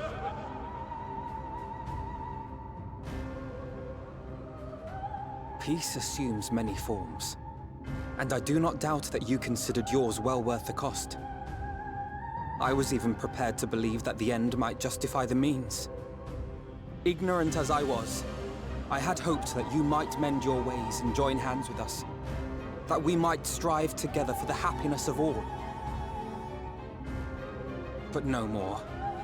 Your actions cannot be reconciled with your words. Peace for all, you say? Yet when you were threatened, your first act was to sacrifice your own people in order to save yourself. If your paradise can be rebuilt so long as you alone survive, it exists not for the people. It exists solely for your twisted pleasure. Hear me, Vorthri. The people won't submit to your will, for we each have our own. I made a promise to a noble soul, a woman who saw fit to entrust me with her legacy, and I mean to keep it. Everyone who stands with us has something precious, something that they cherish and would die to protect.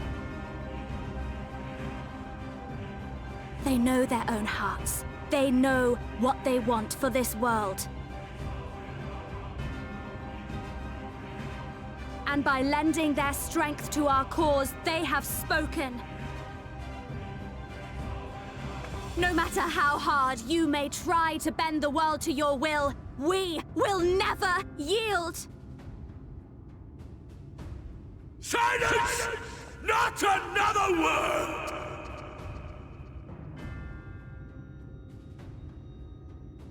You presume to lecture me. Insolent worms. You will learn your place. With my true powers awakened, I will expunge you like the filth you are.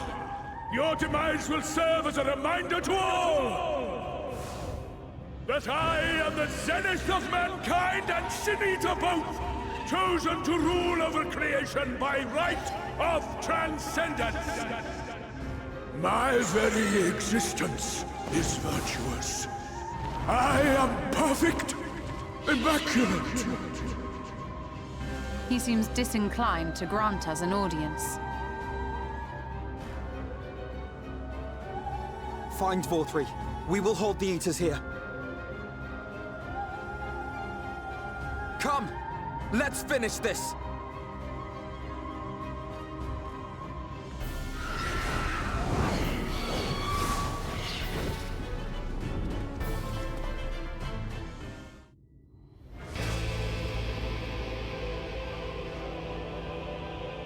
Are you so determined to die? One last chance, villains! Bow down and acknowledge your king! Your god!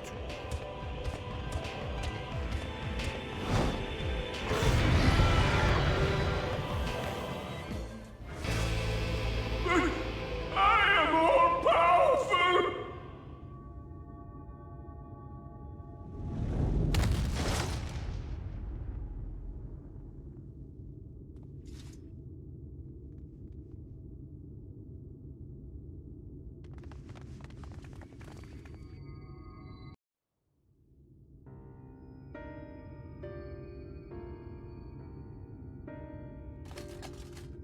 Why am I cast down? But it is you who are the villains. Father told me that I am hope. I am righteousness. That I am a god. That is why I was born, as man and Sin Eater both. I kept the people safe. They respected me, worshipped me. How can this be? I should be the one looking down at you.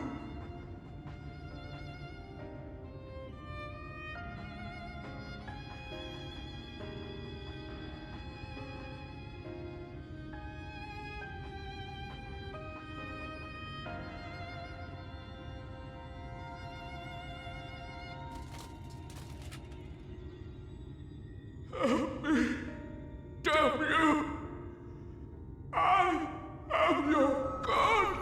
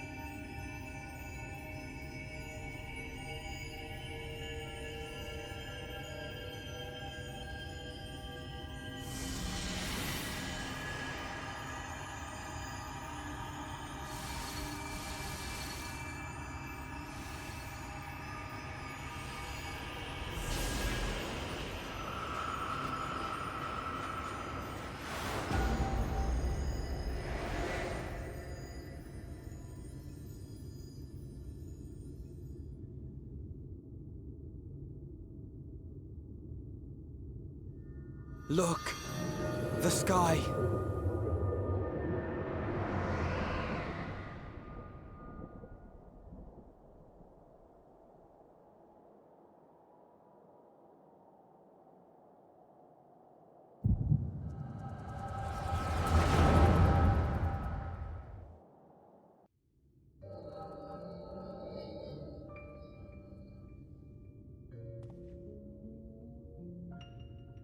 Fools!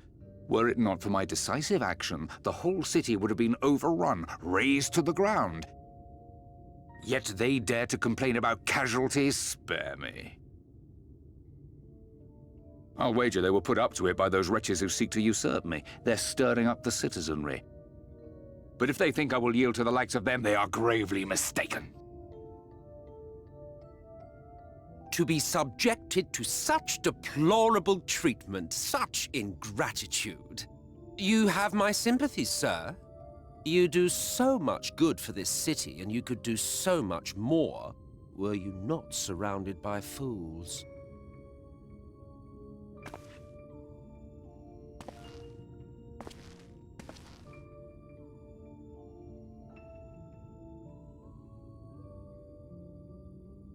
Who are you? You're not supposed to be in here.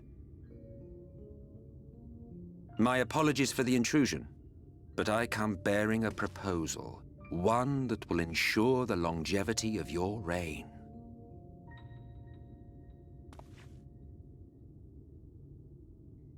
But give me the word, sir, and I will bring hither a Light Warden.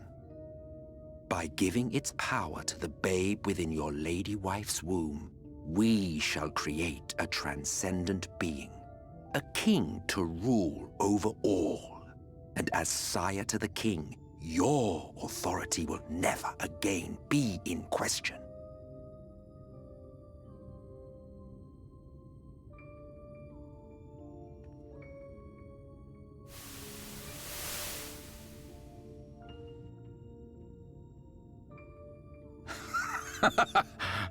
Amazing. Before my Vorthri, they behave as docile pets. With this gift, my line shall be guaranteed power for perpetuity. We shall rule the whole world. By all means, sir. United under Yulmor's banner, men will cease fighting and abandon their ambitions. Thus, they will grow fat and complacent, and in their sloth, seal your supremacy.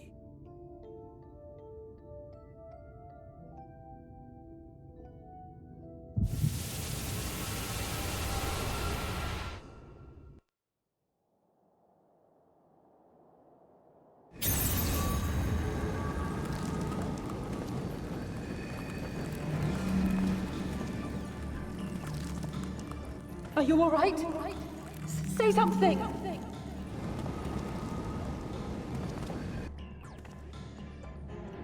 "12 for Fend. He cannot contain the light. He's beginning to turn. Eorzea, if you've aught up your sleeve, now is the time.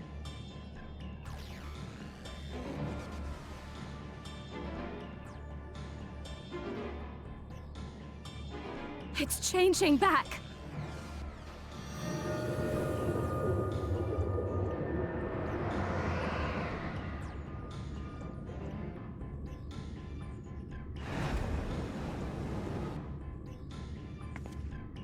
The combined power of every Light Warden is too terrible a burden for any one soul to bear.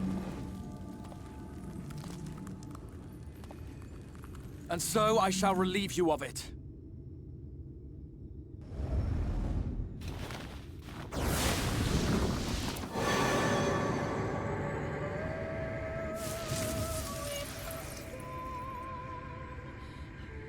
Exarch! What are you doing?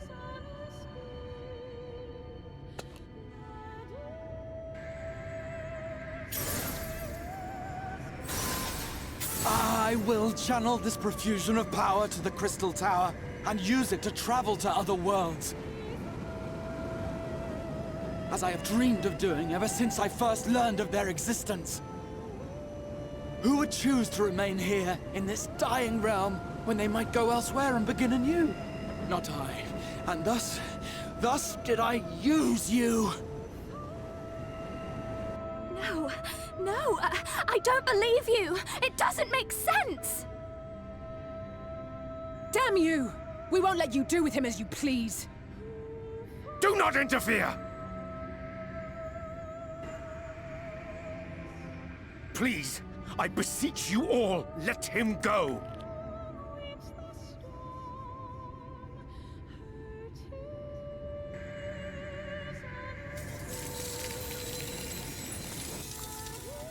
You knew of this, Eorzea.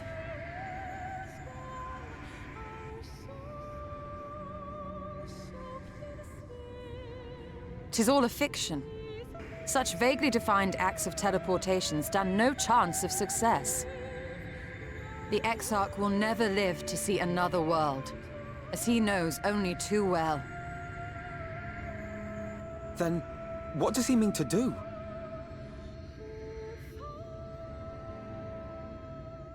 He means to take the light with him into the rift, where he will die. From the beginning, he intended to sacrifice himself to save our friend and Norvrend.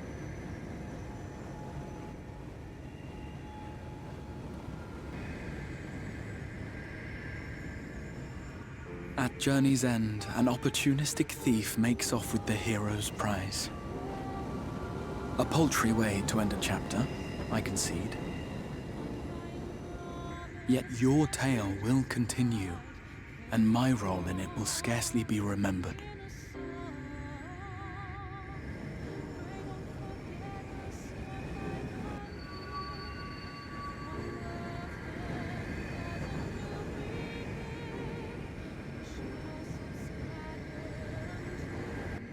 Worry not. Whatever should become of me, I will be happy and free, safe in the knowledge that I have played my part.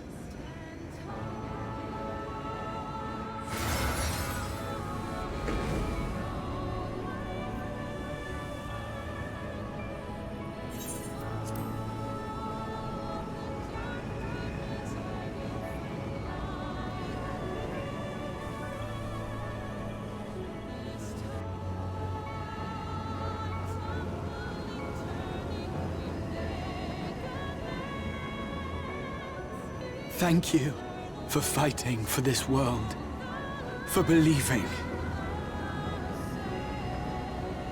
Fare you well, my friend, my inspiration.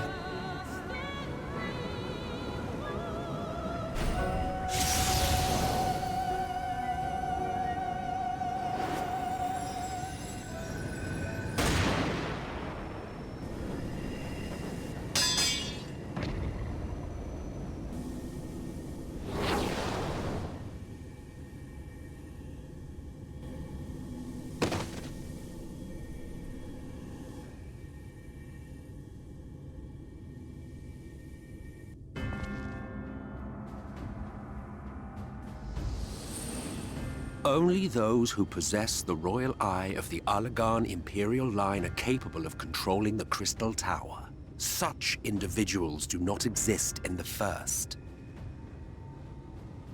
Therefore, in all likelihood, the Exarch arrived here with the tower. This much I had surmised, yet I could not discern his grand scheme. To think that he went through all this trouble for the sake of a single hero. It's almost admirable in its absurdity. Alas, it is not your grand scheme that will succeed, but ours. You bastard! Stay put. Your friend is still alive, but whether he remains so depends on you.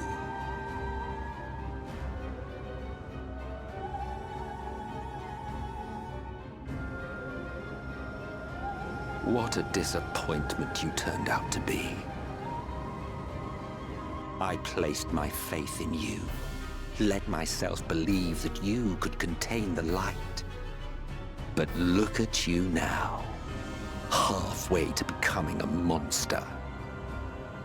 You are unworthy of my patronage.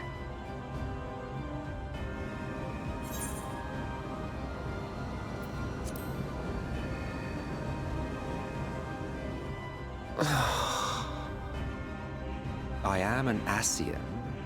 My heart's sole desire is to usher in the Great Rejoining. 100 years ago, I entrusted my comrade Logriff with the task of increasing light's sway over this world. This we sought to do by manipulating heroes. When that failed to achieve the desired result, I created Vorthri, But thanks to your meddling, that too has ended in failure. What was your true purpose in approaching us? By your 12, boy, have I not told you before that everything I said was the truth? You were specimens by which I might gauge man's potential as it stands. I genuinely had an interest in you, genuinely considered taking you on as allies. Provided he could contain and control the light. If not, then he, and by extension you, would be of no use to me. 'Twas as simple as that. So, we've been found wanting. How disheartening. But even had we fulfilled your conditions, there was no guarantee that we would cooperate. What then? Then I simply kill you all. At the very least, it would restore the world to the way it was before you went about trouncing Light Wardens willy-nilly. Suffice it to say, it would be most inconvenient to have all that light taken away, and I would be lying if I were to claim his actions didn't have me worried.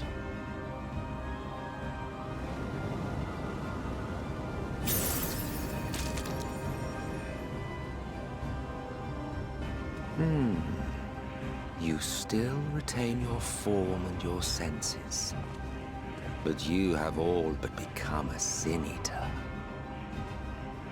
Whether you will it or no, your mere existence will serve to engulf the world in light. Those in your company will likewise turn into Sin Eaters, and in time you will succumb to your base instincts and hunt innocents to feast on their sweet, sweet ether. Those few with the will left to fight may rise up against you, but before your absolute might, they will quickly know despair. There is no hope. We are finished. Mankind is finished. Ah, the irony. What Vorthri achieved through bliss, you achieved through despair. But I have overstayed my welcome. I shall look forward to seeing you bring the world to its knees, hero.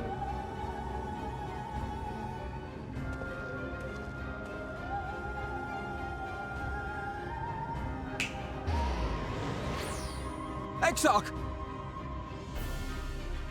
I have naught to show for all the time and effort I invested in you. He is a small token for my troubles. I did not expect that I could learn aught from man, but I may yet learn something from all the knowledge he had hoarded for his precious hero.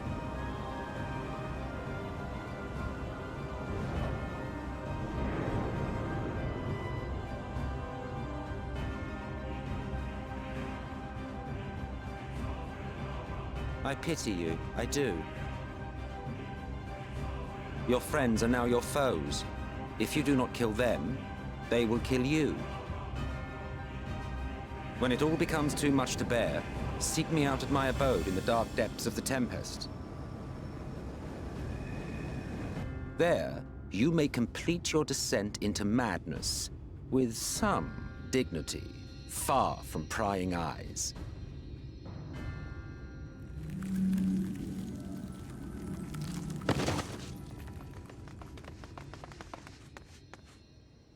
Till then, I bid you farewell, Eater.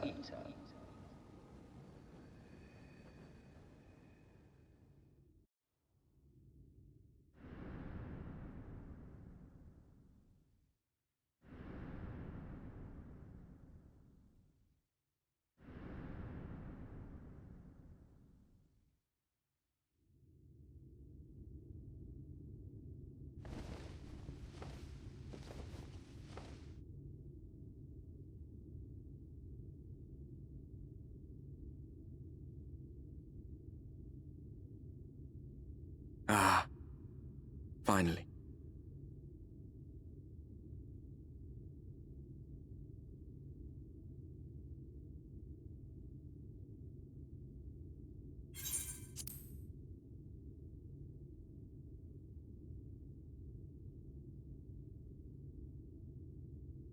You're confused. And small wonder.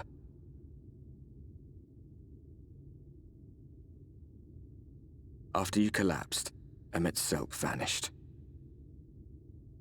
Then Reen did what she could to stay the raging of the light within your body. Thanks to her, you're still you, but she's only delayed the inevitable.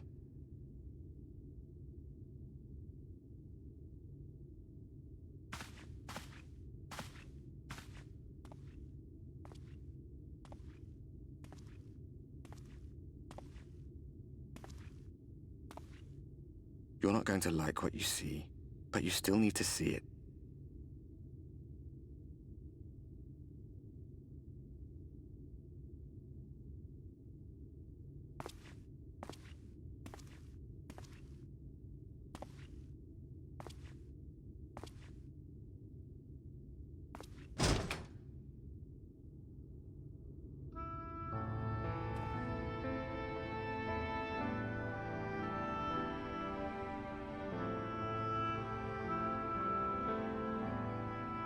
It's like this all over. The whole of Norvrad is shrouded in light again. And it's because of you, and the power you absorb from the Wardens.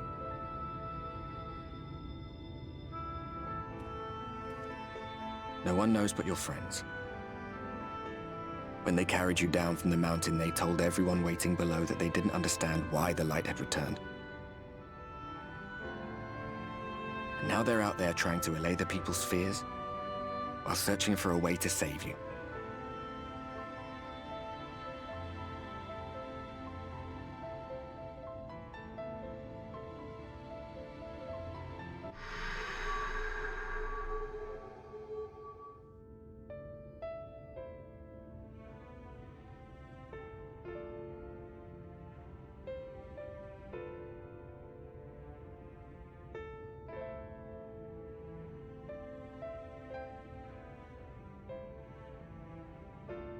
If you're well enough to be up, you're well enough to get some fresh air. Better that than stewing in here. Go on. Go.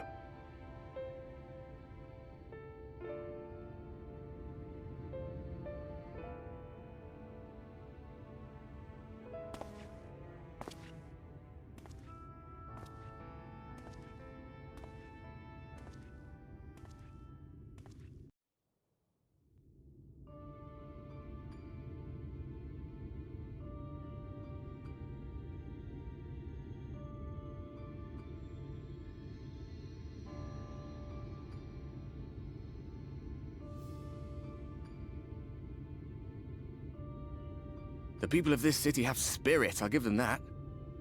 They've not lost the will to fight.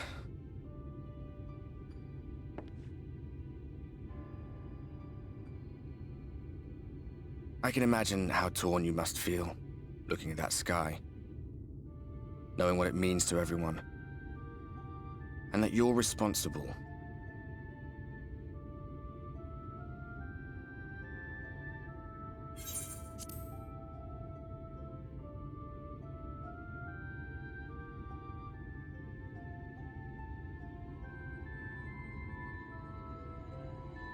Aye. An all too familiar one. Here you stand alone, expecting no one else to bear the burden for you.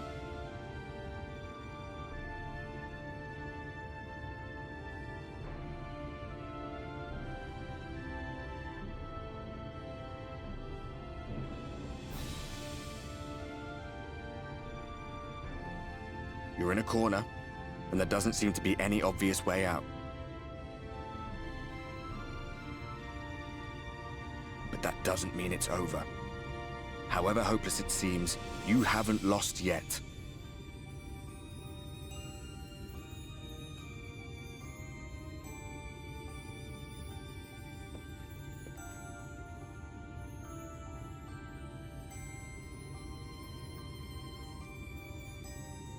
I remember looking up at the sky like this before.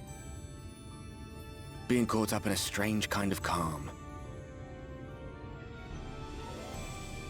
It was after we realized we were responsible for the flood, when we resolved to journey to the source by taking our own lives. One last sacrifice, one last fight, one last failure. And then the Oracle appeared and, well, you know the rest. There were times in the years and decades that followed when I wondered if we might not have been better off just letting the rejoining happen.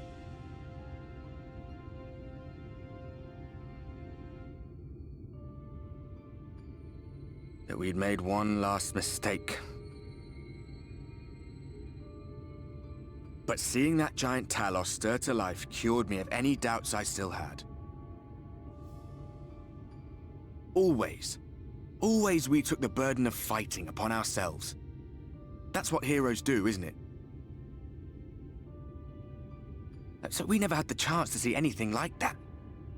Our people coming together as one.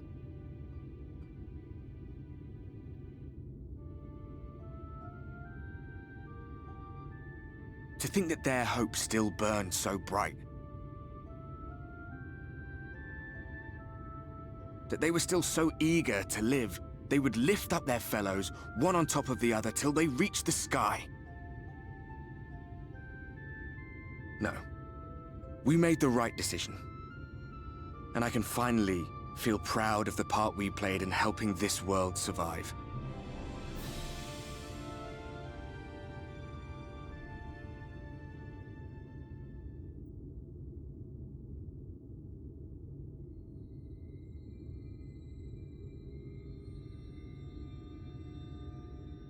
Well, come on then.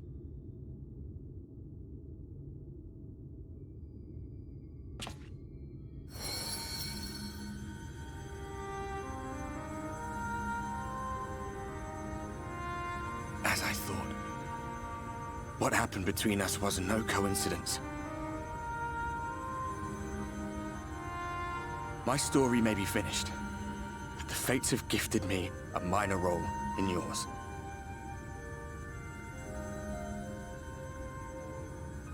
I suspected as much the moment I realized you could hear me. But it's hard not to doubt yourself when you're the man who caused the flood. I was afraid to do anything more than watch for fear of making things even worse. But no longer. After all, the path I once walked is now yours to finish.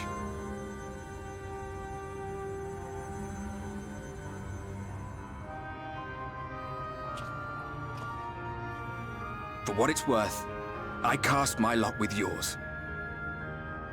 If you need a push, I'll be right there behind you. If you lose control, I'll do my best to stop you. So, let us be about it, hero.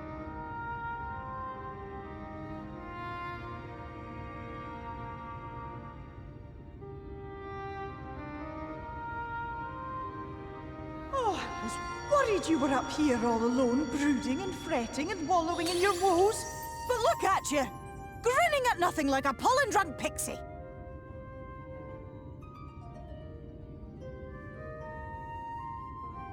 Look at what you've done to your ether.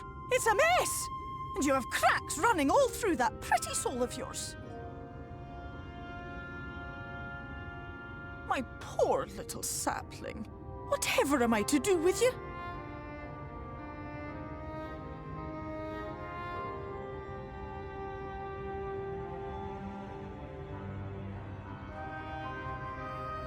Shall I yield up my throne? You could claim it, cut ties with the mortal world, hide away in the castle.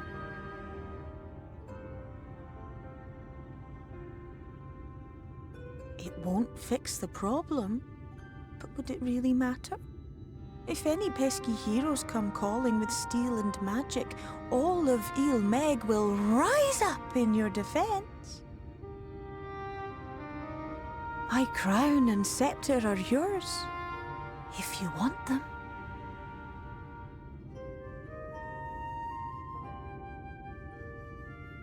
What? Don't give me that look! Of course I knew before I asked that you'd never ever heed such a wicked suggestion. And besides, what would become of my precious and ephemeral flower?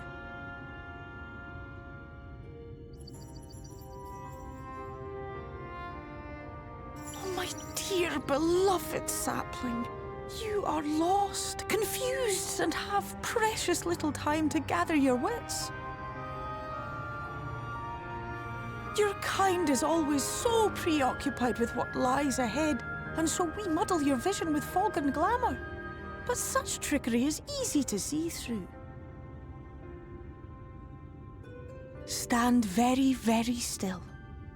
Think not of where you need to go, but where you are right now at this moment, at this time, in this place.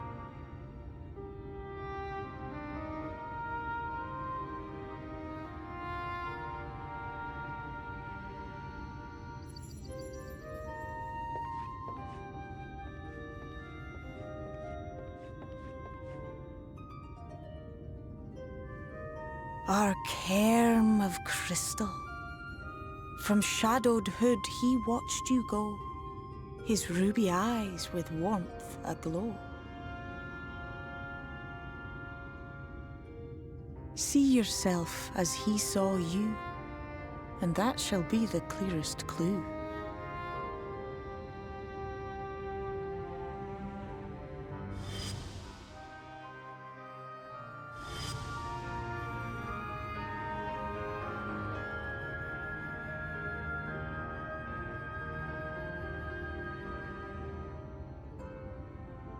You stand in his garden, dear sapling.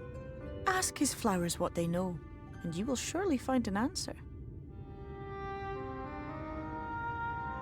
But what will you do with it, I wonder? I'll be watching and waiting. Waiting and watching.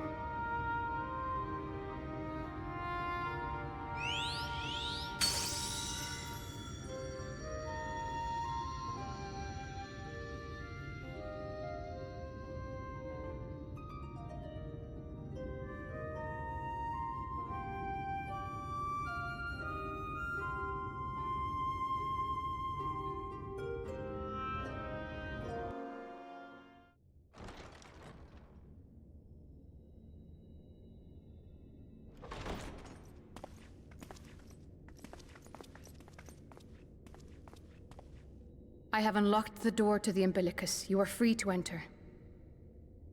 Once you have what you require, I'll see it sealed once more.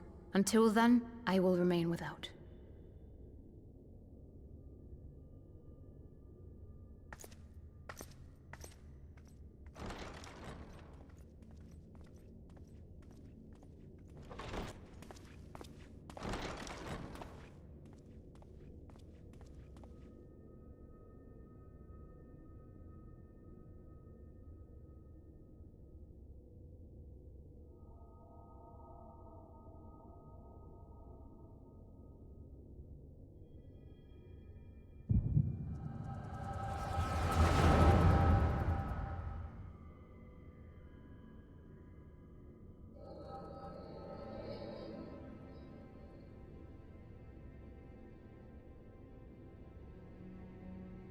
A moment to collect my thoughts, I prithee.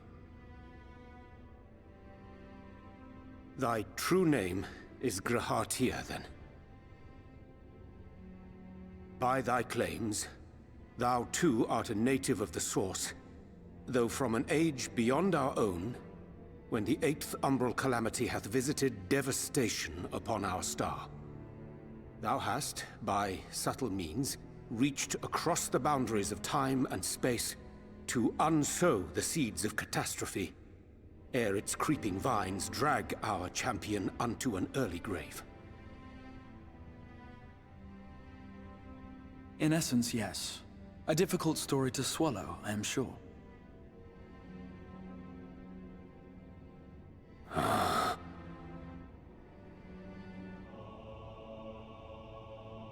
I doubt not the veracity of thy words, not the account of thy coming, nor that of the fated calamity. Yet my mind straineth still to apprehend the enormity of this tale. Wouldst thou favor me with a gradual unfolding of its chapters? Certainly. But where to begin? I should start with those great minds who survived the calamity, Cid Garland being perhaps the greatest. In hopes of staying the unending tides of war, he and his fellows pursued all manner of possible solutions. One of these was rooted in a theory which unified several fundamental principles discovered over the course of the Warrior of Light's adventures. It proposed a method by which one could enter the River of Time, traverse the rift, and leap between worlds. Perfecting that idea, however, was a work which consumed their lifetimes, and thus was it left to future generations to decide whether theory would be put into practice.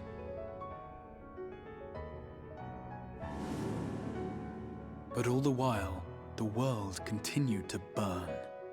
Hope was a feeble outpost, beset on all sides by thievery and misery and murder. People cried out in despair, "There is no hope! We are finished! Mankind is finished!" Then others raised their voices in answer.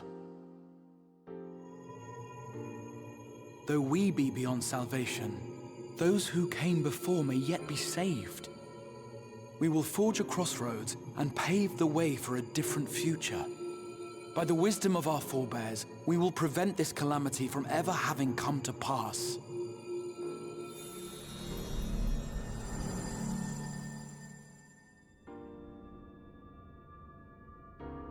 The fighting went on unabated, but some few took up Cid's research and labored to realize those impossible ideas. After 2 centuries of labor, their descendants finally succeeded in awakening the Crystal Tower, an integral part of the process, and, in doing so, roused its caretaker, me.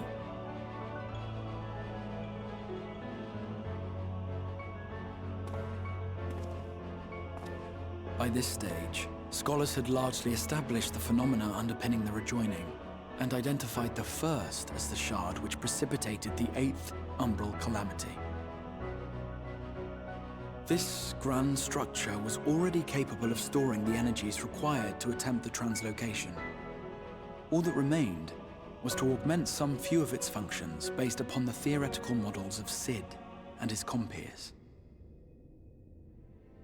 And by means of such technologies didst thou effect thine arrival in the first, to an age before this star had joined with the Source.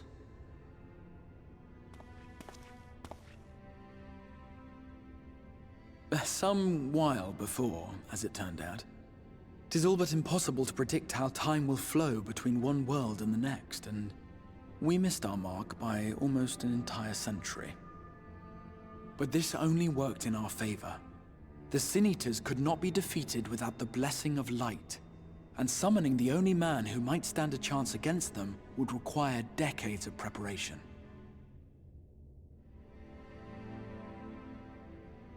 An undertaking of scarce credible endurance. That thou hast kept thy plan from falling into disarray these many years bordereth on the miraculous.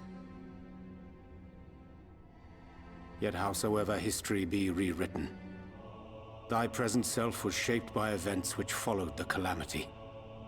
Should said catastrophe be averted, the very skein of thine existence will unravel. Surely thou hast foreseen this. I am aware of the consequences.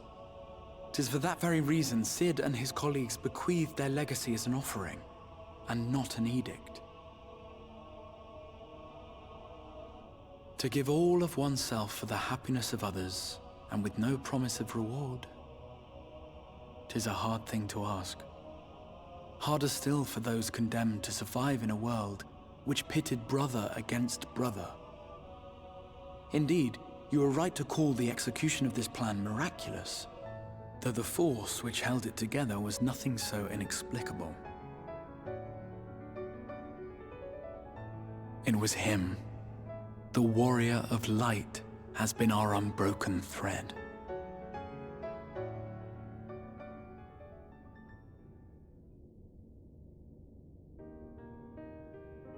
Where others would stumble and fall, he would rise above.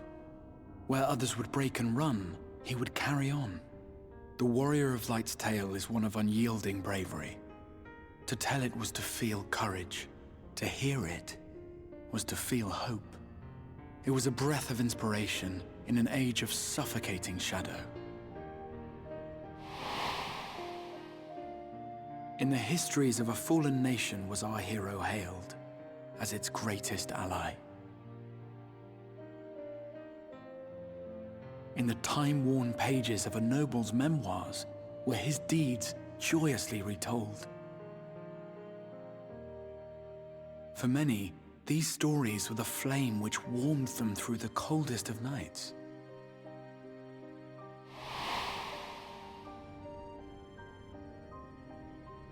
And so it should come as little surprise that the plan found no shortage of volunteers, concerning as it did the Warrior of Light himself. It was their chance to add their own verse to the hero's saga. He was the lodestar that brought them all together, to send their final message back through time and space to him.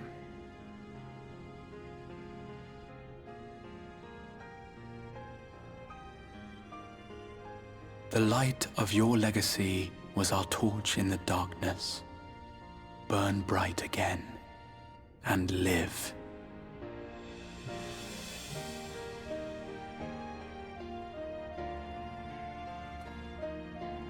I am merely the bearer of that wish, come to ensure it is safely delivered.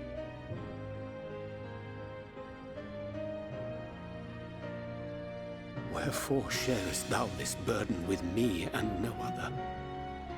What wouldst thou have me say? That you will be my accomplice? 'Twas you yourself who convinced me of your suitability when you spoke of how you learned of the Flood, and of your part in arranging Minfilia's journey to the First. Your actions showed uncommon resolve. 'Twas clear you were committed to the cause of saving this world. I knew I could trust you to choose the right path forward, even if that choice came with a heavy price.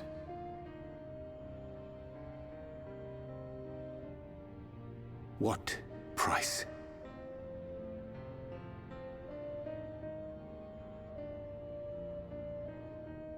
When all is said and done, and the last of the Light Wardens lies slain, I will absorb their corrupted ether, and then I will die. Knowing what I know of your companions, not to mention your champion, they will try to stop me. But in saving one, they would save none. Therefore, I implore you to aid me in concealing my identity, and ensuring this tale ends as it must. To this end, I would have you take what I have told you of the calamity, and make of it a portent. A prophetic vision you beheld in the swirling chaos of the rift.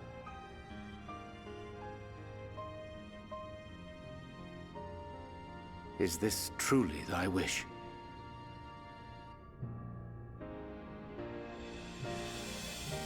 History remembered the Warrior of Light, as I knew it would.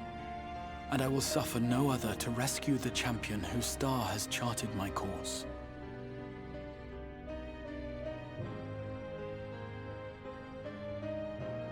I will see this tale to a happy end, my friend. There has been enough tragedy.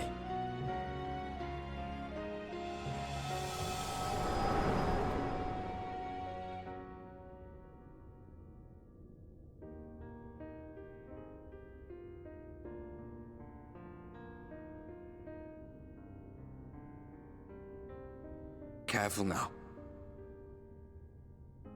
If you lose control again, the Light could claim you for good.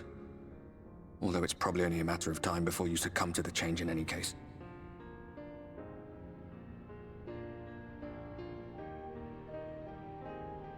What do you mean to do?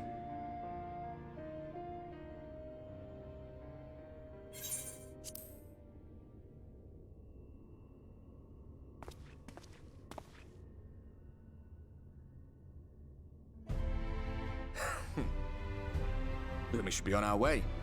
Dacian mentioned the Tempest, did he not? That's the stormy seas around Calusia to you. His lair must be down there somewhere, hidden beneath the waves.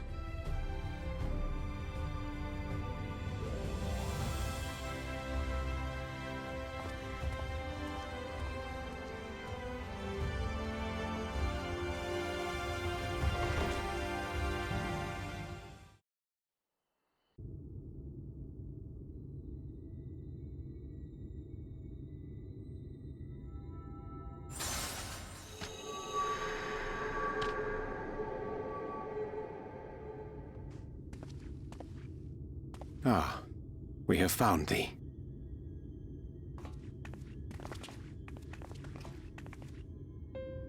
Word reached us of thy recovery, and thus did we gather with all haste.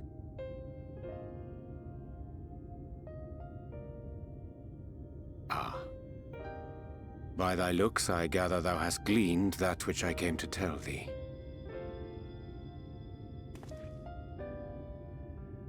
Eorzea has shared everything with us. The Exarch's true identity and purpose.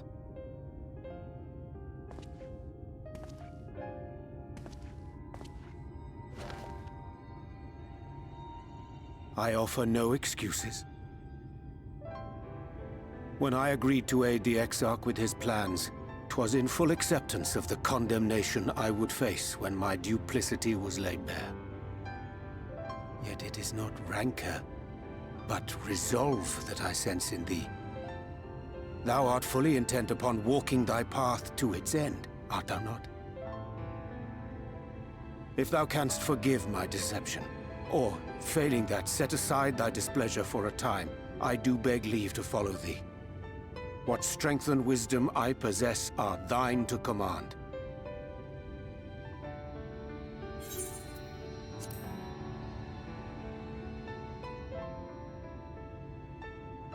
I understand the precarious nature of thy condition. Nonetheless, it is my wish to remain at thy side for as long as I am able.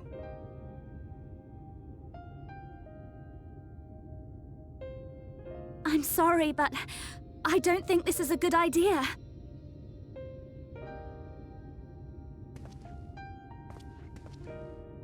Leaving the Crystarium, I mean, with or without Eorzea. What I did for you won't last forever. There's no telling when the light will break free again. Please, you must stay here. At least for a little while longer. We will find a way to cure this, I promise you. How can you make promises? We don't even know where to start. Alisaie, please. You know Reen was only trying to help. Of course I know! I know only too well! But making promises you have no way of keeping is not a kindness. It's a lie. Plain and simple. We've all searched high and low for an answer, and every one of us came back empty-handed. I am not about to stand in his way now. Not after failing him in his hour of need. No! The least we can do is...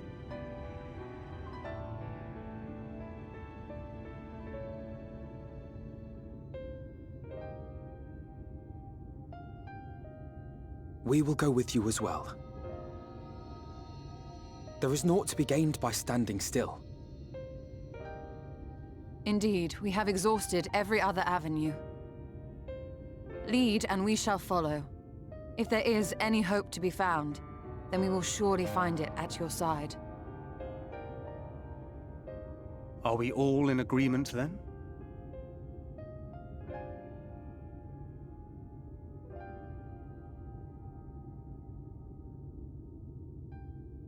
aught we can do to help?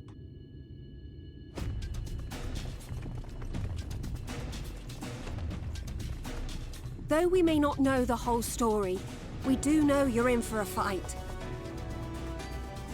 And while the Exarch's away, it falls to the rest of us to see the Warrior of Darkness is given a proper send-off. You told them! No! Well, not in so many words. Aye, we didn't need it spelled out for us. When the night sky appeared over whichever place you went to, it was harder not to put two and two together. From the moment I heard that you and the Exarch shared the homeland, I had my suspicions. Long had he been waiting for a certain someone to arrive, and I knew at once that it must be you. Exactly. When he went up to meet you, 'twas clear it was no ordinary visitor. That spring in his step spoke volumes. I could feel his excitement. That's right!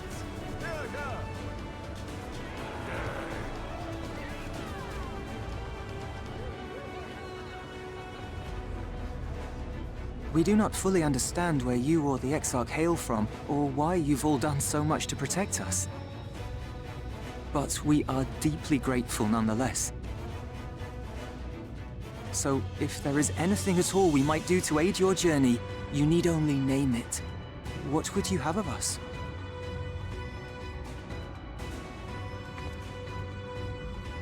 You might have invited them to join us, where there are not so many. But come, they are waiting. What is your will, O Warrior of Darkness?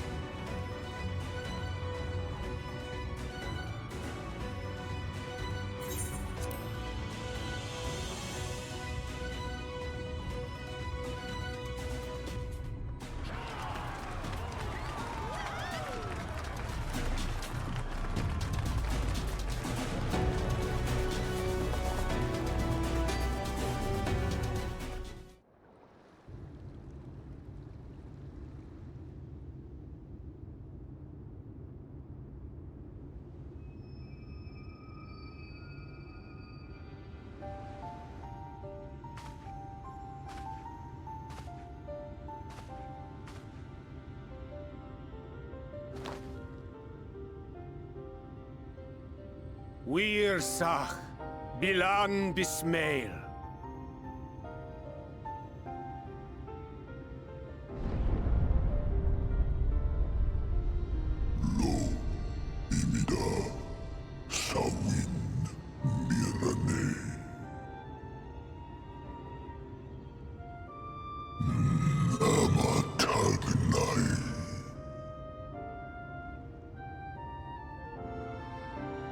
Fallen si lor wislan. Ada si alinal.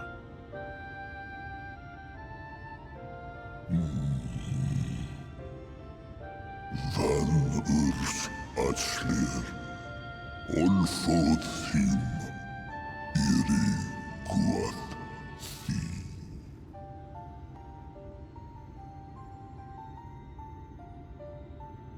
Oh dear. I don't need to speak Fae to know that didn't go well.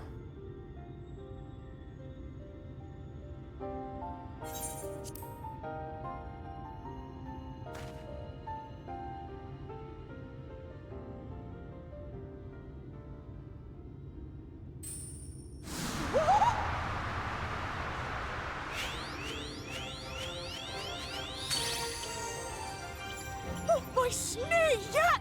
You've learned to call me at last! And where do you go? On a trip? A journey? I knew you wouldn't give up without a fight.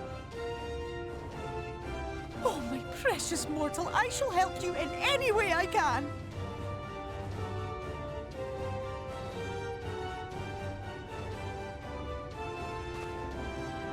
Gers Bismail win picked. Van dromi drom jakom. Van read rithje.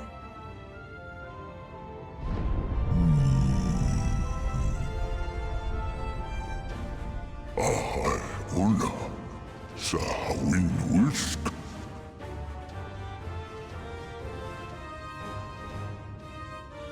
Isne rim sor lo.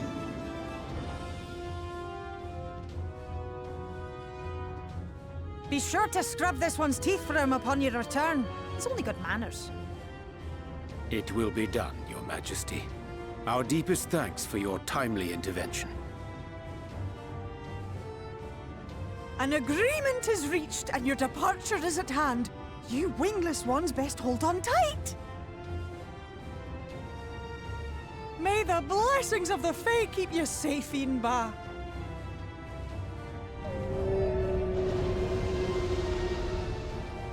Lo fallo ruis. Van in nar sitar. Dir sitagnai.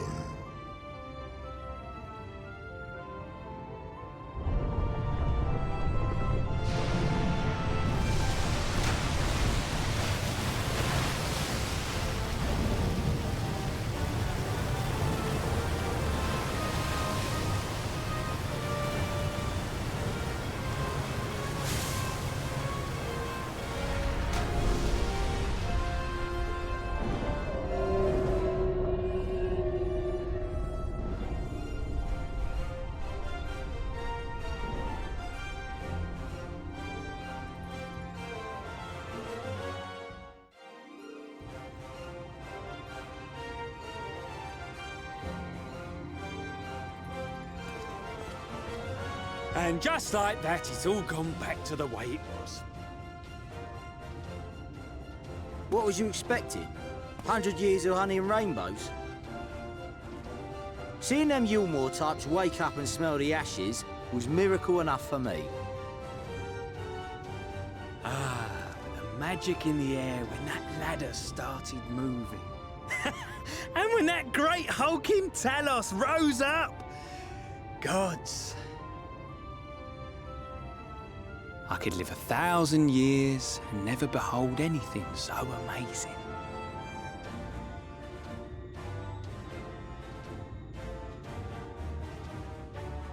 What the? Do you see that?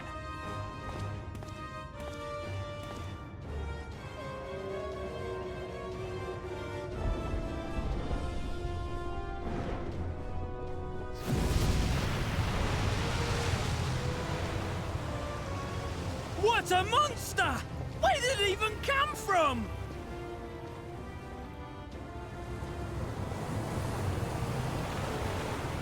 Whoa there! It's not stopping. Run! Run!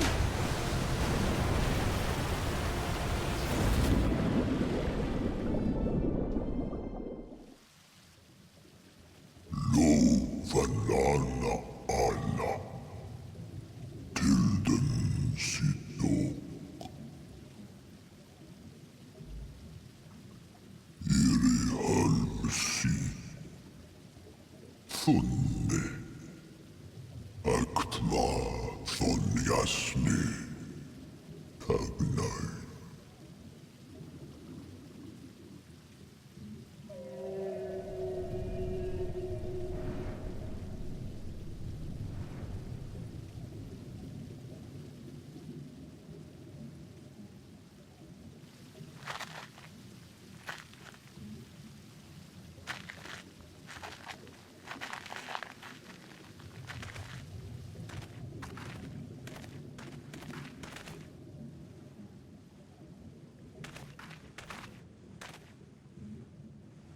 Wow.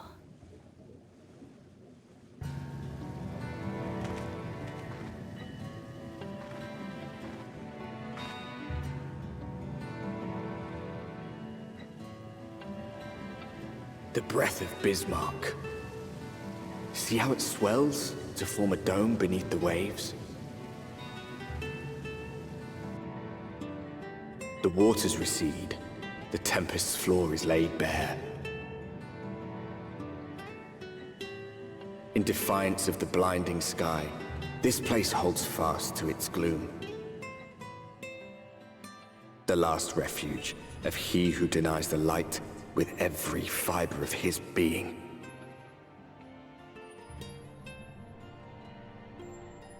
You stand at the precipice, hero.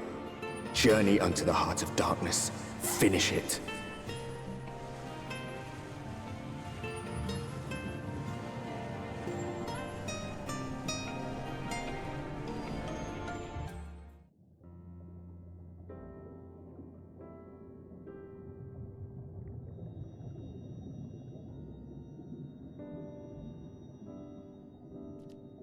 O stewards of the Ondo, we offer up our light in answer.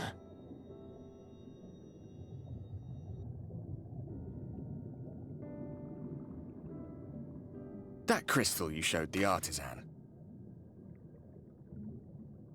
Was it... Did it belong to one of my friends?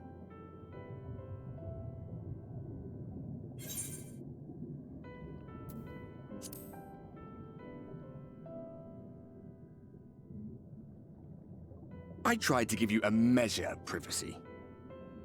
No one wants a spirit looking over their shoulder every moment of the day. So tell me, if you would, how did you come across that crystal?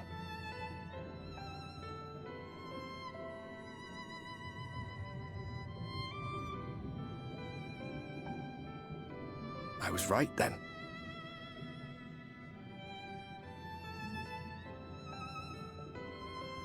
Strange that I should learn such things now, after they're long gone. They were fine friends, every one of them. I didn't expect death to teach me so much. About them, about Seto, about you, about the hope that hides at the heart of this world. I've never been one for idle chit-chat, but if by some miracle I could see them all again, I doubt I would ever stop talking. I'm grateful I got to bend your ear at least. And just for that, I reckon I'll stick with you. To the very end.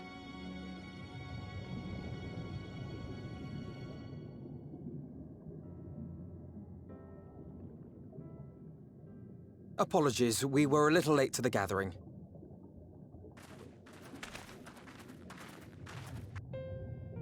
It seems we succeeded in gaining their trust. The delay wasn't exactly welcome, but at least our many hands made light work. And they seemed especially impressed with your contribution. Our hero indeed.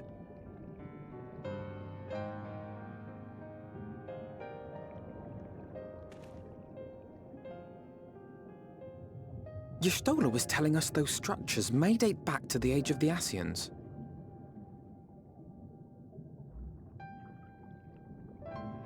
An Ascian homeland. Despite his many protestations, I never quite believed Emmett Selk was telling the truth. Nor I. But there is no denying the evidence before our eyes. Clearly this was once a great city. A home they would see restored, no matter how many tens of thousands of years it takes. It's a hollow dream when you think about it.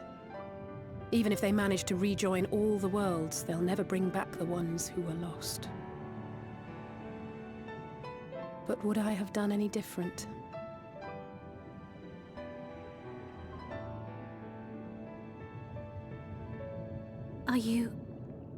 How are you feeling?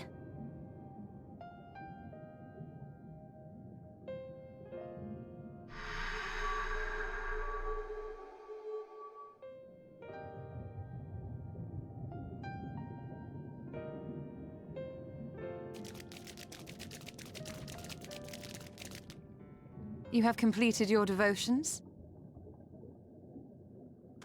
Yes. To the honored ancients have we offered up our prayers and our gratitude. You too have our thanks. Might we trouble thee then to tell us more of the illuminated land of which thou didst lately speak?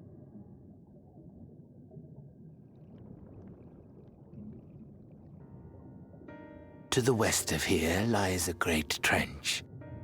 Some days ago, a light appeared in that endless darkness. Curious, we ventured closer and discovered in the depths an entire city.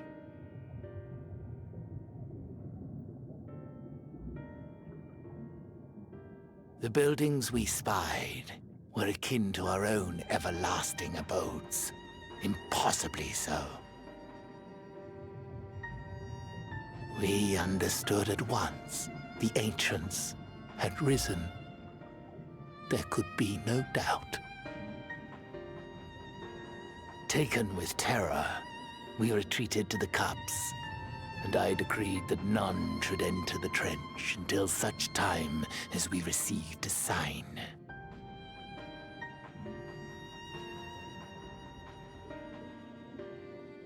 Might it still be possible to reach this city of the ancients? With no water to drown you, a finless one could now travel there. Yes. I am convinced you are the sign for which we have been waiting. My people will show you the way.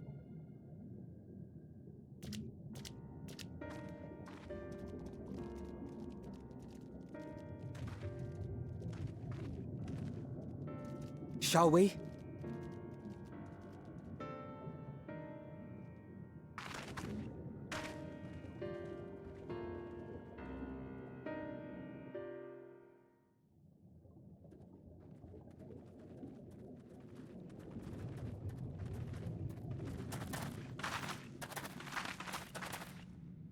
By the gods!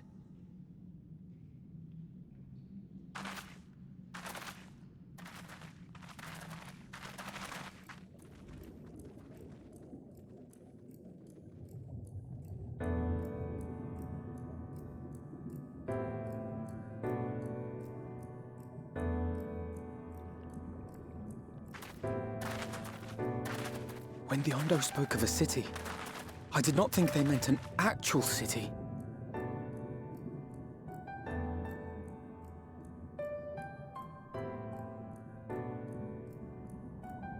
Then we are seeing the same view.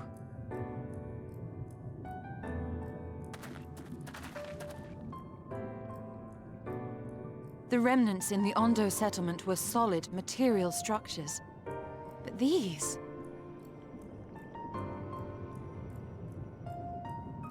everything here pulses with ether. 'Tis an enchantment on a monumental scale.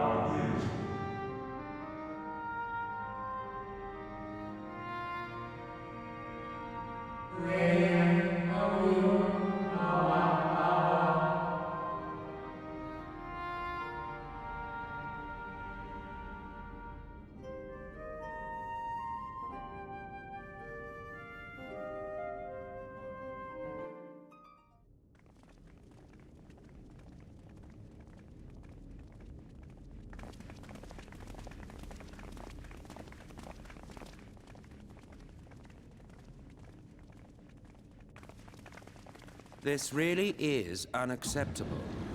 I gave you very specific instructions. Emmet Selk.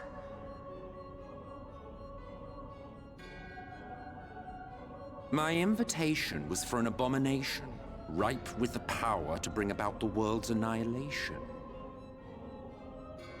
Not this half-broken thing. Whatever am I to do with you? And I see you insist on keeping the same familiar company. Are you so lost without them? It is not he who is lost without the familiar. Not content with remaking an entire city, you aim to fill it with the reconstituted souls of the dead. I may have gotten a little carried away in my attention to detail, added a few unnecessary flourishes. Well, there's no point trying to hide it. Yes. Once the rejoining of worlds is complete, Zodiac will regain his full strength and shatter his prison. Then we shall offer up the Source's remaining inhabitants in sacrifice, that we might resurrect our brethren who died to bring Zodiac into existence. But what was it that you came here to do exactly?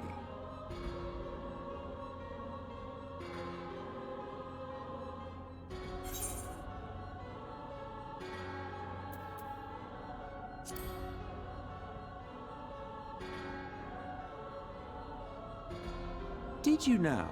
One last do-or-die attempt to foil my plans before your mind dissolves into madness? How very, very heroic of you. In every single age, there is always someone who wants to stand up to the evil Ascians. Always the same arrogance, the same insistence that the world belongs to them, as if theirs were the only rightful claim, theirs the only existence worthy of preservation.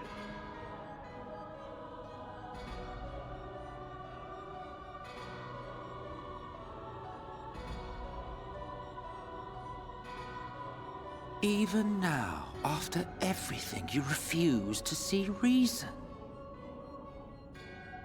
You think it unfair that you are subject to suffering? That your lives will be sacrificed for the Ancients?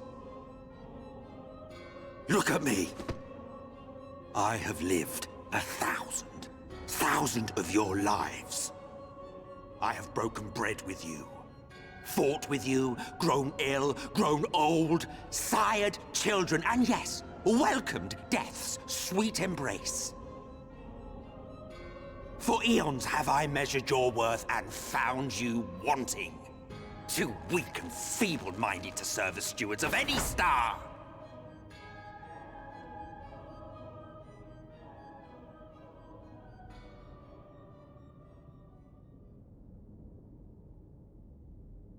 Have your recent spats with Vorthri and his Sin Eaters taught you nothing? Have you not learned that your ignorance and frailty beget only endless misery?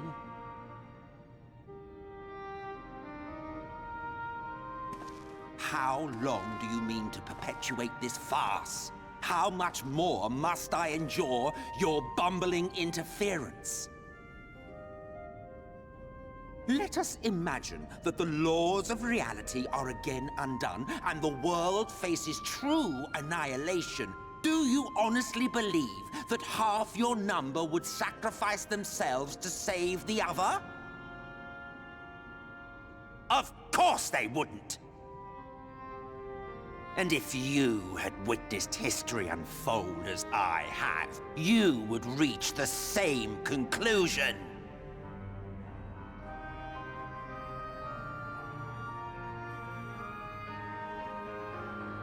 You cannot be entrusted with our legacy. I will bring back our brethren, our friends, our loved ones. The world belongs to us, and us alone.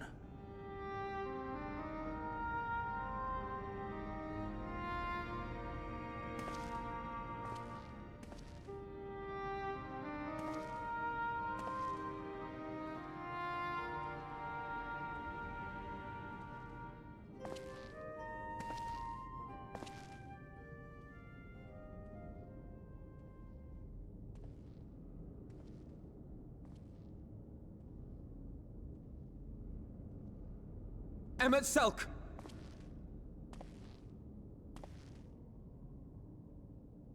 We understand, truly, but it makes no difference. The ones you love are in the past, while ours are here in the present.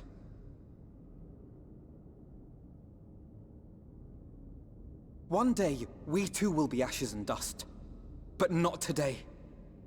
Our time is not yet finished.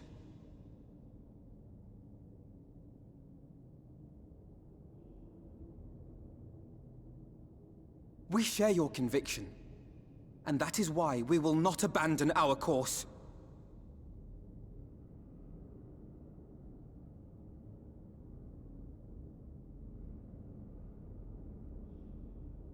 You think us the same?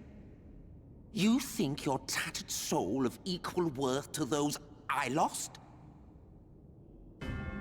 Then come. Earn your place. Prove yourselves worthy to inherit this star.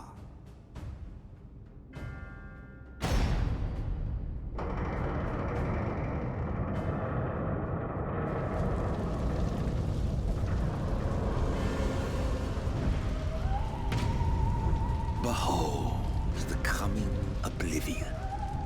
'Twas the end of our era and the beginning of our great work. A fitting backdrop for your final judgment.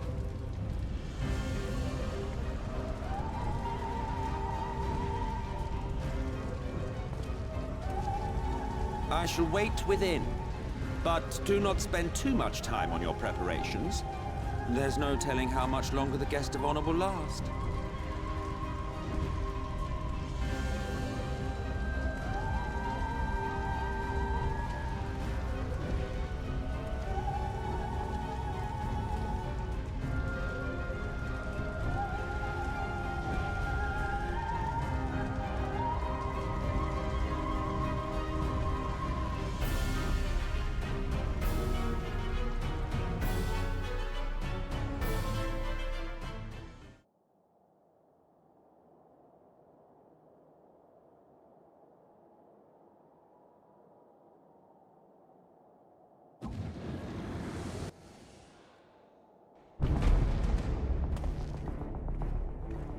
Well, well, you prevailed.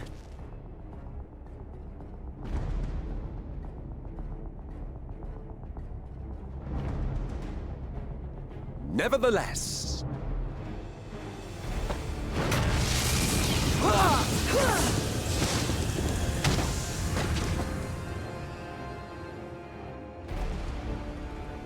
Your performance was underwhelming, and I remain unconvinced of your worthiness. Oh, you tower over your misbegotten ilk, no doubt. But should I bring my full strength to bear, well, you would be as leaves in the wind. The gulf between us is a reflection of the disparity between the world as it was and what it has become.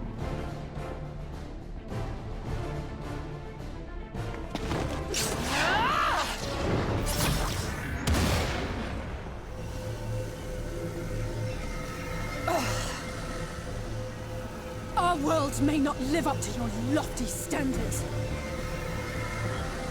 but they are our worlds, our homes, full of life and love and hope.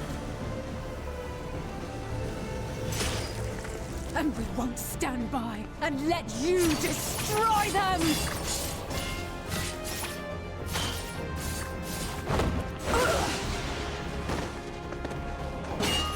Alizé! You are a mistake. For we who have known perfection, the shattered source and these shards are ghastly mockeries of the true world. The ephemeral lives you exalt are pale imitations, utterly devoid of meaning.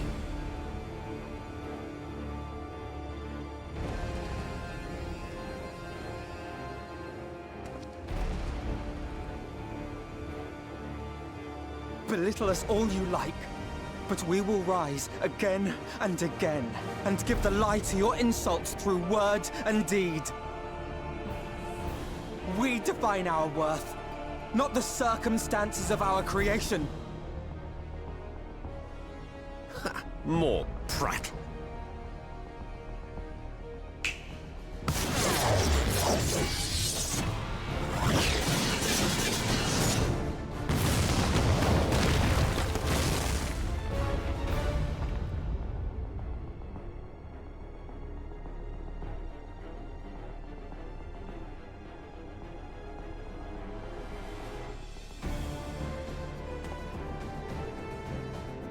Fool, who are you? No one, nothing. Once I have reclaimed my heritage, my first act will be to expunge your stain from history's weave.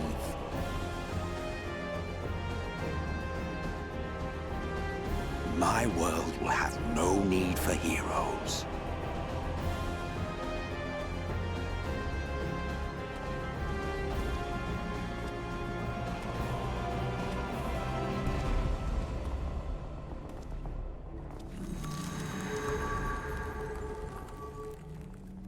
Still fighting the good fight.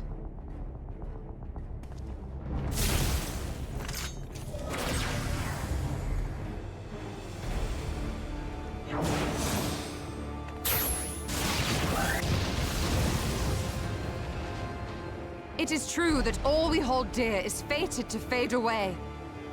But that is no reason for us to forsake it. To take what steps we may, and thus mark the road for those who would follow. To strive for the best of all futures. Be this not also thy purpose?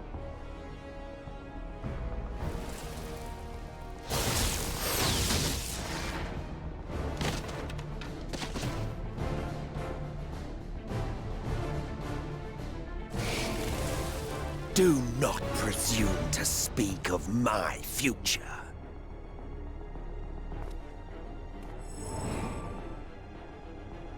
And you? Why waste your final moments in futile defiance? Weary wanderer, you've no fight left to fight, no life left to live.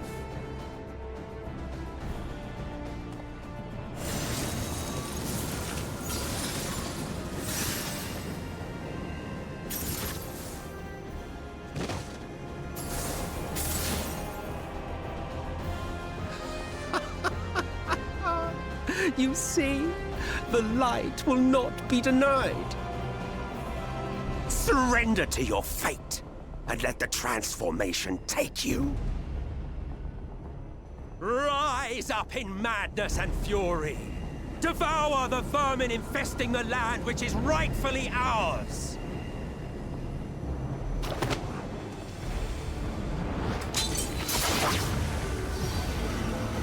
Now, Reed! Now!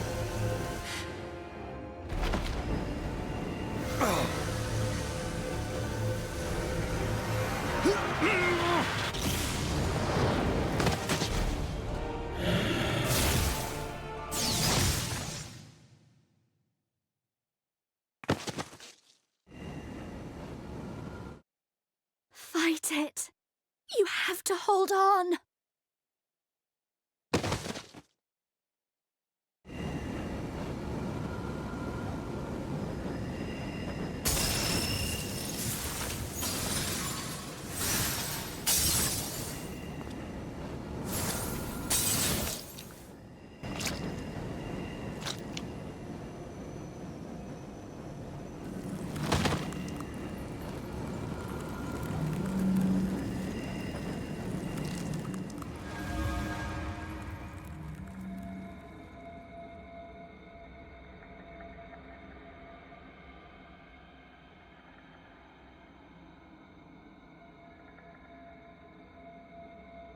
If you had the strength to take another step, could you do it? Could you save our worlds?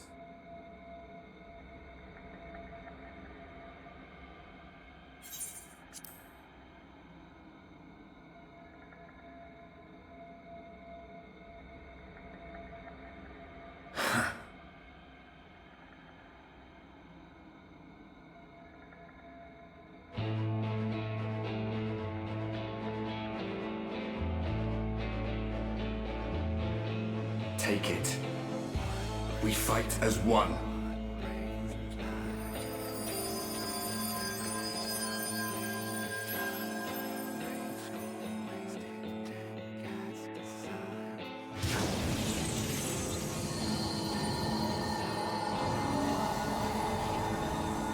This world is not yours to end. This is our future. Our story.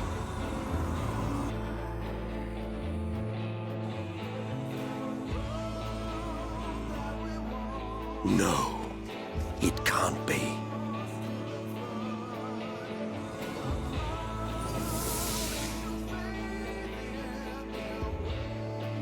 Ah, that trick of the light.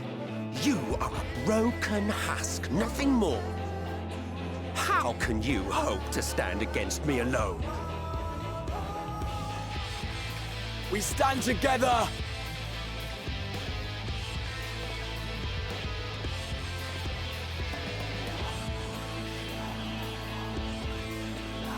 How do... I'm surprised you can stand at all. I could not well leave matters half finished. Let expanse contract, Eon become instant.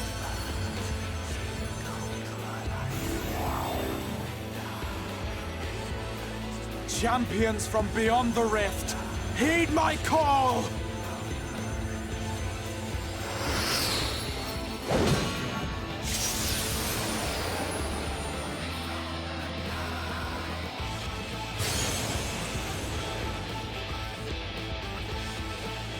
Damn you! Damn you all!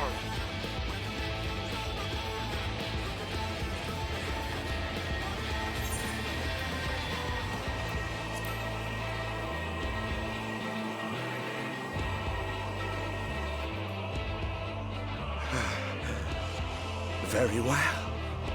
Let us proceed to your final judgment. The victor shall write the tale, and the vanquished become its villain.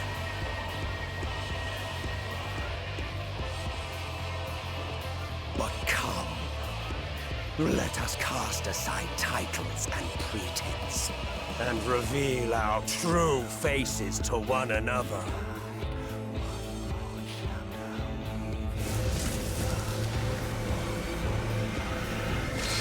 I am Hades, he who shall awaken our brethren from their dark slumber.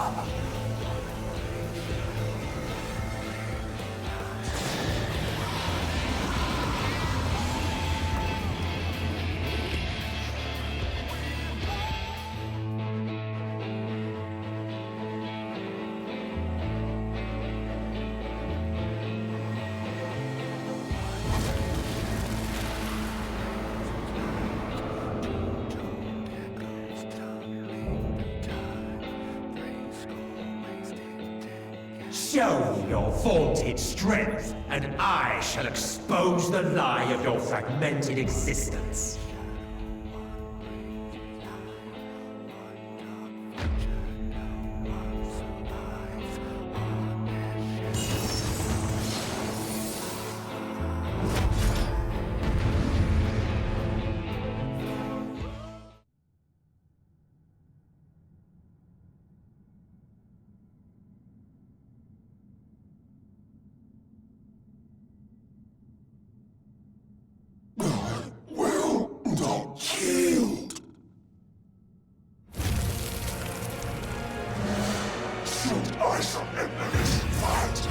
What will become of it all?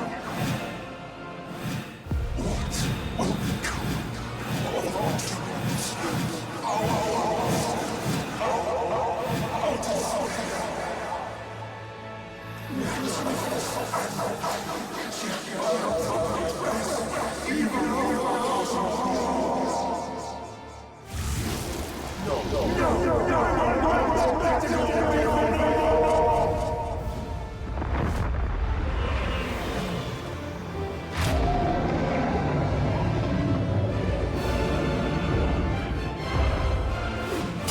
Enough, damn you!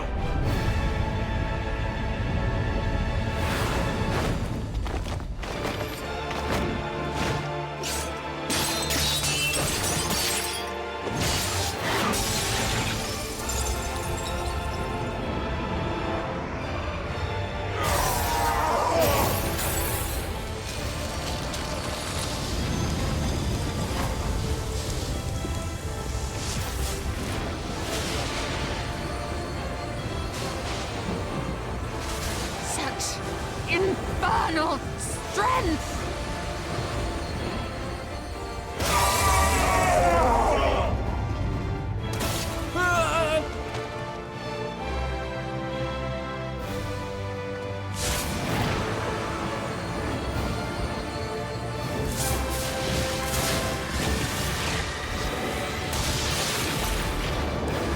Now! Strike with all thy might!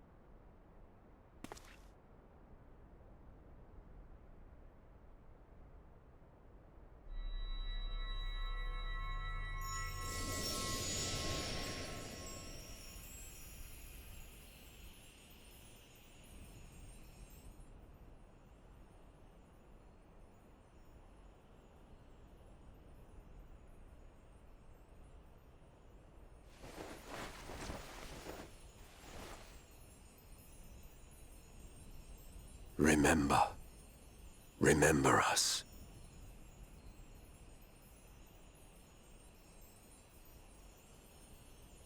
Remember that we once lived.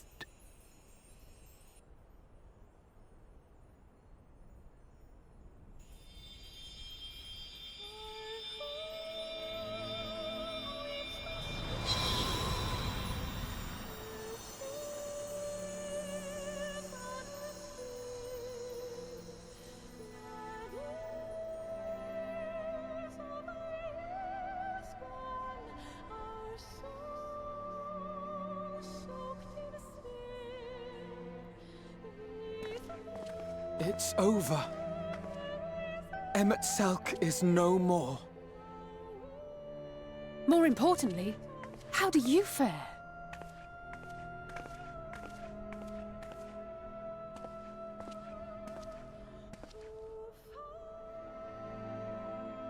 What dost thou see?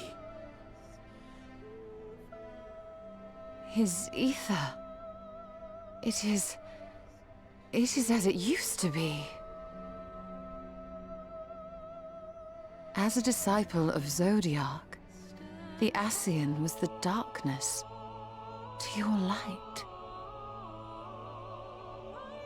I can but assume that when you set your strength against his, the light within you was spent.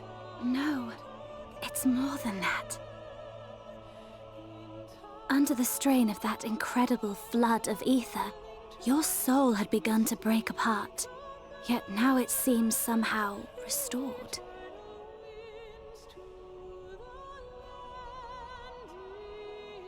I tried to help you before the battle, but Emmett Selk stopped me. So, how did you... exactly what did you... Can you tell us what happened?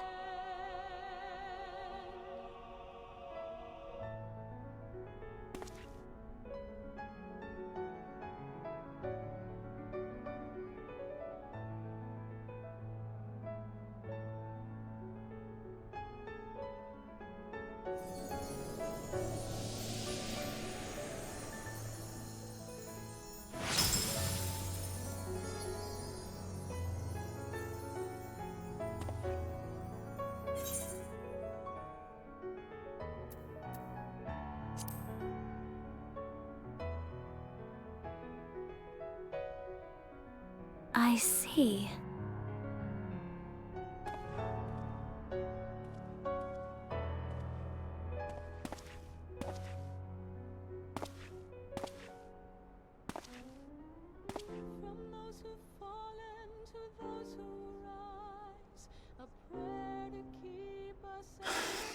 Where to start?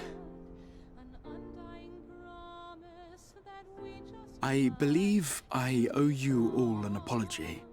And you, most especially.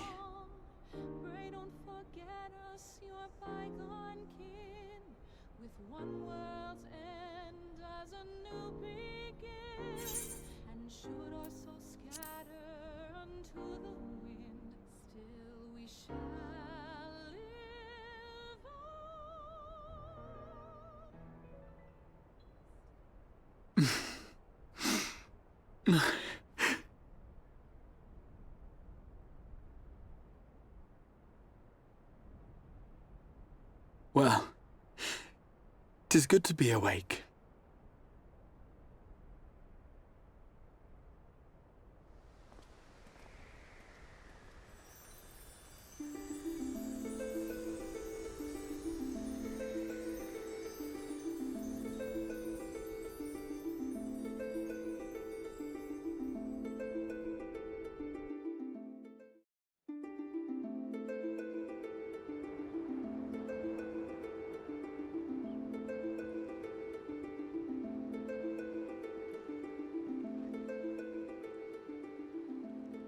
So, those mad souls dove straight into the ocean over there, did they? All I could see from here was the whale, Master Chai. 'Twas surely Alphino and those friends of his. They did something heroic, mark my words. You need only look up there for proof of that.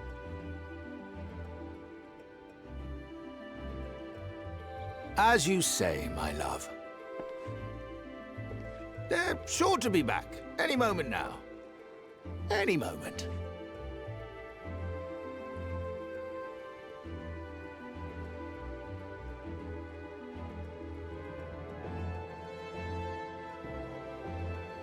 They are coming back, aren't they? I couldn't bear the thought of...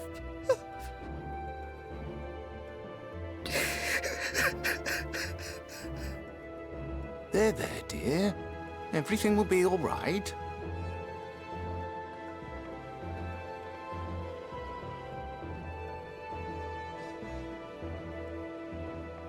There, look! Over there, over the beach!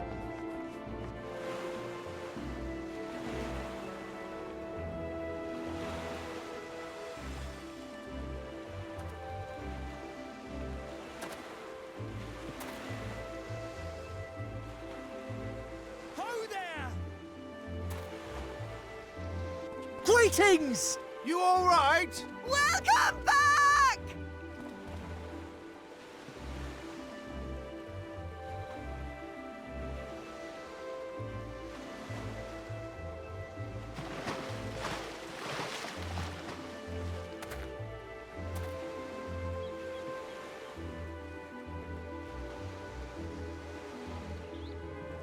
I didn't think... We'd be swimming the whole way back. Heavens. Heavens. Take me. Alphino! Oh, hells.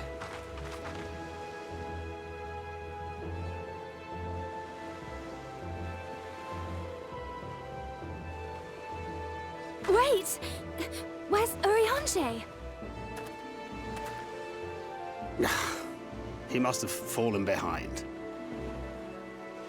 But shouldn't we look for him?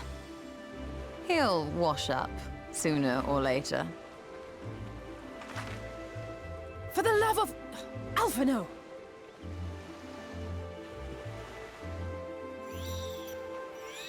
Welcome back, dear ones!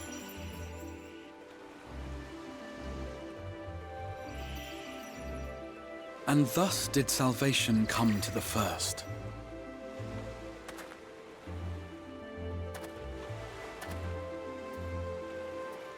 The lamps of Amarot will fade along with Emet-Selk's enchantments, and the depths shall be as once they were.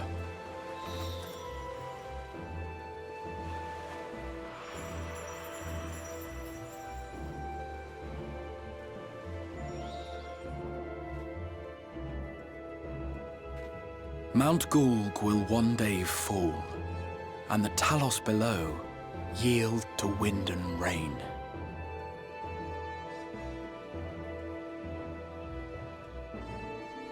This tale, too, will fade with time, passing into legend as the world heals and moves on.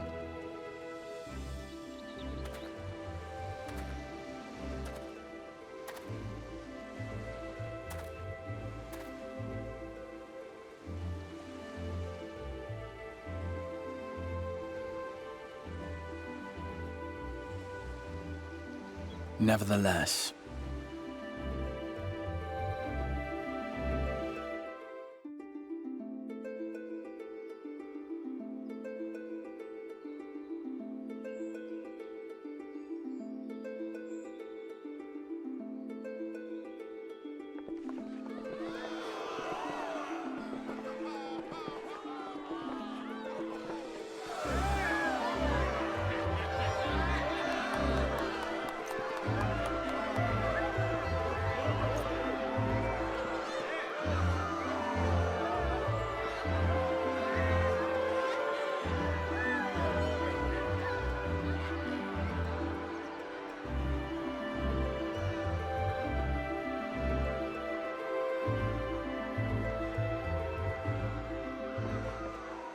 as ether obeys the cycle, as death and decay gives way to new life,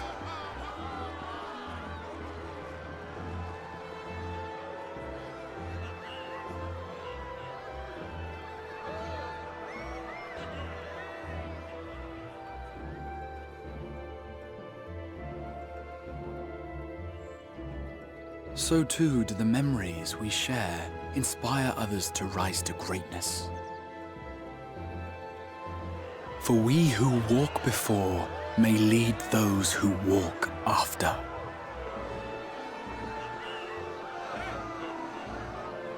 Your road goes ever on, as does your story, as does your legacy.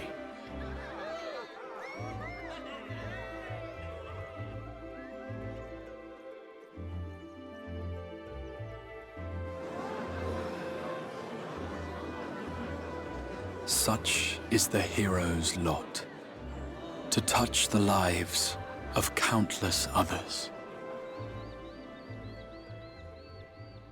Excuse me? You're the Warrior of Darkness, aren't you?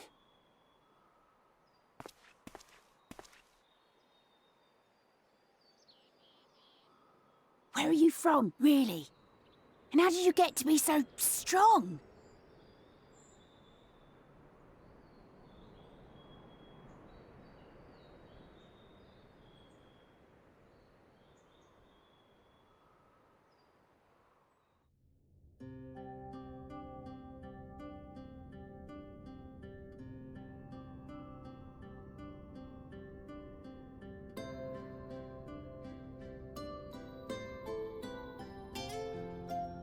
By your deeds has the blinding light been banished from these skies, and the Sin Eaters driven to retreat.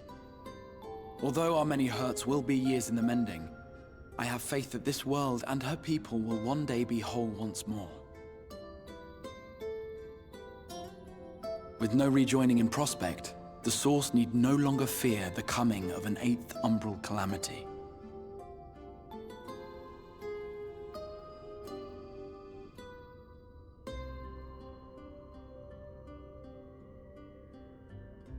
And with that triumph, the future from which you came will no longer come to pass. Yet here you still stand. So I do. I wonder if that other age continues onward somehow, cut adrift from time's flow.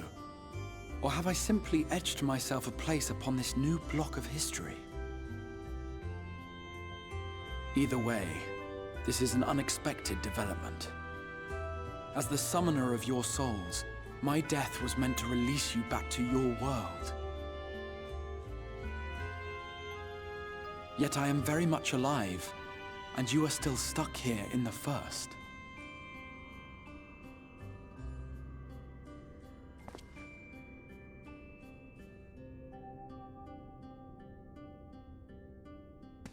I believe I speak for us all when I say that we are happy to postpone our return if it means your life is spared. We will seek out another way.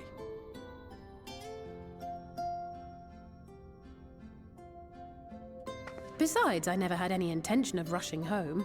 There are people here I still need to thank, and this means I might actually have time to do so.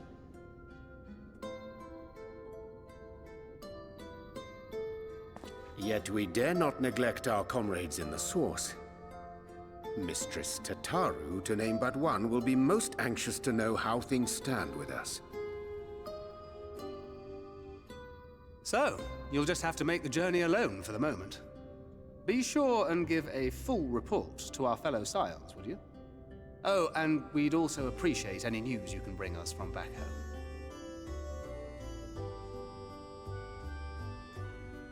Then I see no reason to delay. I can open the path from here.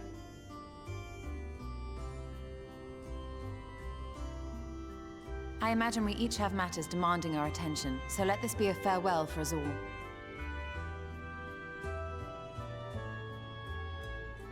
Send word when you've resummoned our friend. Oh, and do try to ensure he arrives within the city next time. Of course. I shall strive for utmost accuracy.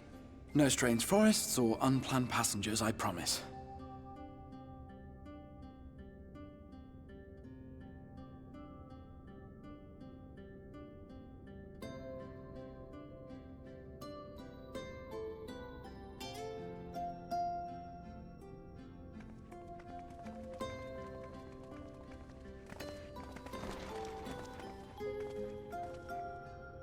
I'm a little relieved, to be honest. I would have been terribly lonely if everyone had suddenly disappeared.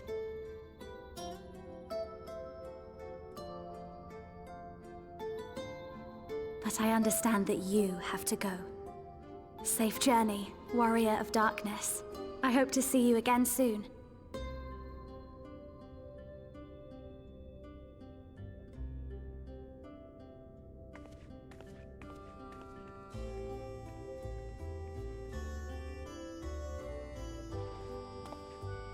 Just a moment while I attune the portal. Then you can be on your way.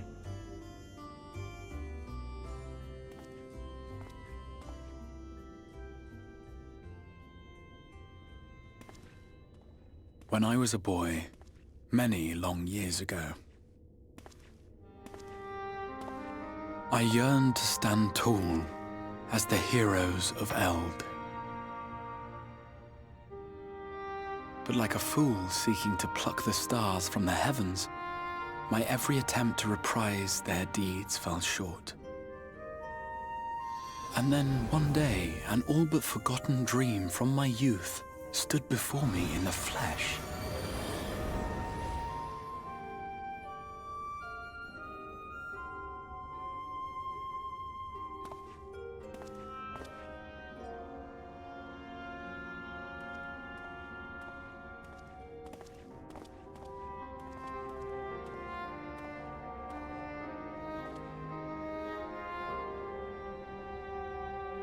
A hero who looked at the horizon and beyond and saw I knew not what.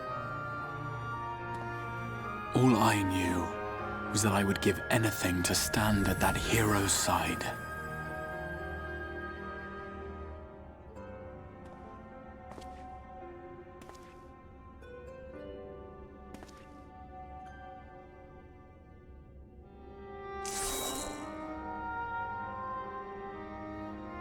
Would that it was so easy.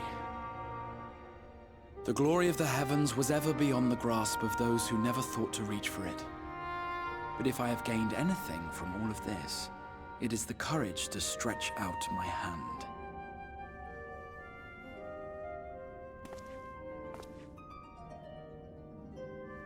Do you hear me, Grahatia? This is no time for sleeping.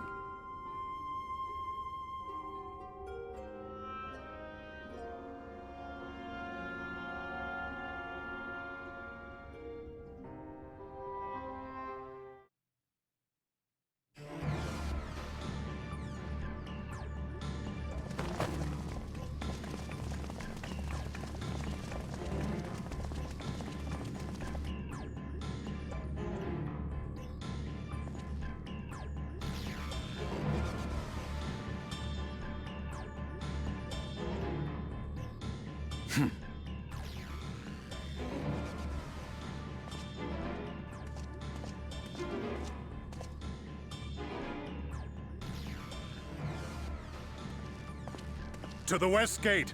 I want to know what's happening there.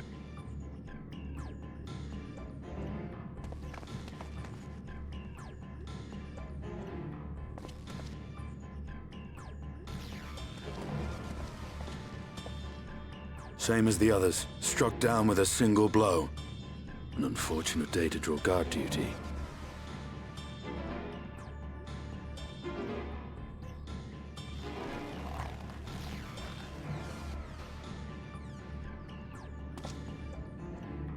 Forgive me. These were your people. We took advantage of this slaughter to slip into the palace. 'Tis not for me to grieve them.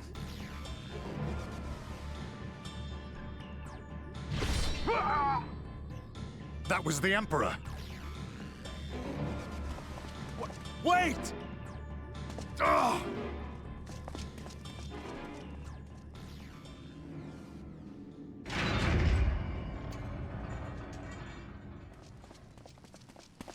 You Radiants!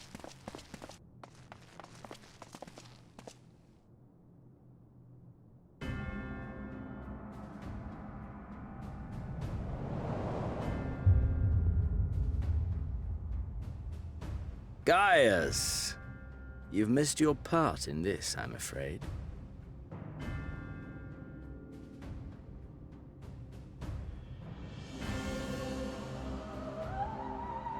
Identify yourself, demon!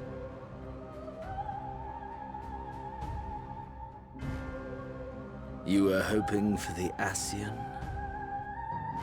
The Craven shed this skin and fled, rather than face me. A pity. I was looking forward to crossing blades with myself. But I cannot deny the feeling of satisfaction.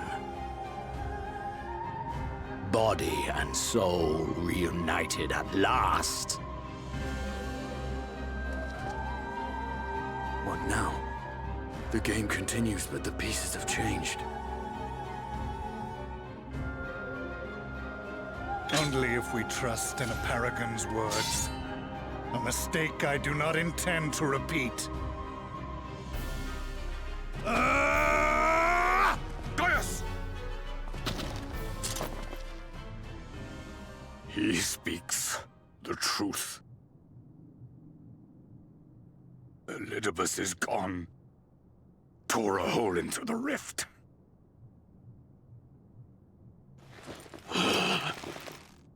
Xenos, my foolish, greedy son. Was a second life not enough? Was the Empire too rich a prize to ignore?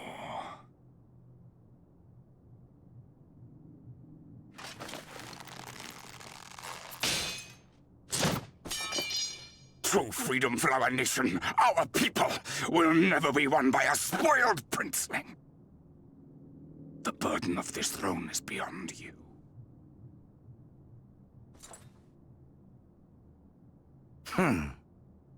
'Tis you, father, who have struggled with this burden. Simply holding the Empire together has occupied your limited faculties.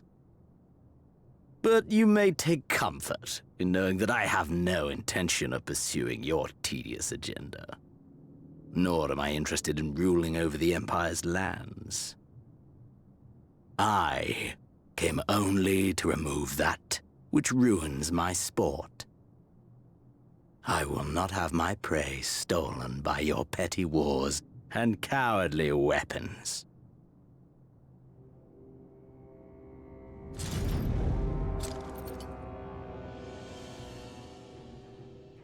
You would kill me just for that.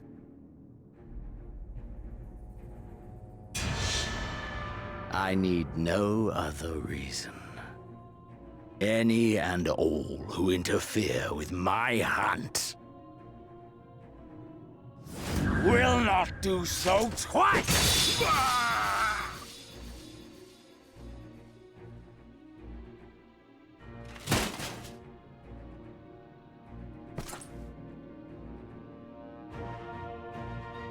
I heard the Ascians speak of Zodiac and Eidolon. Even the will of this star is but a construct of our own making. We shall gorge upon their strength, and then, my friend, our contest shall begin anew. Xena!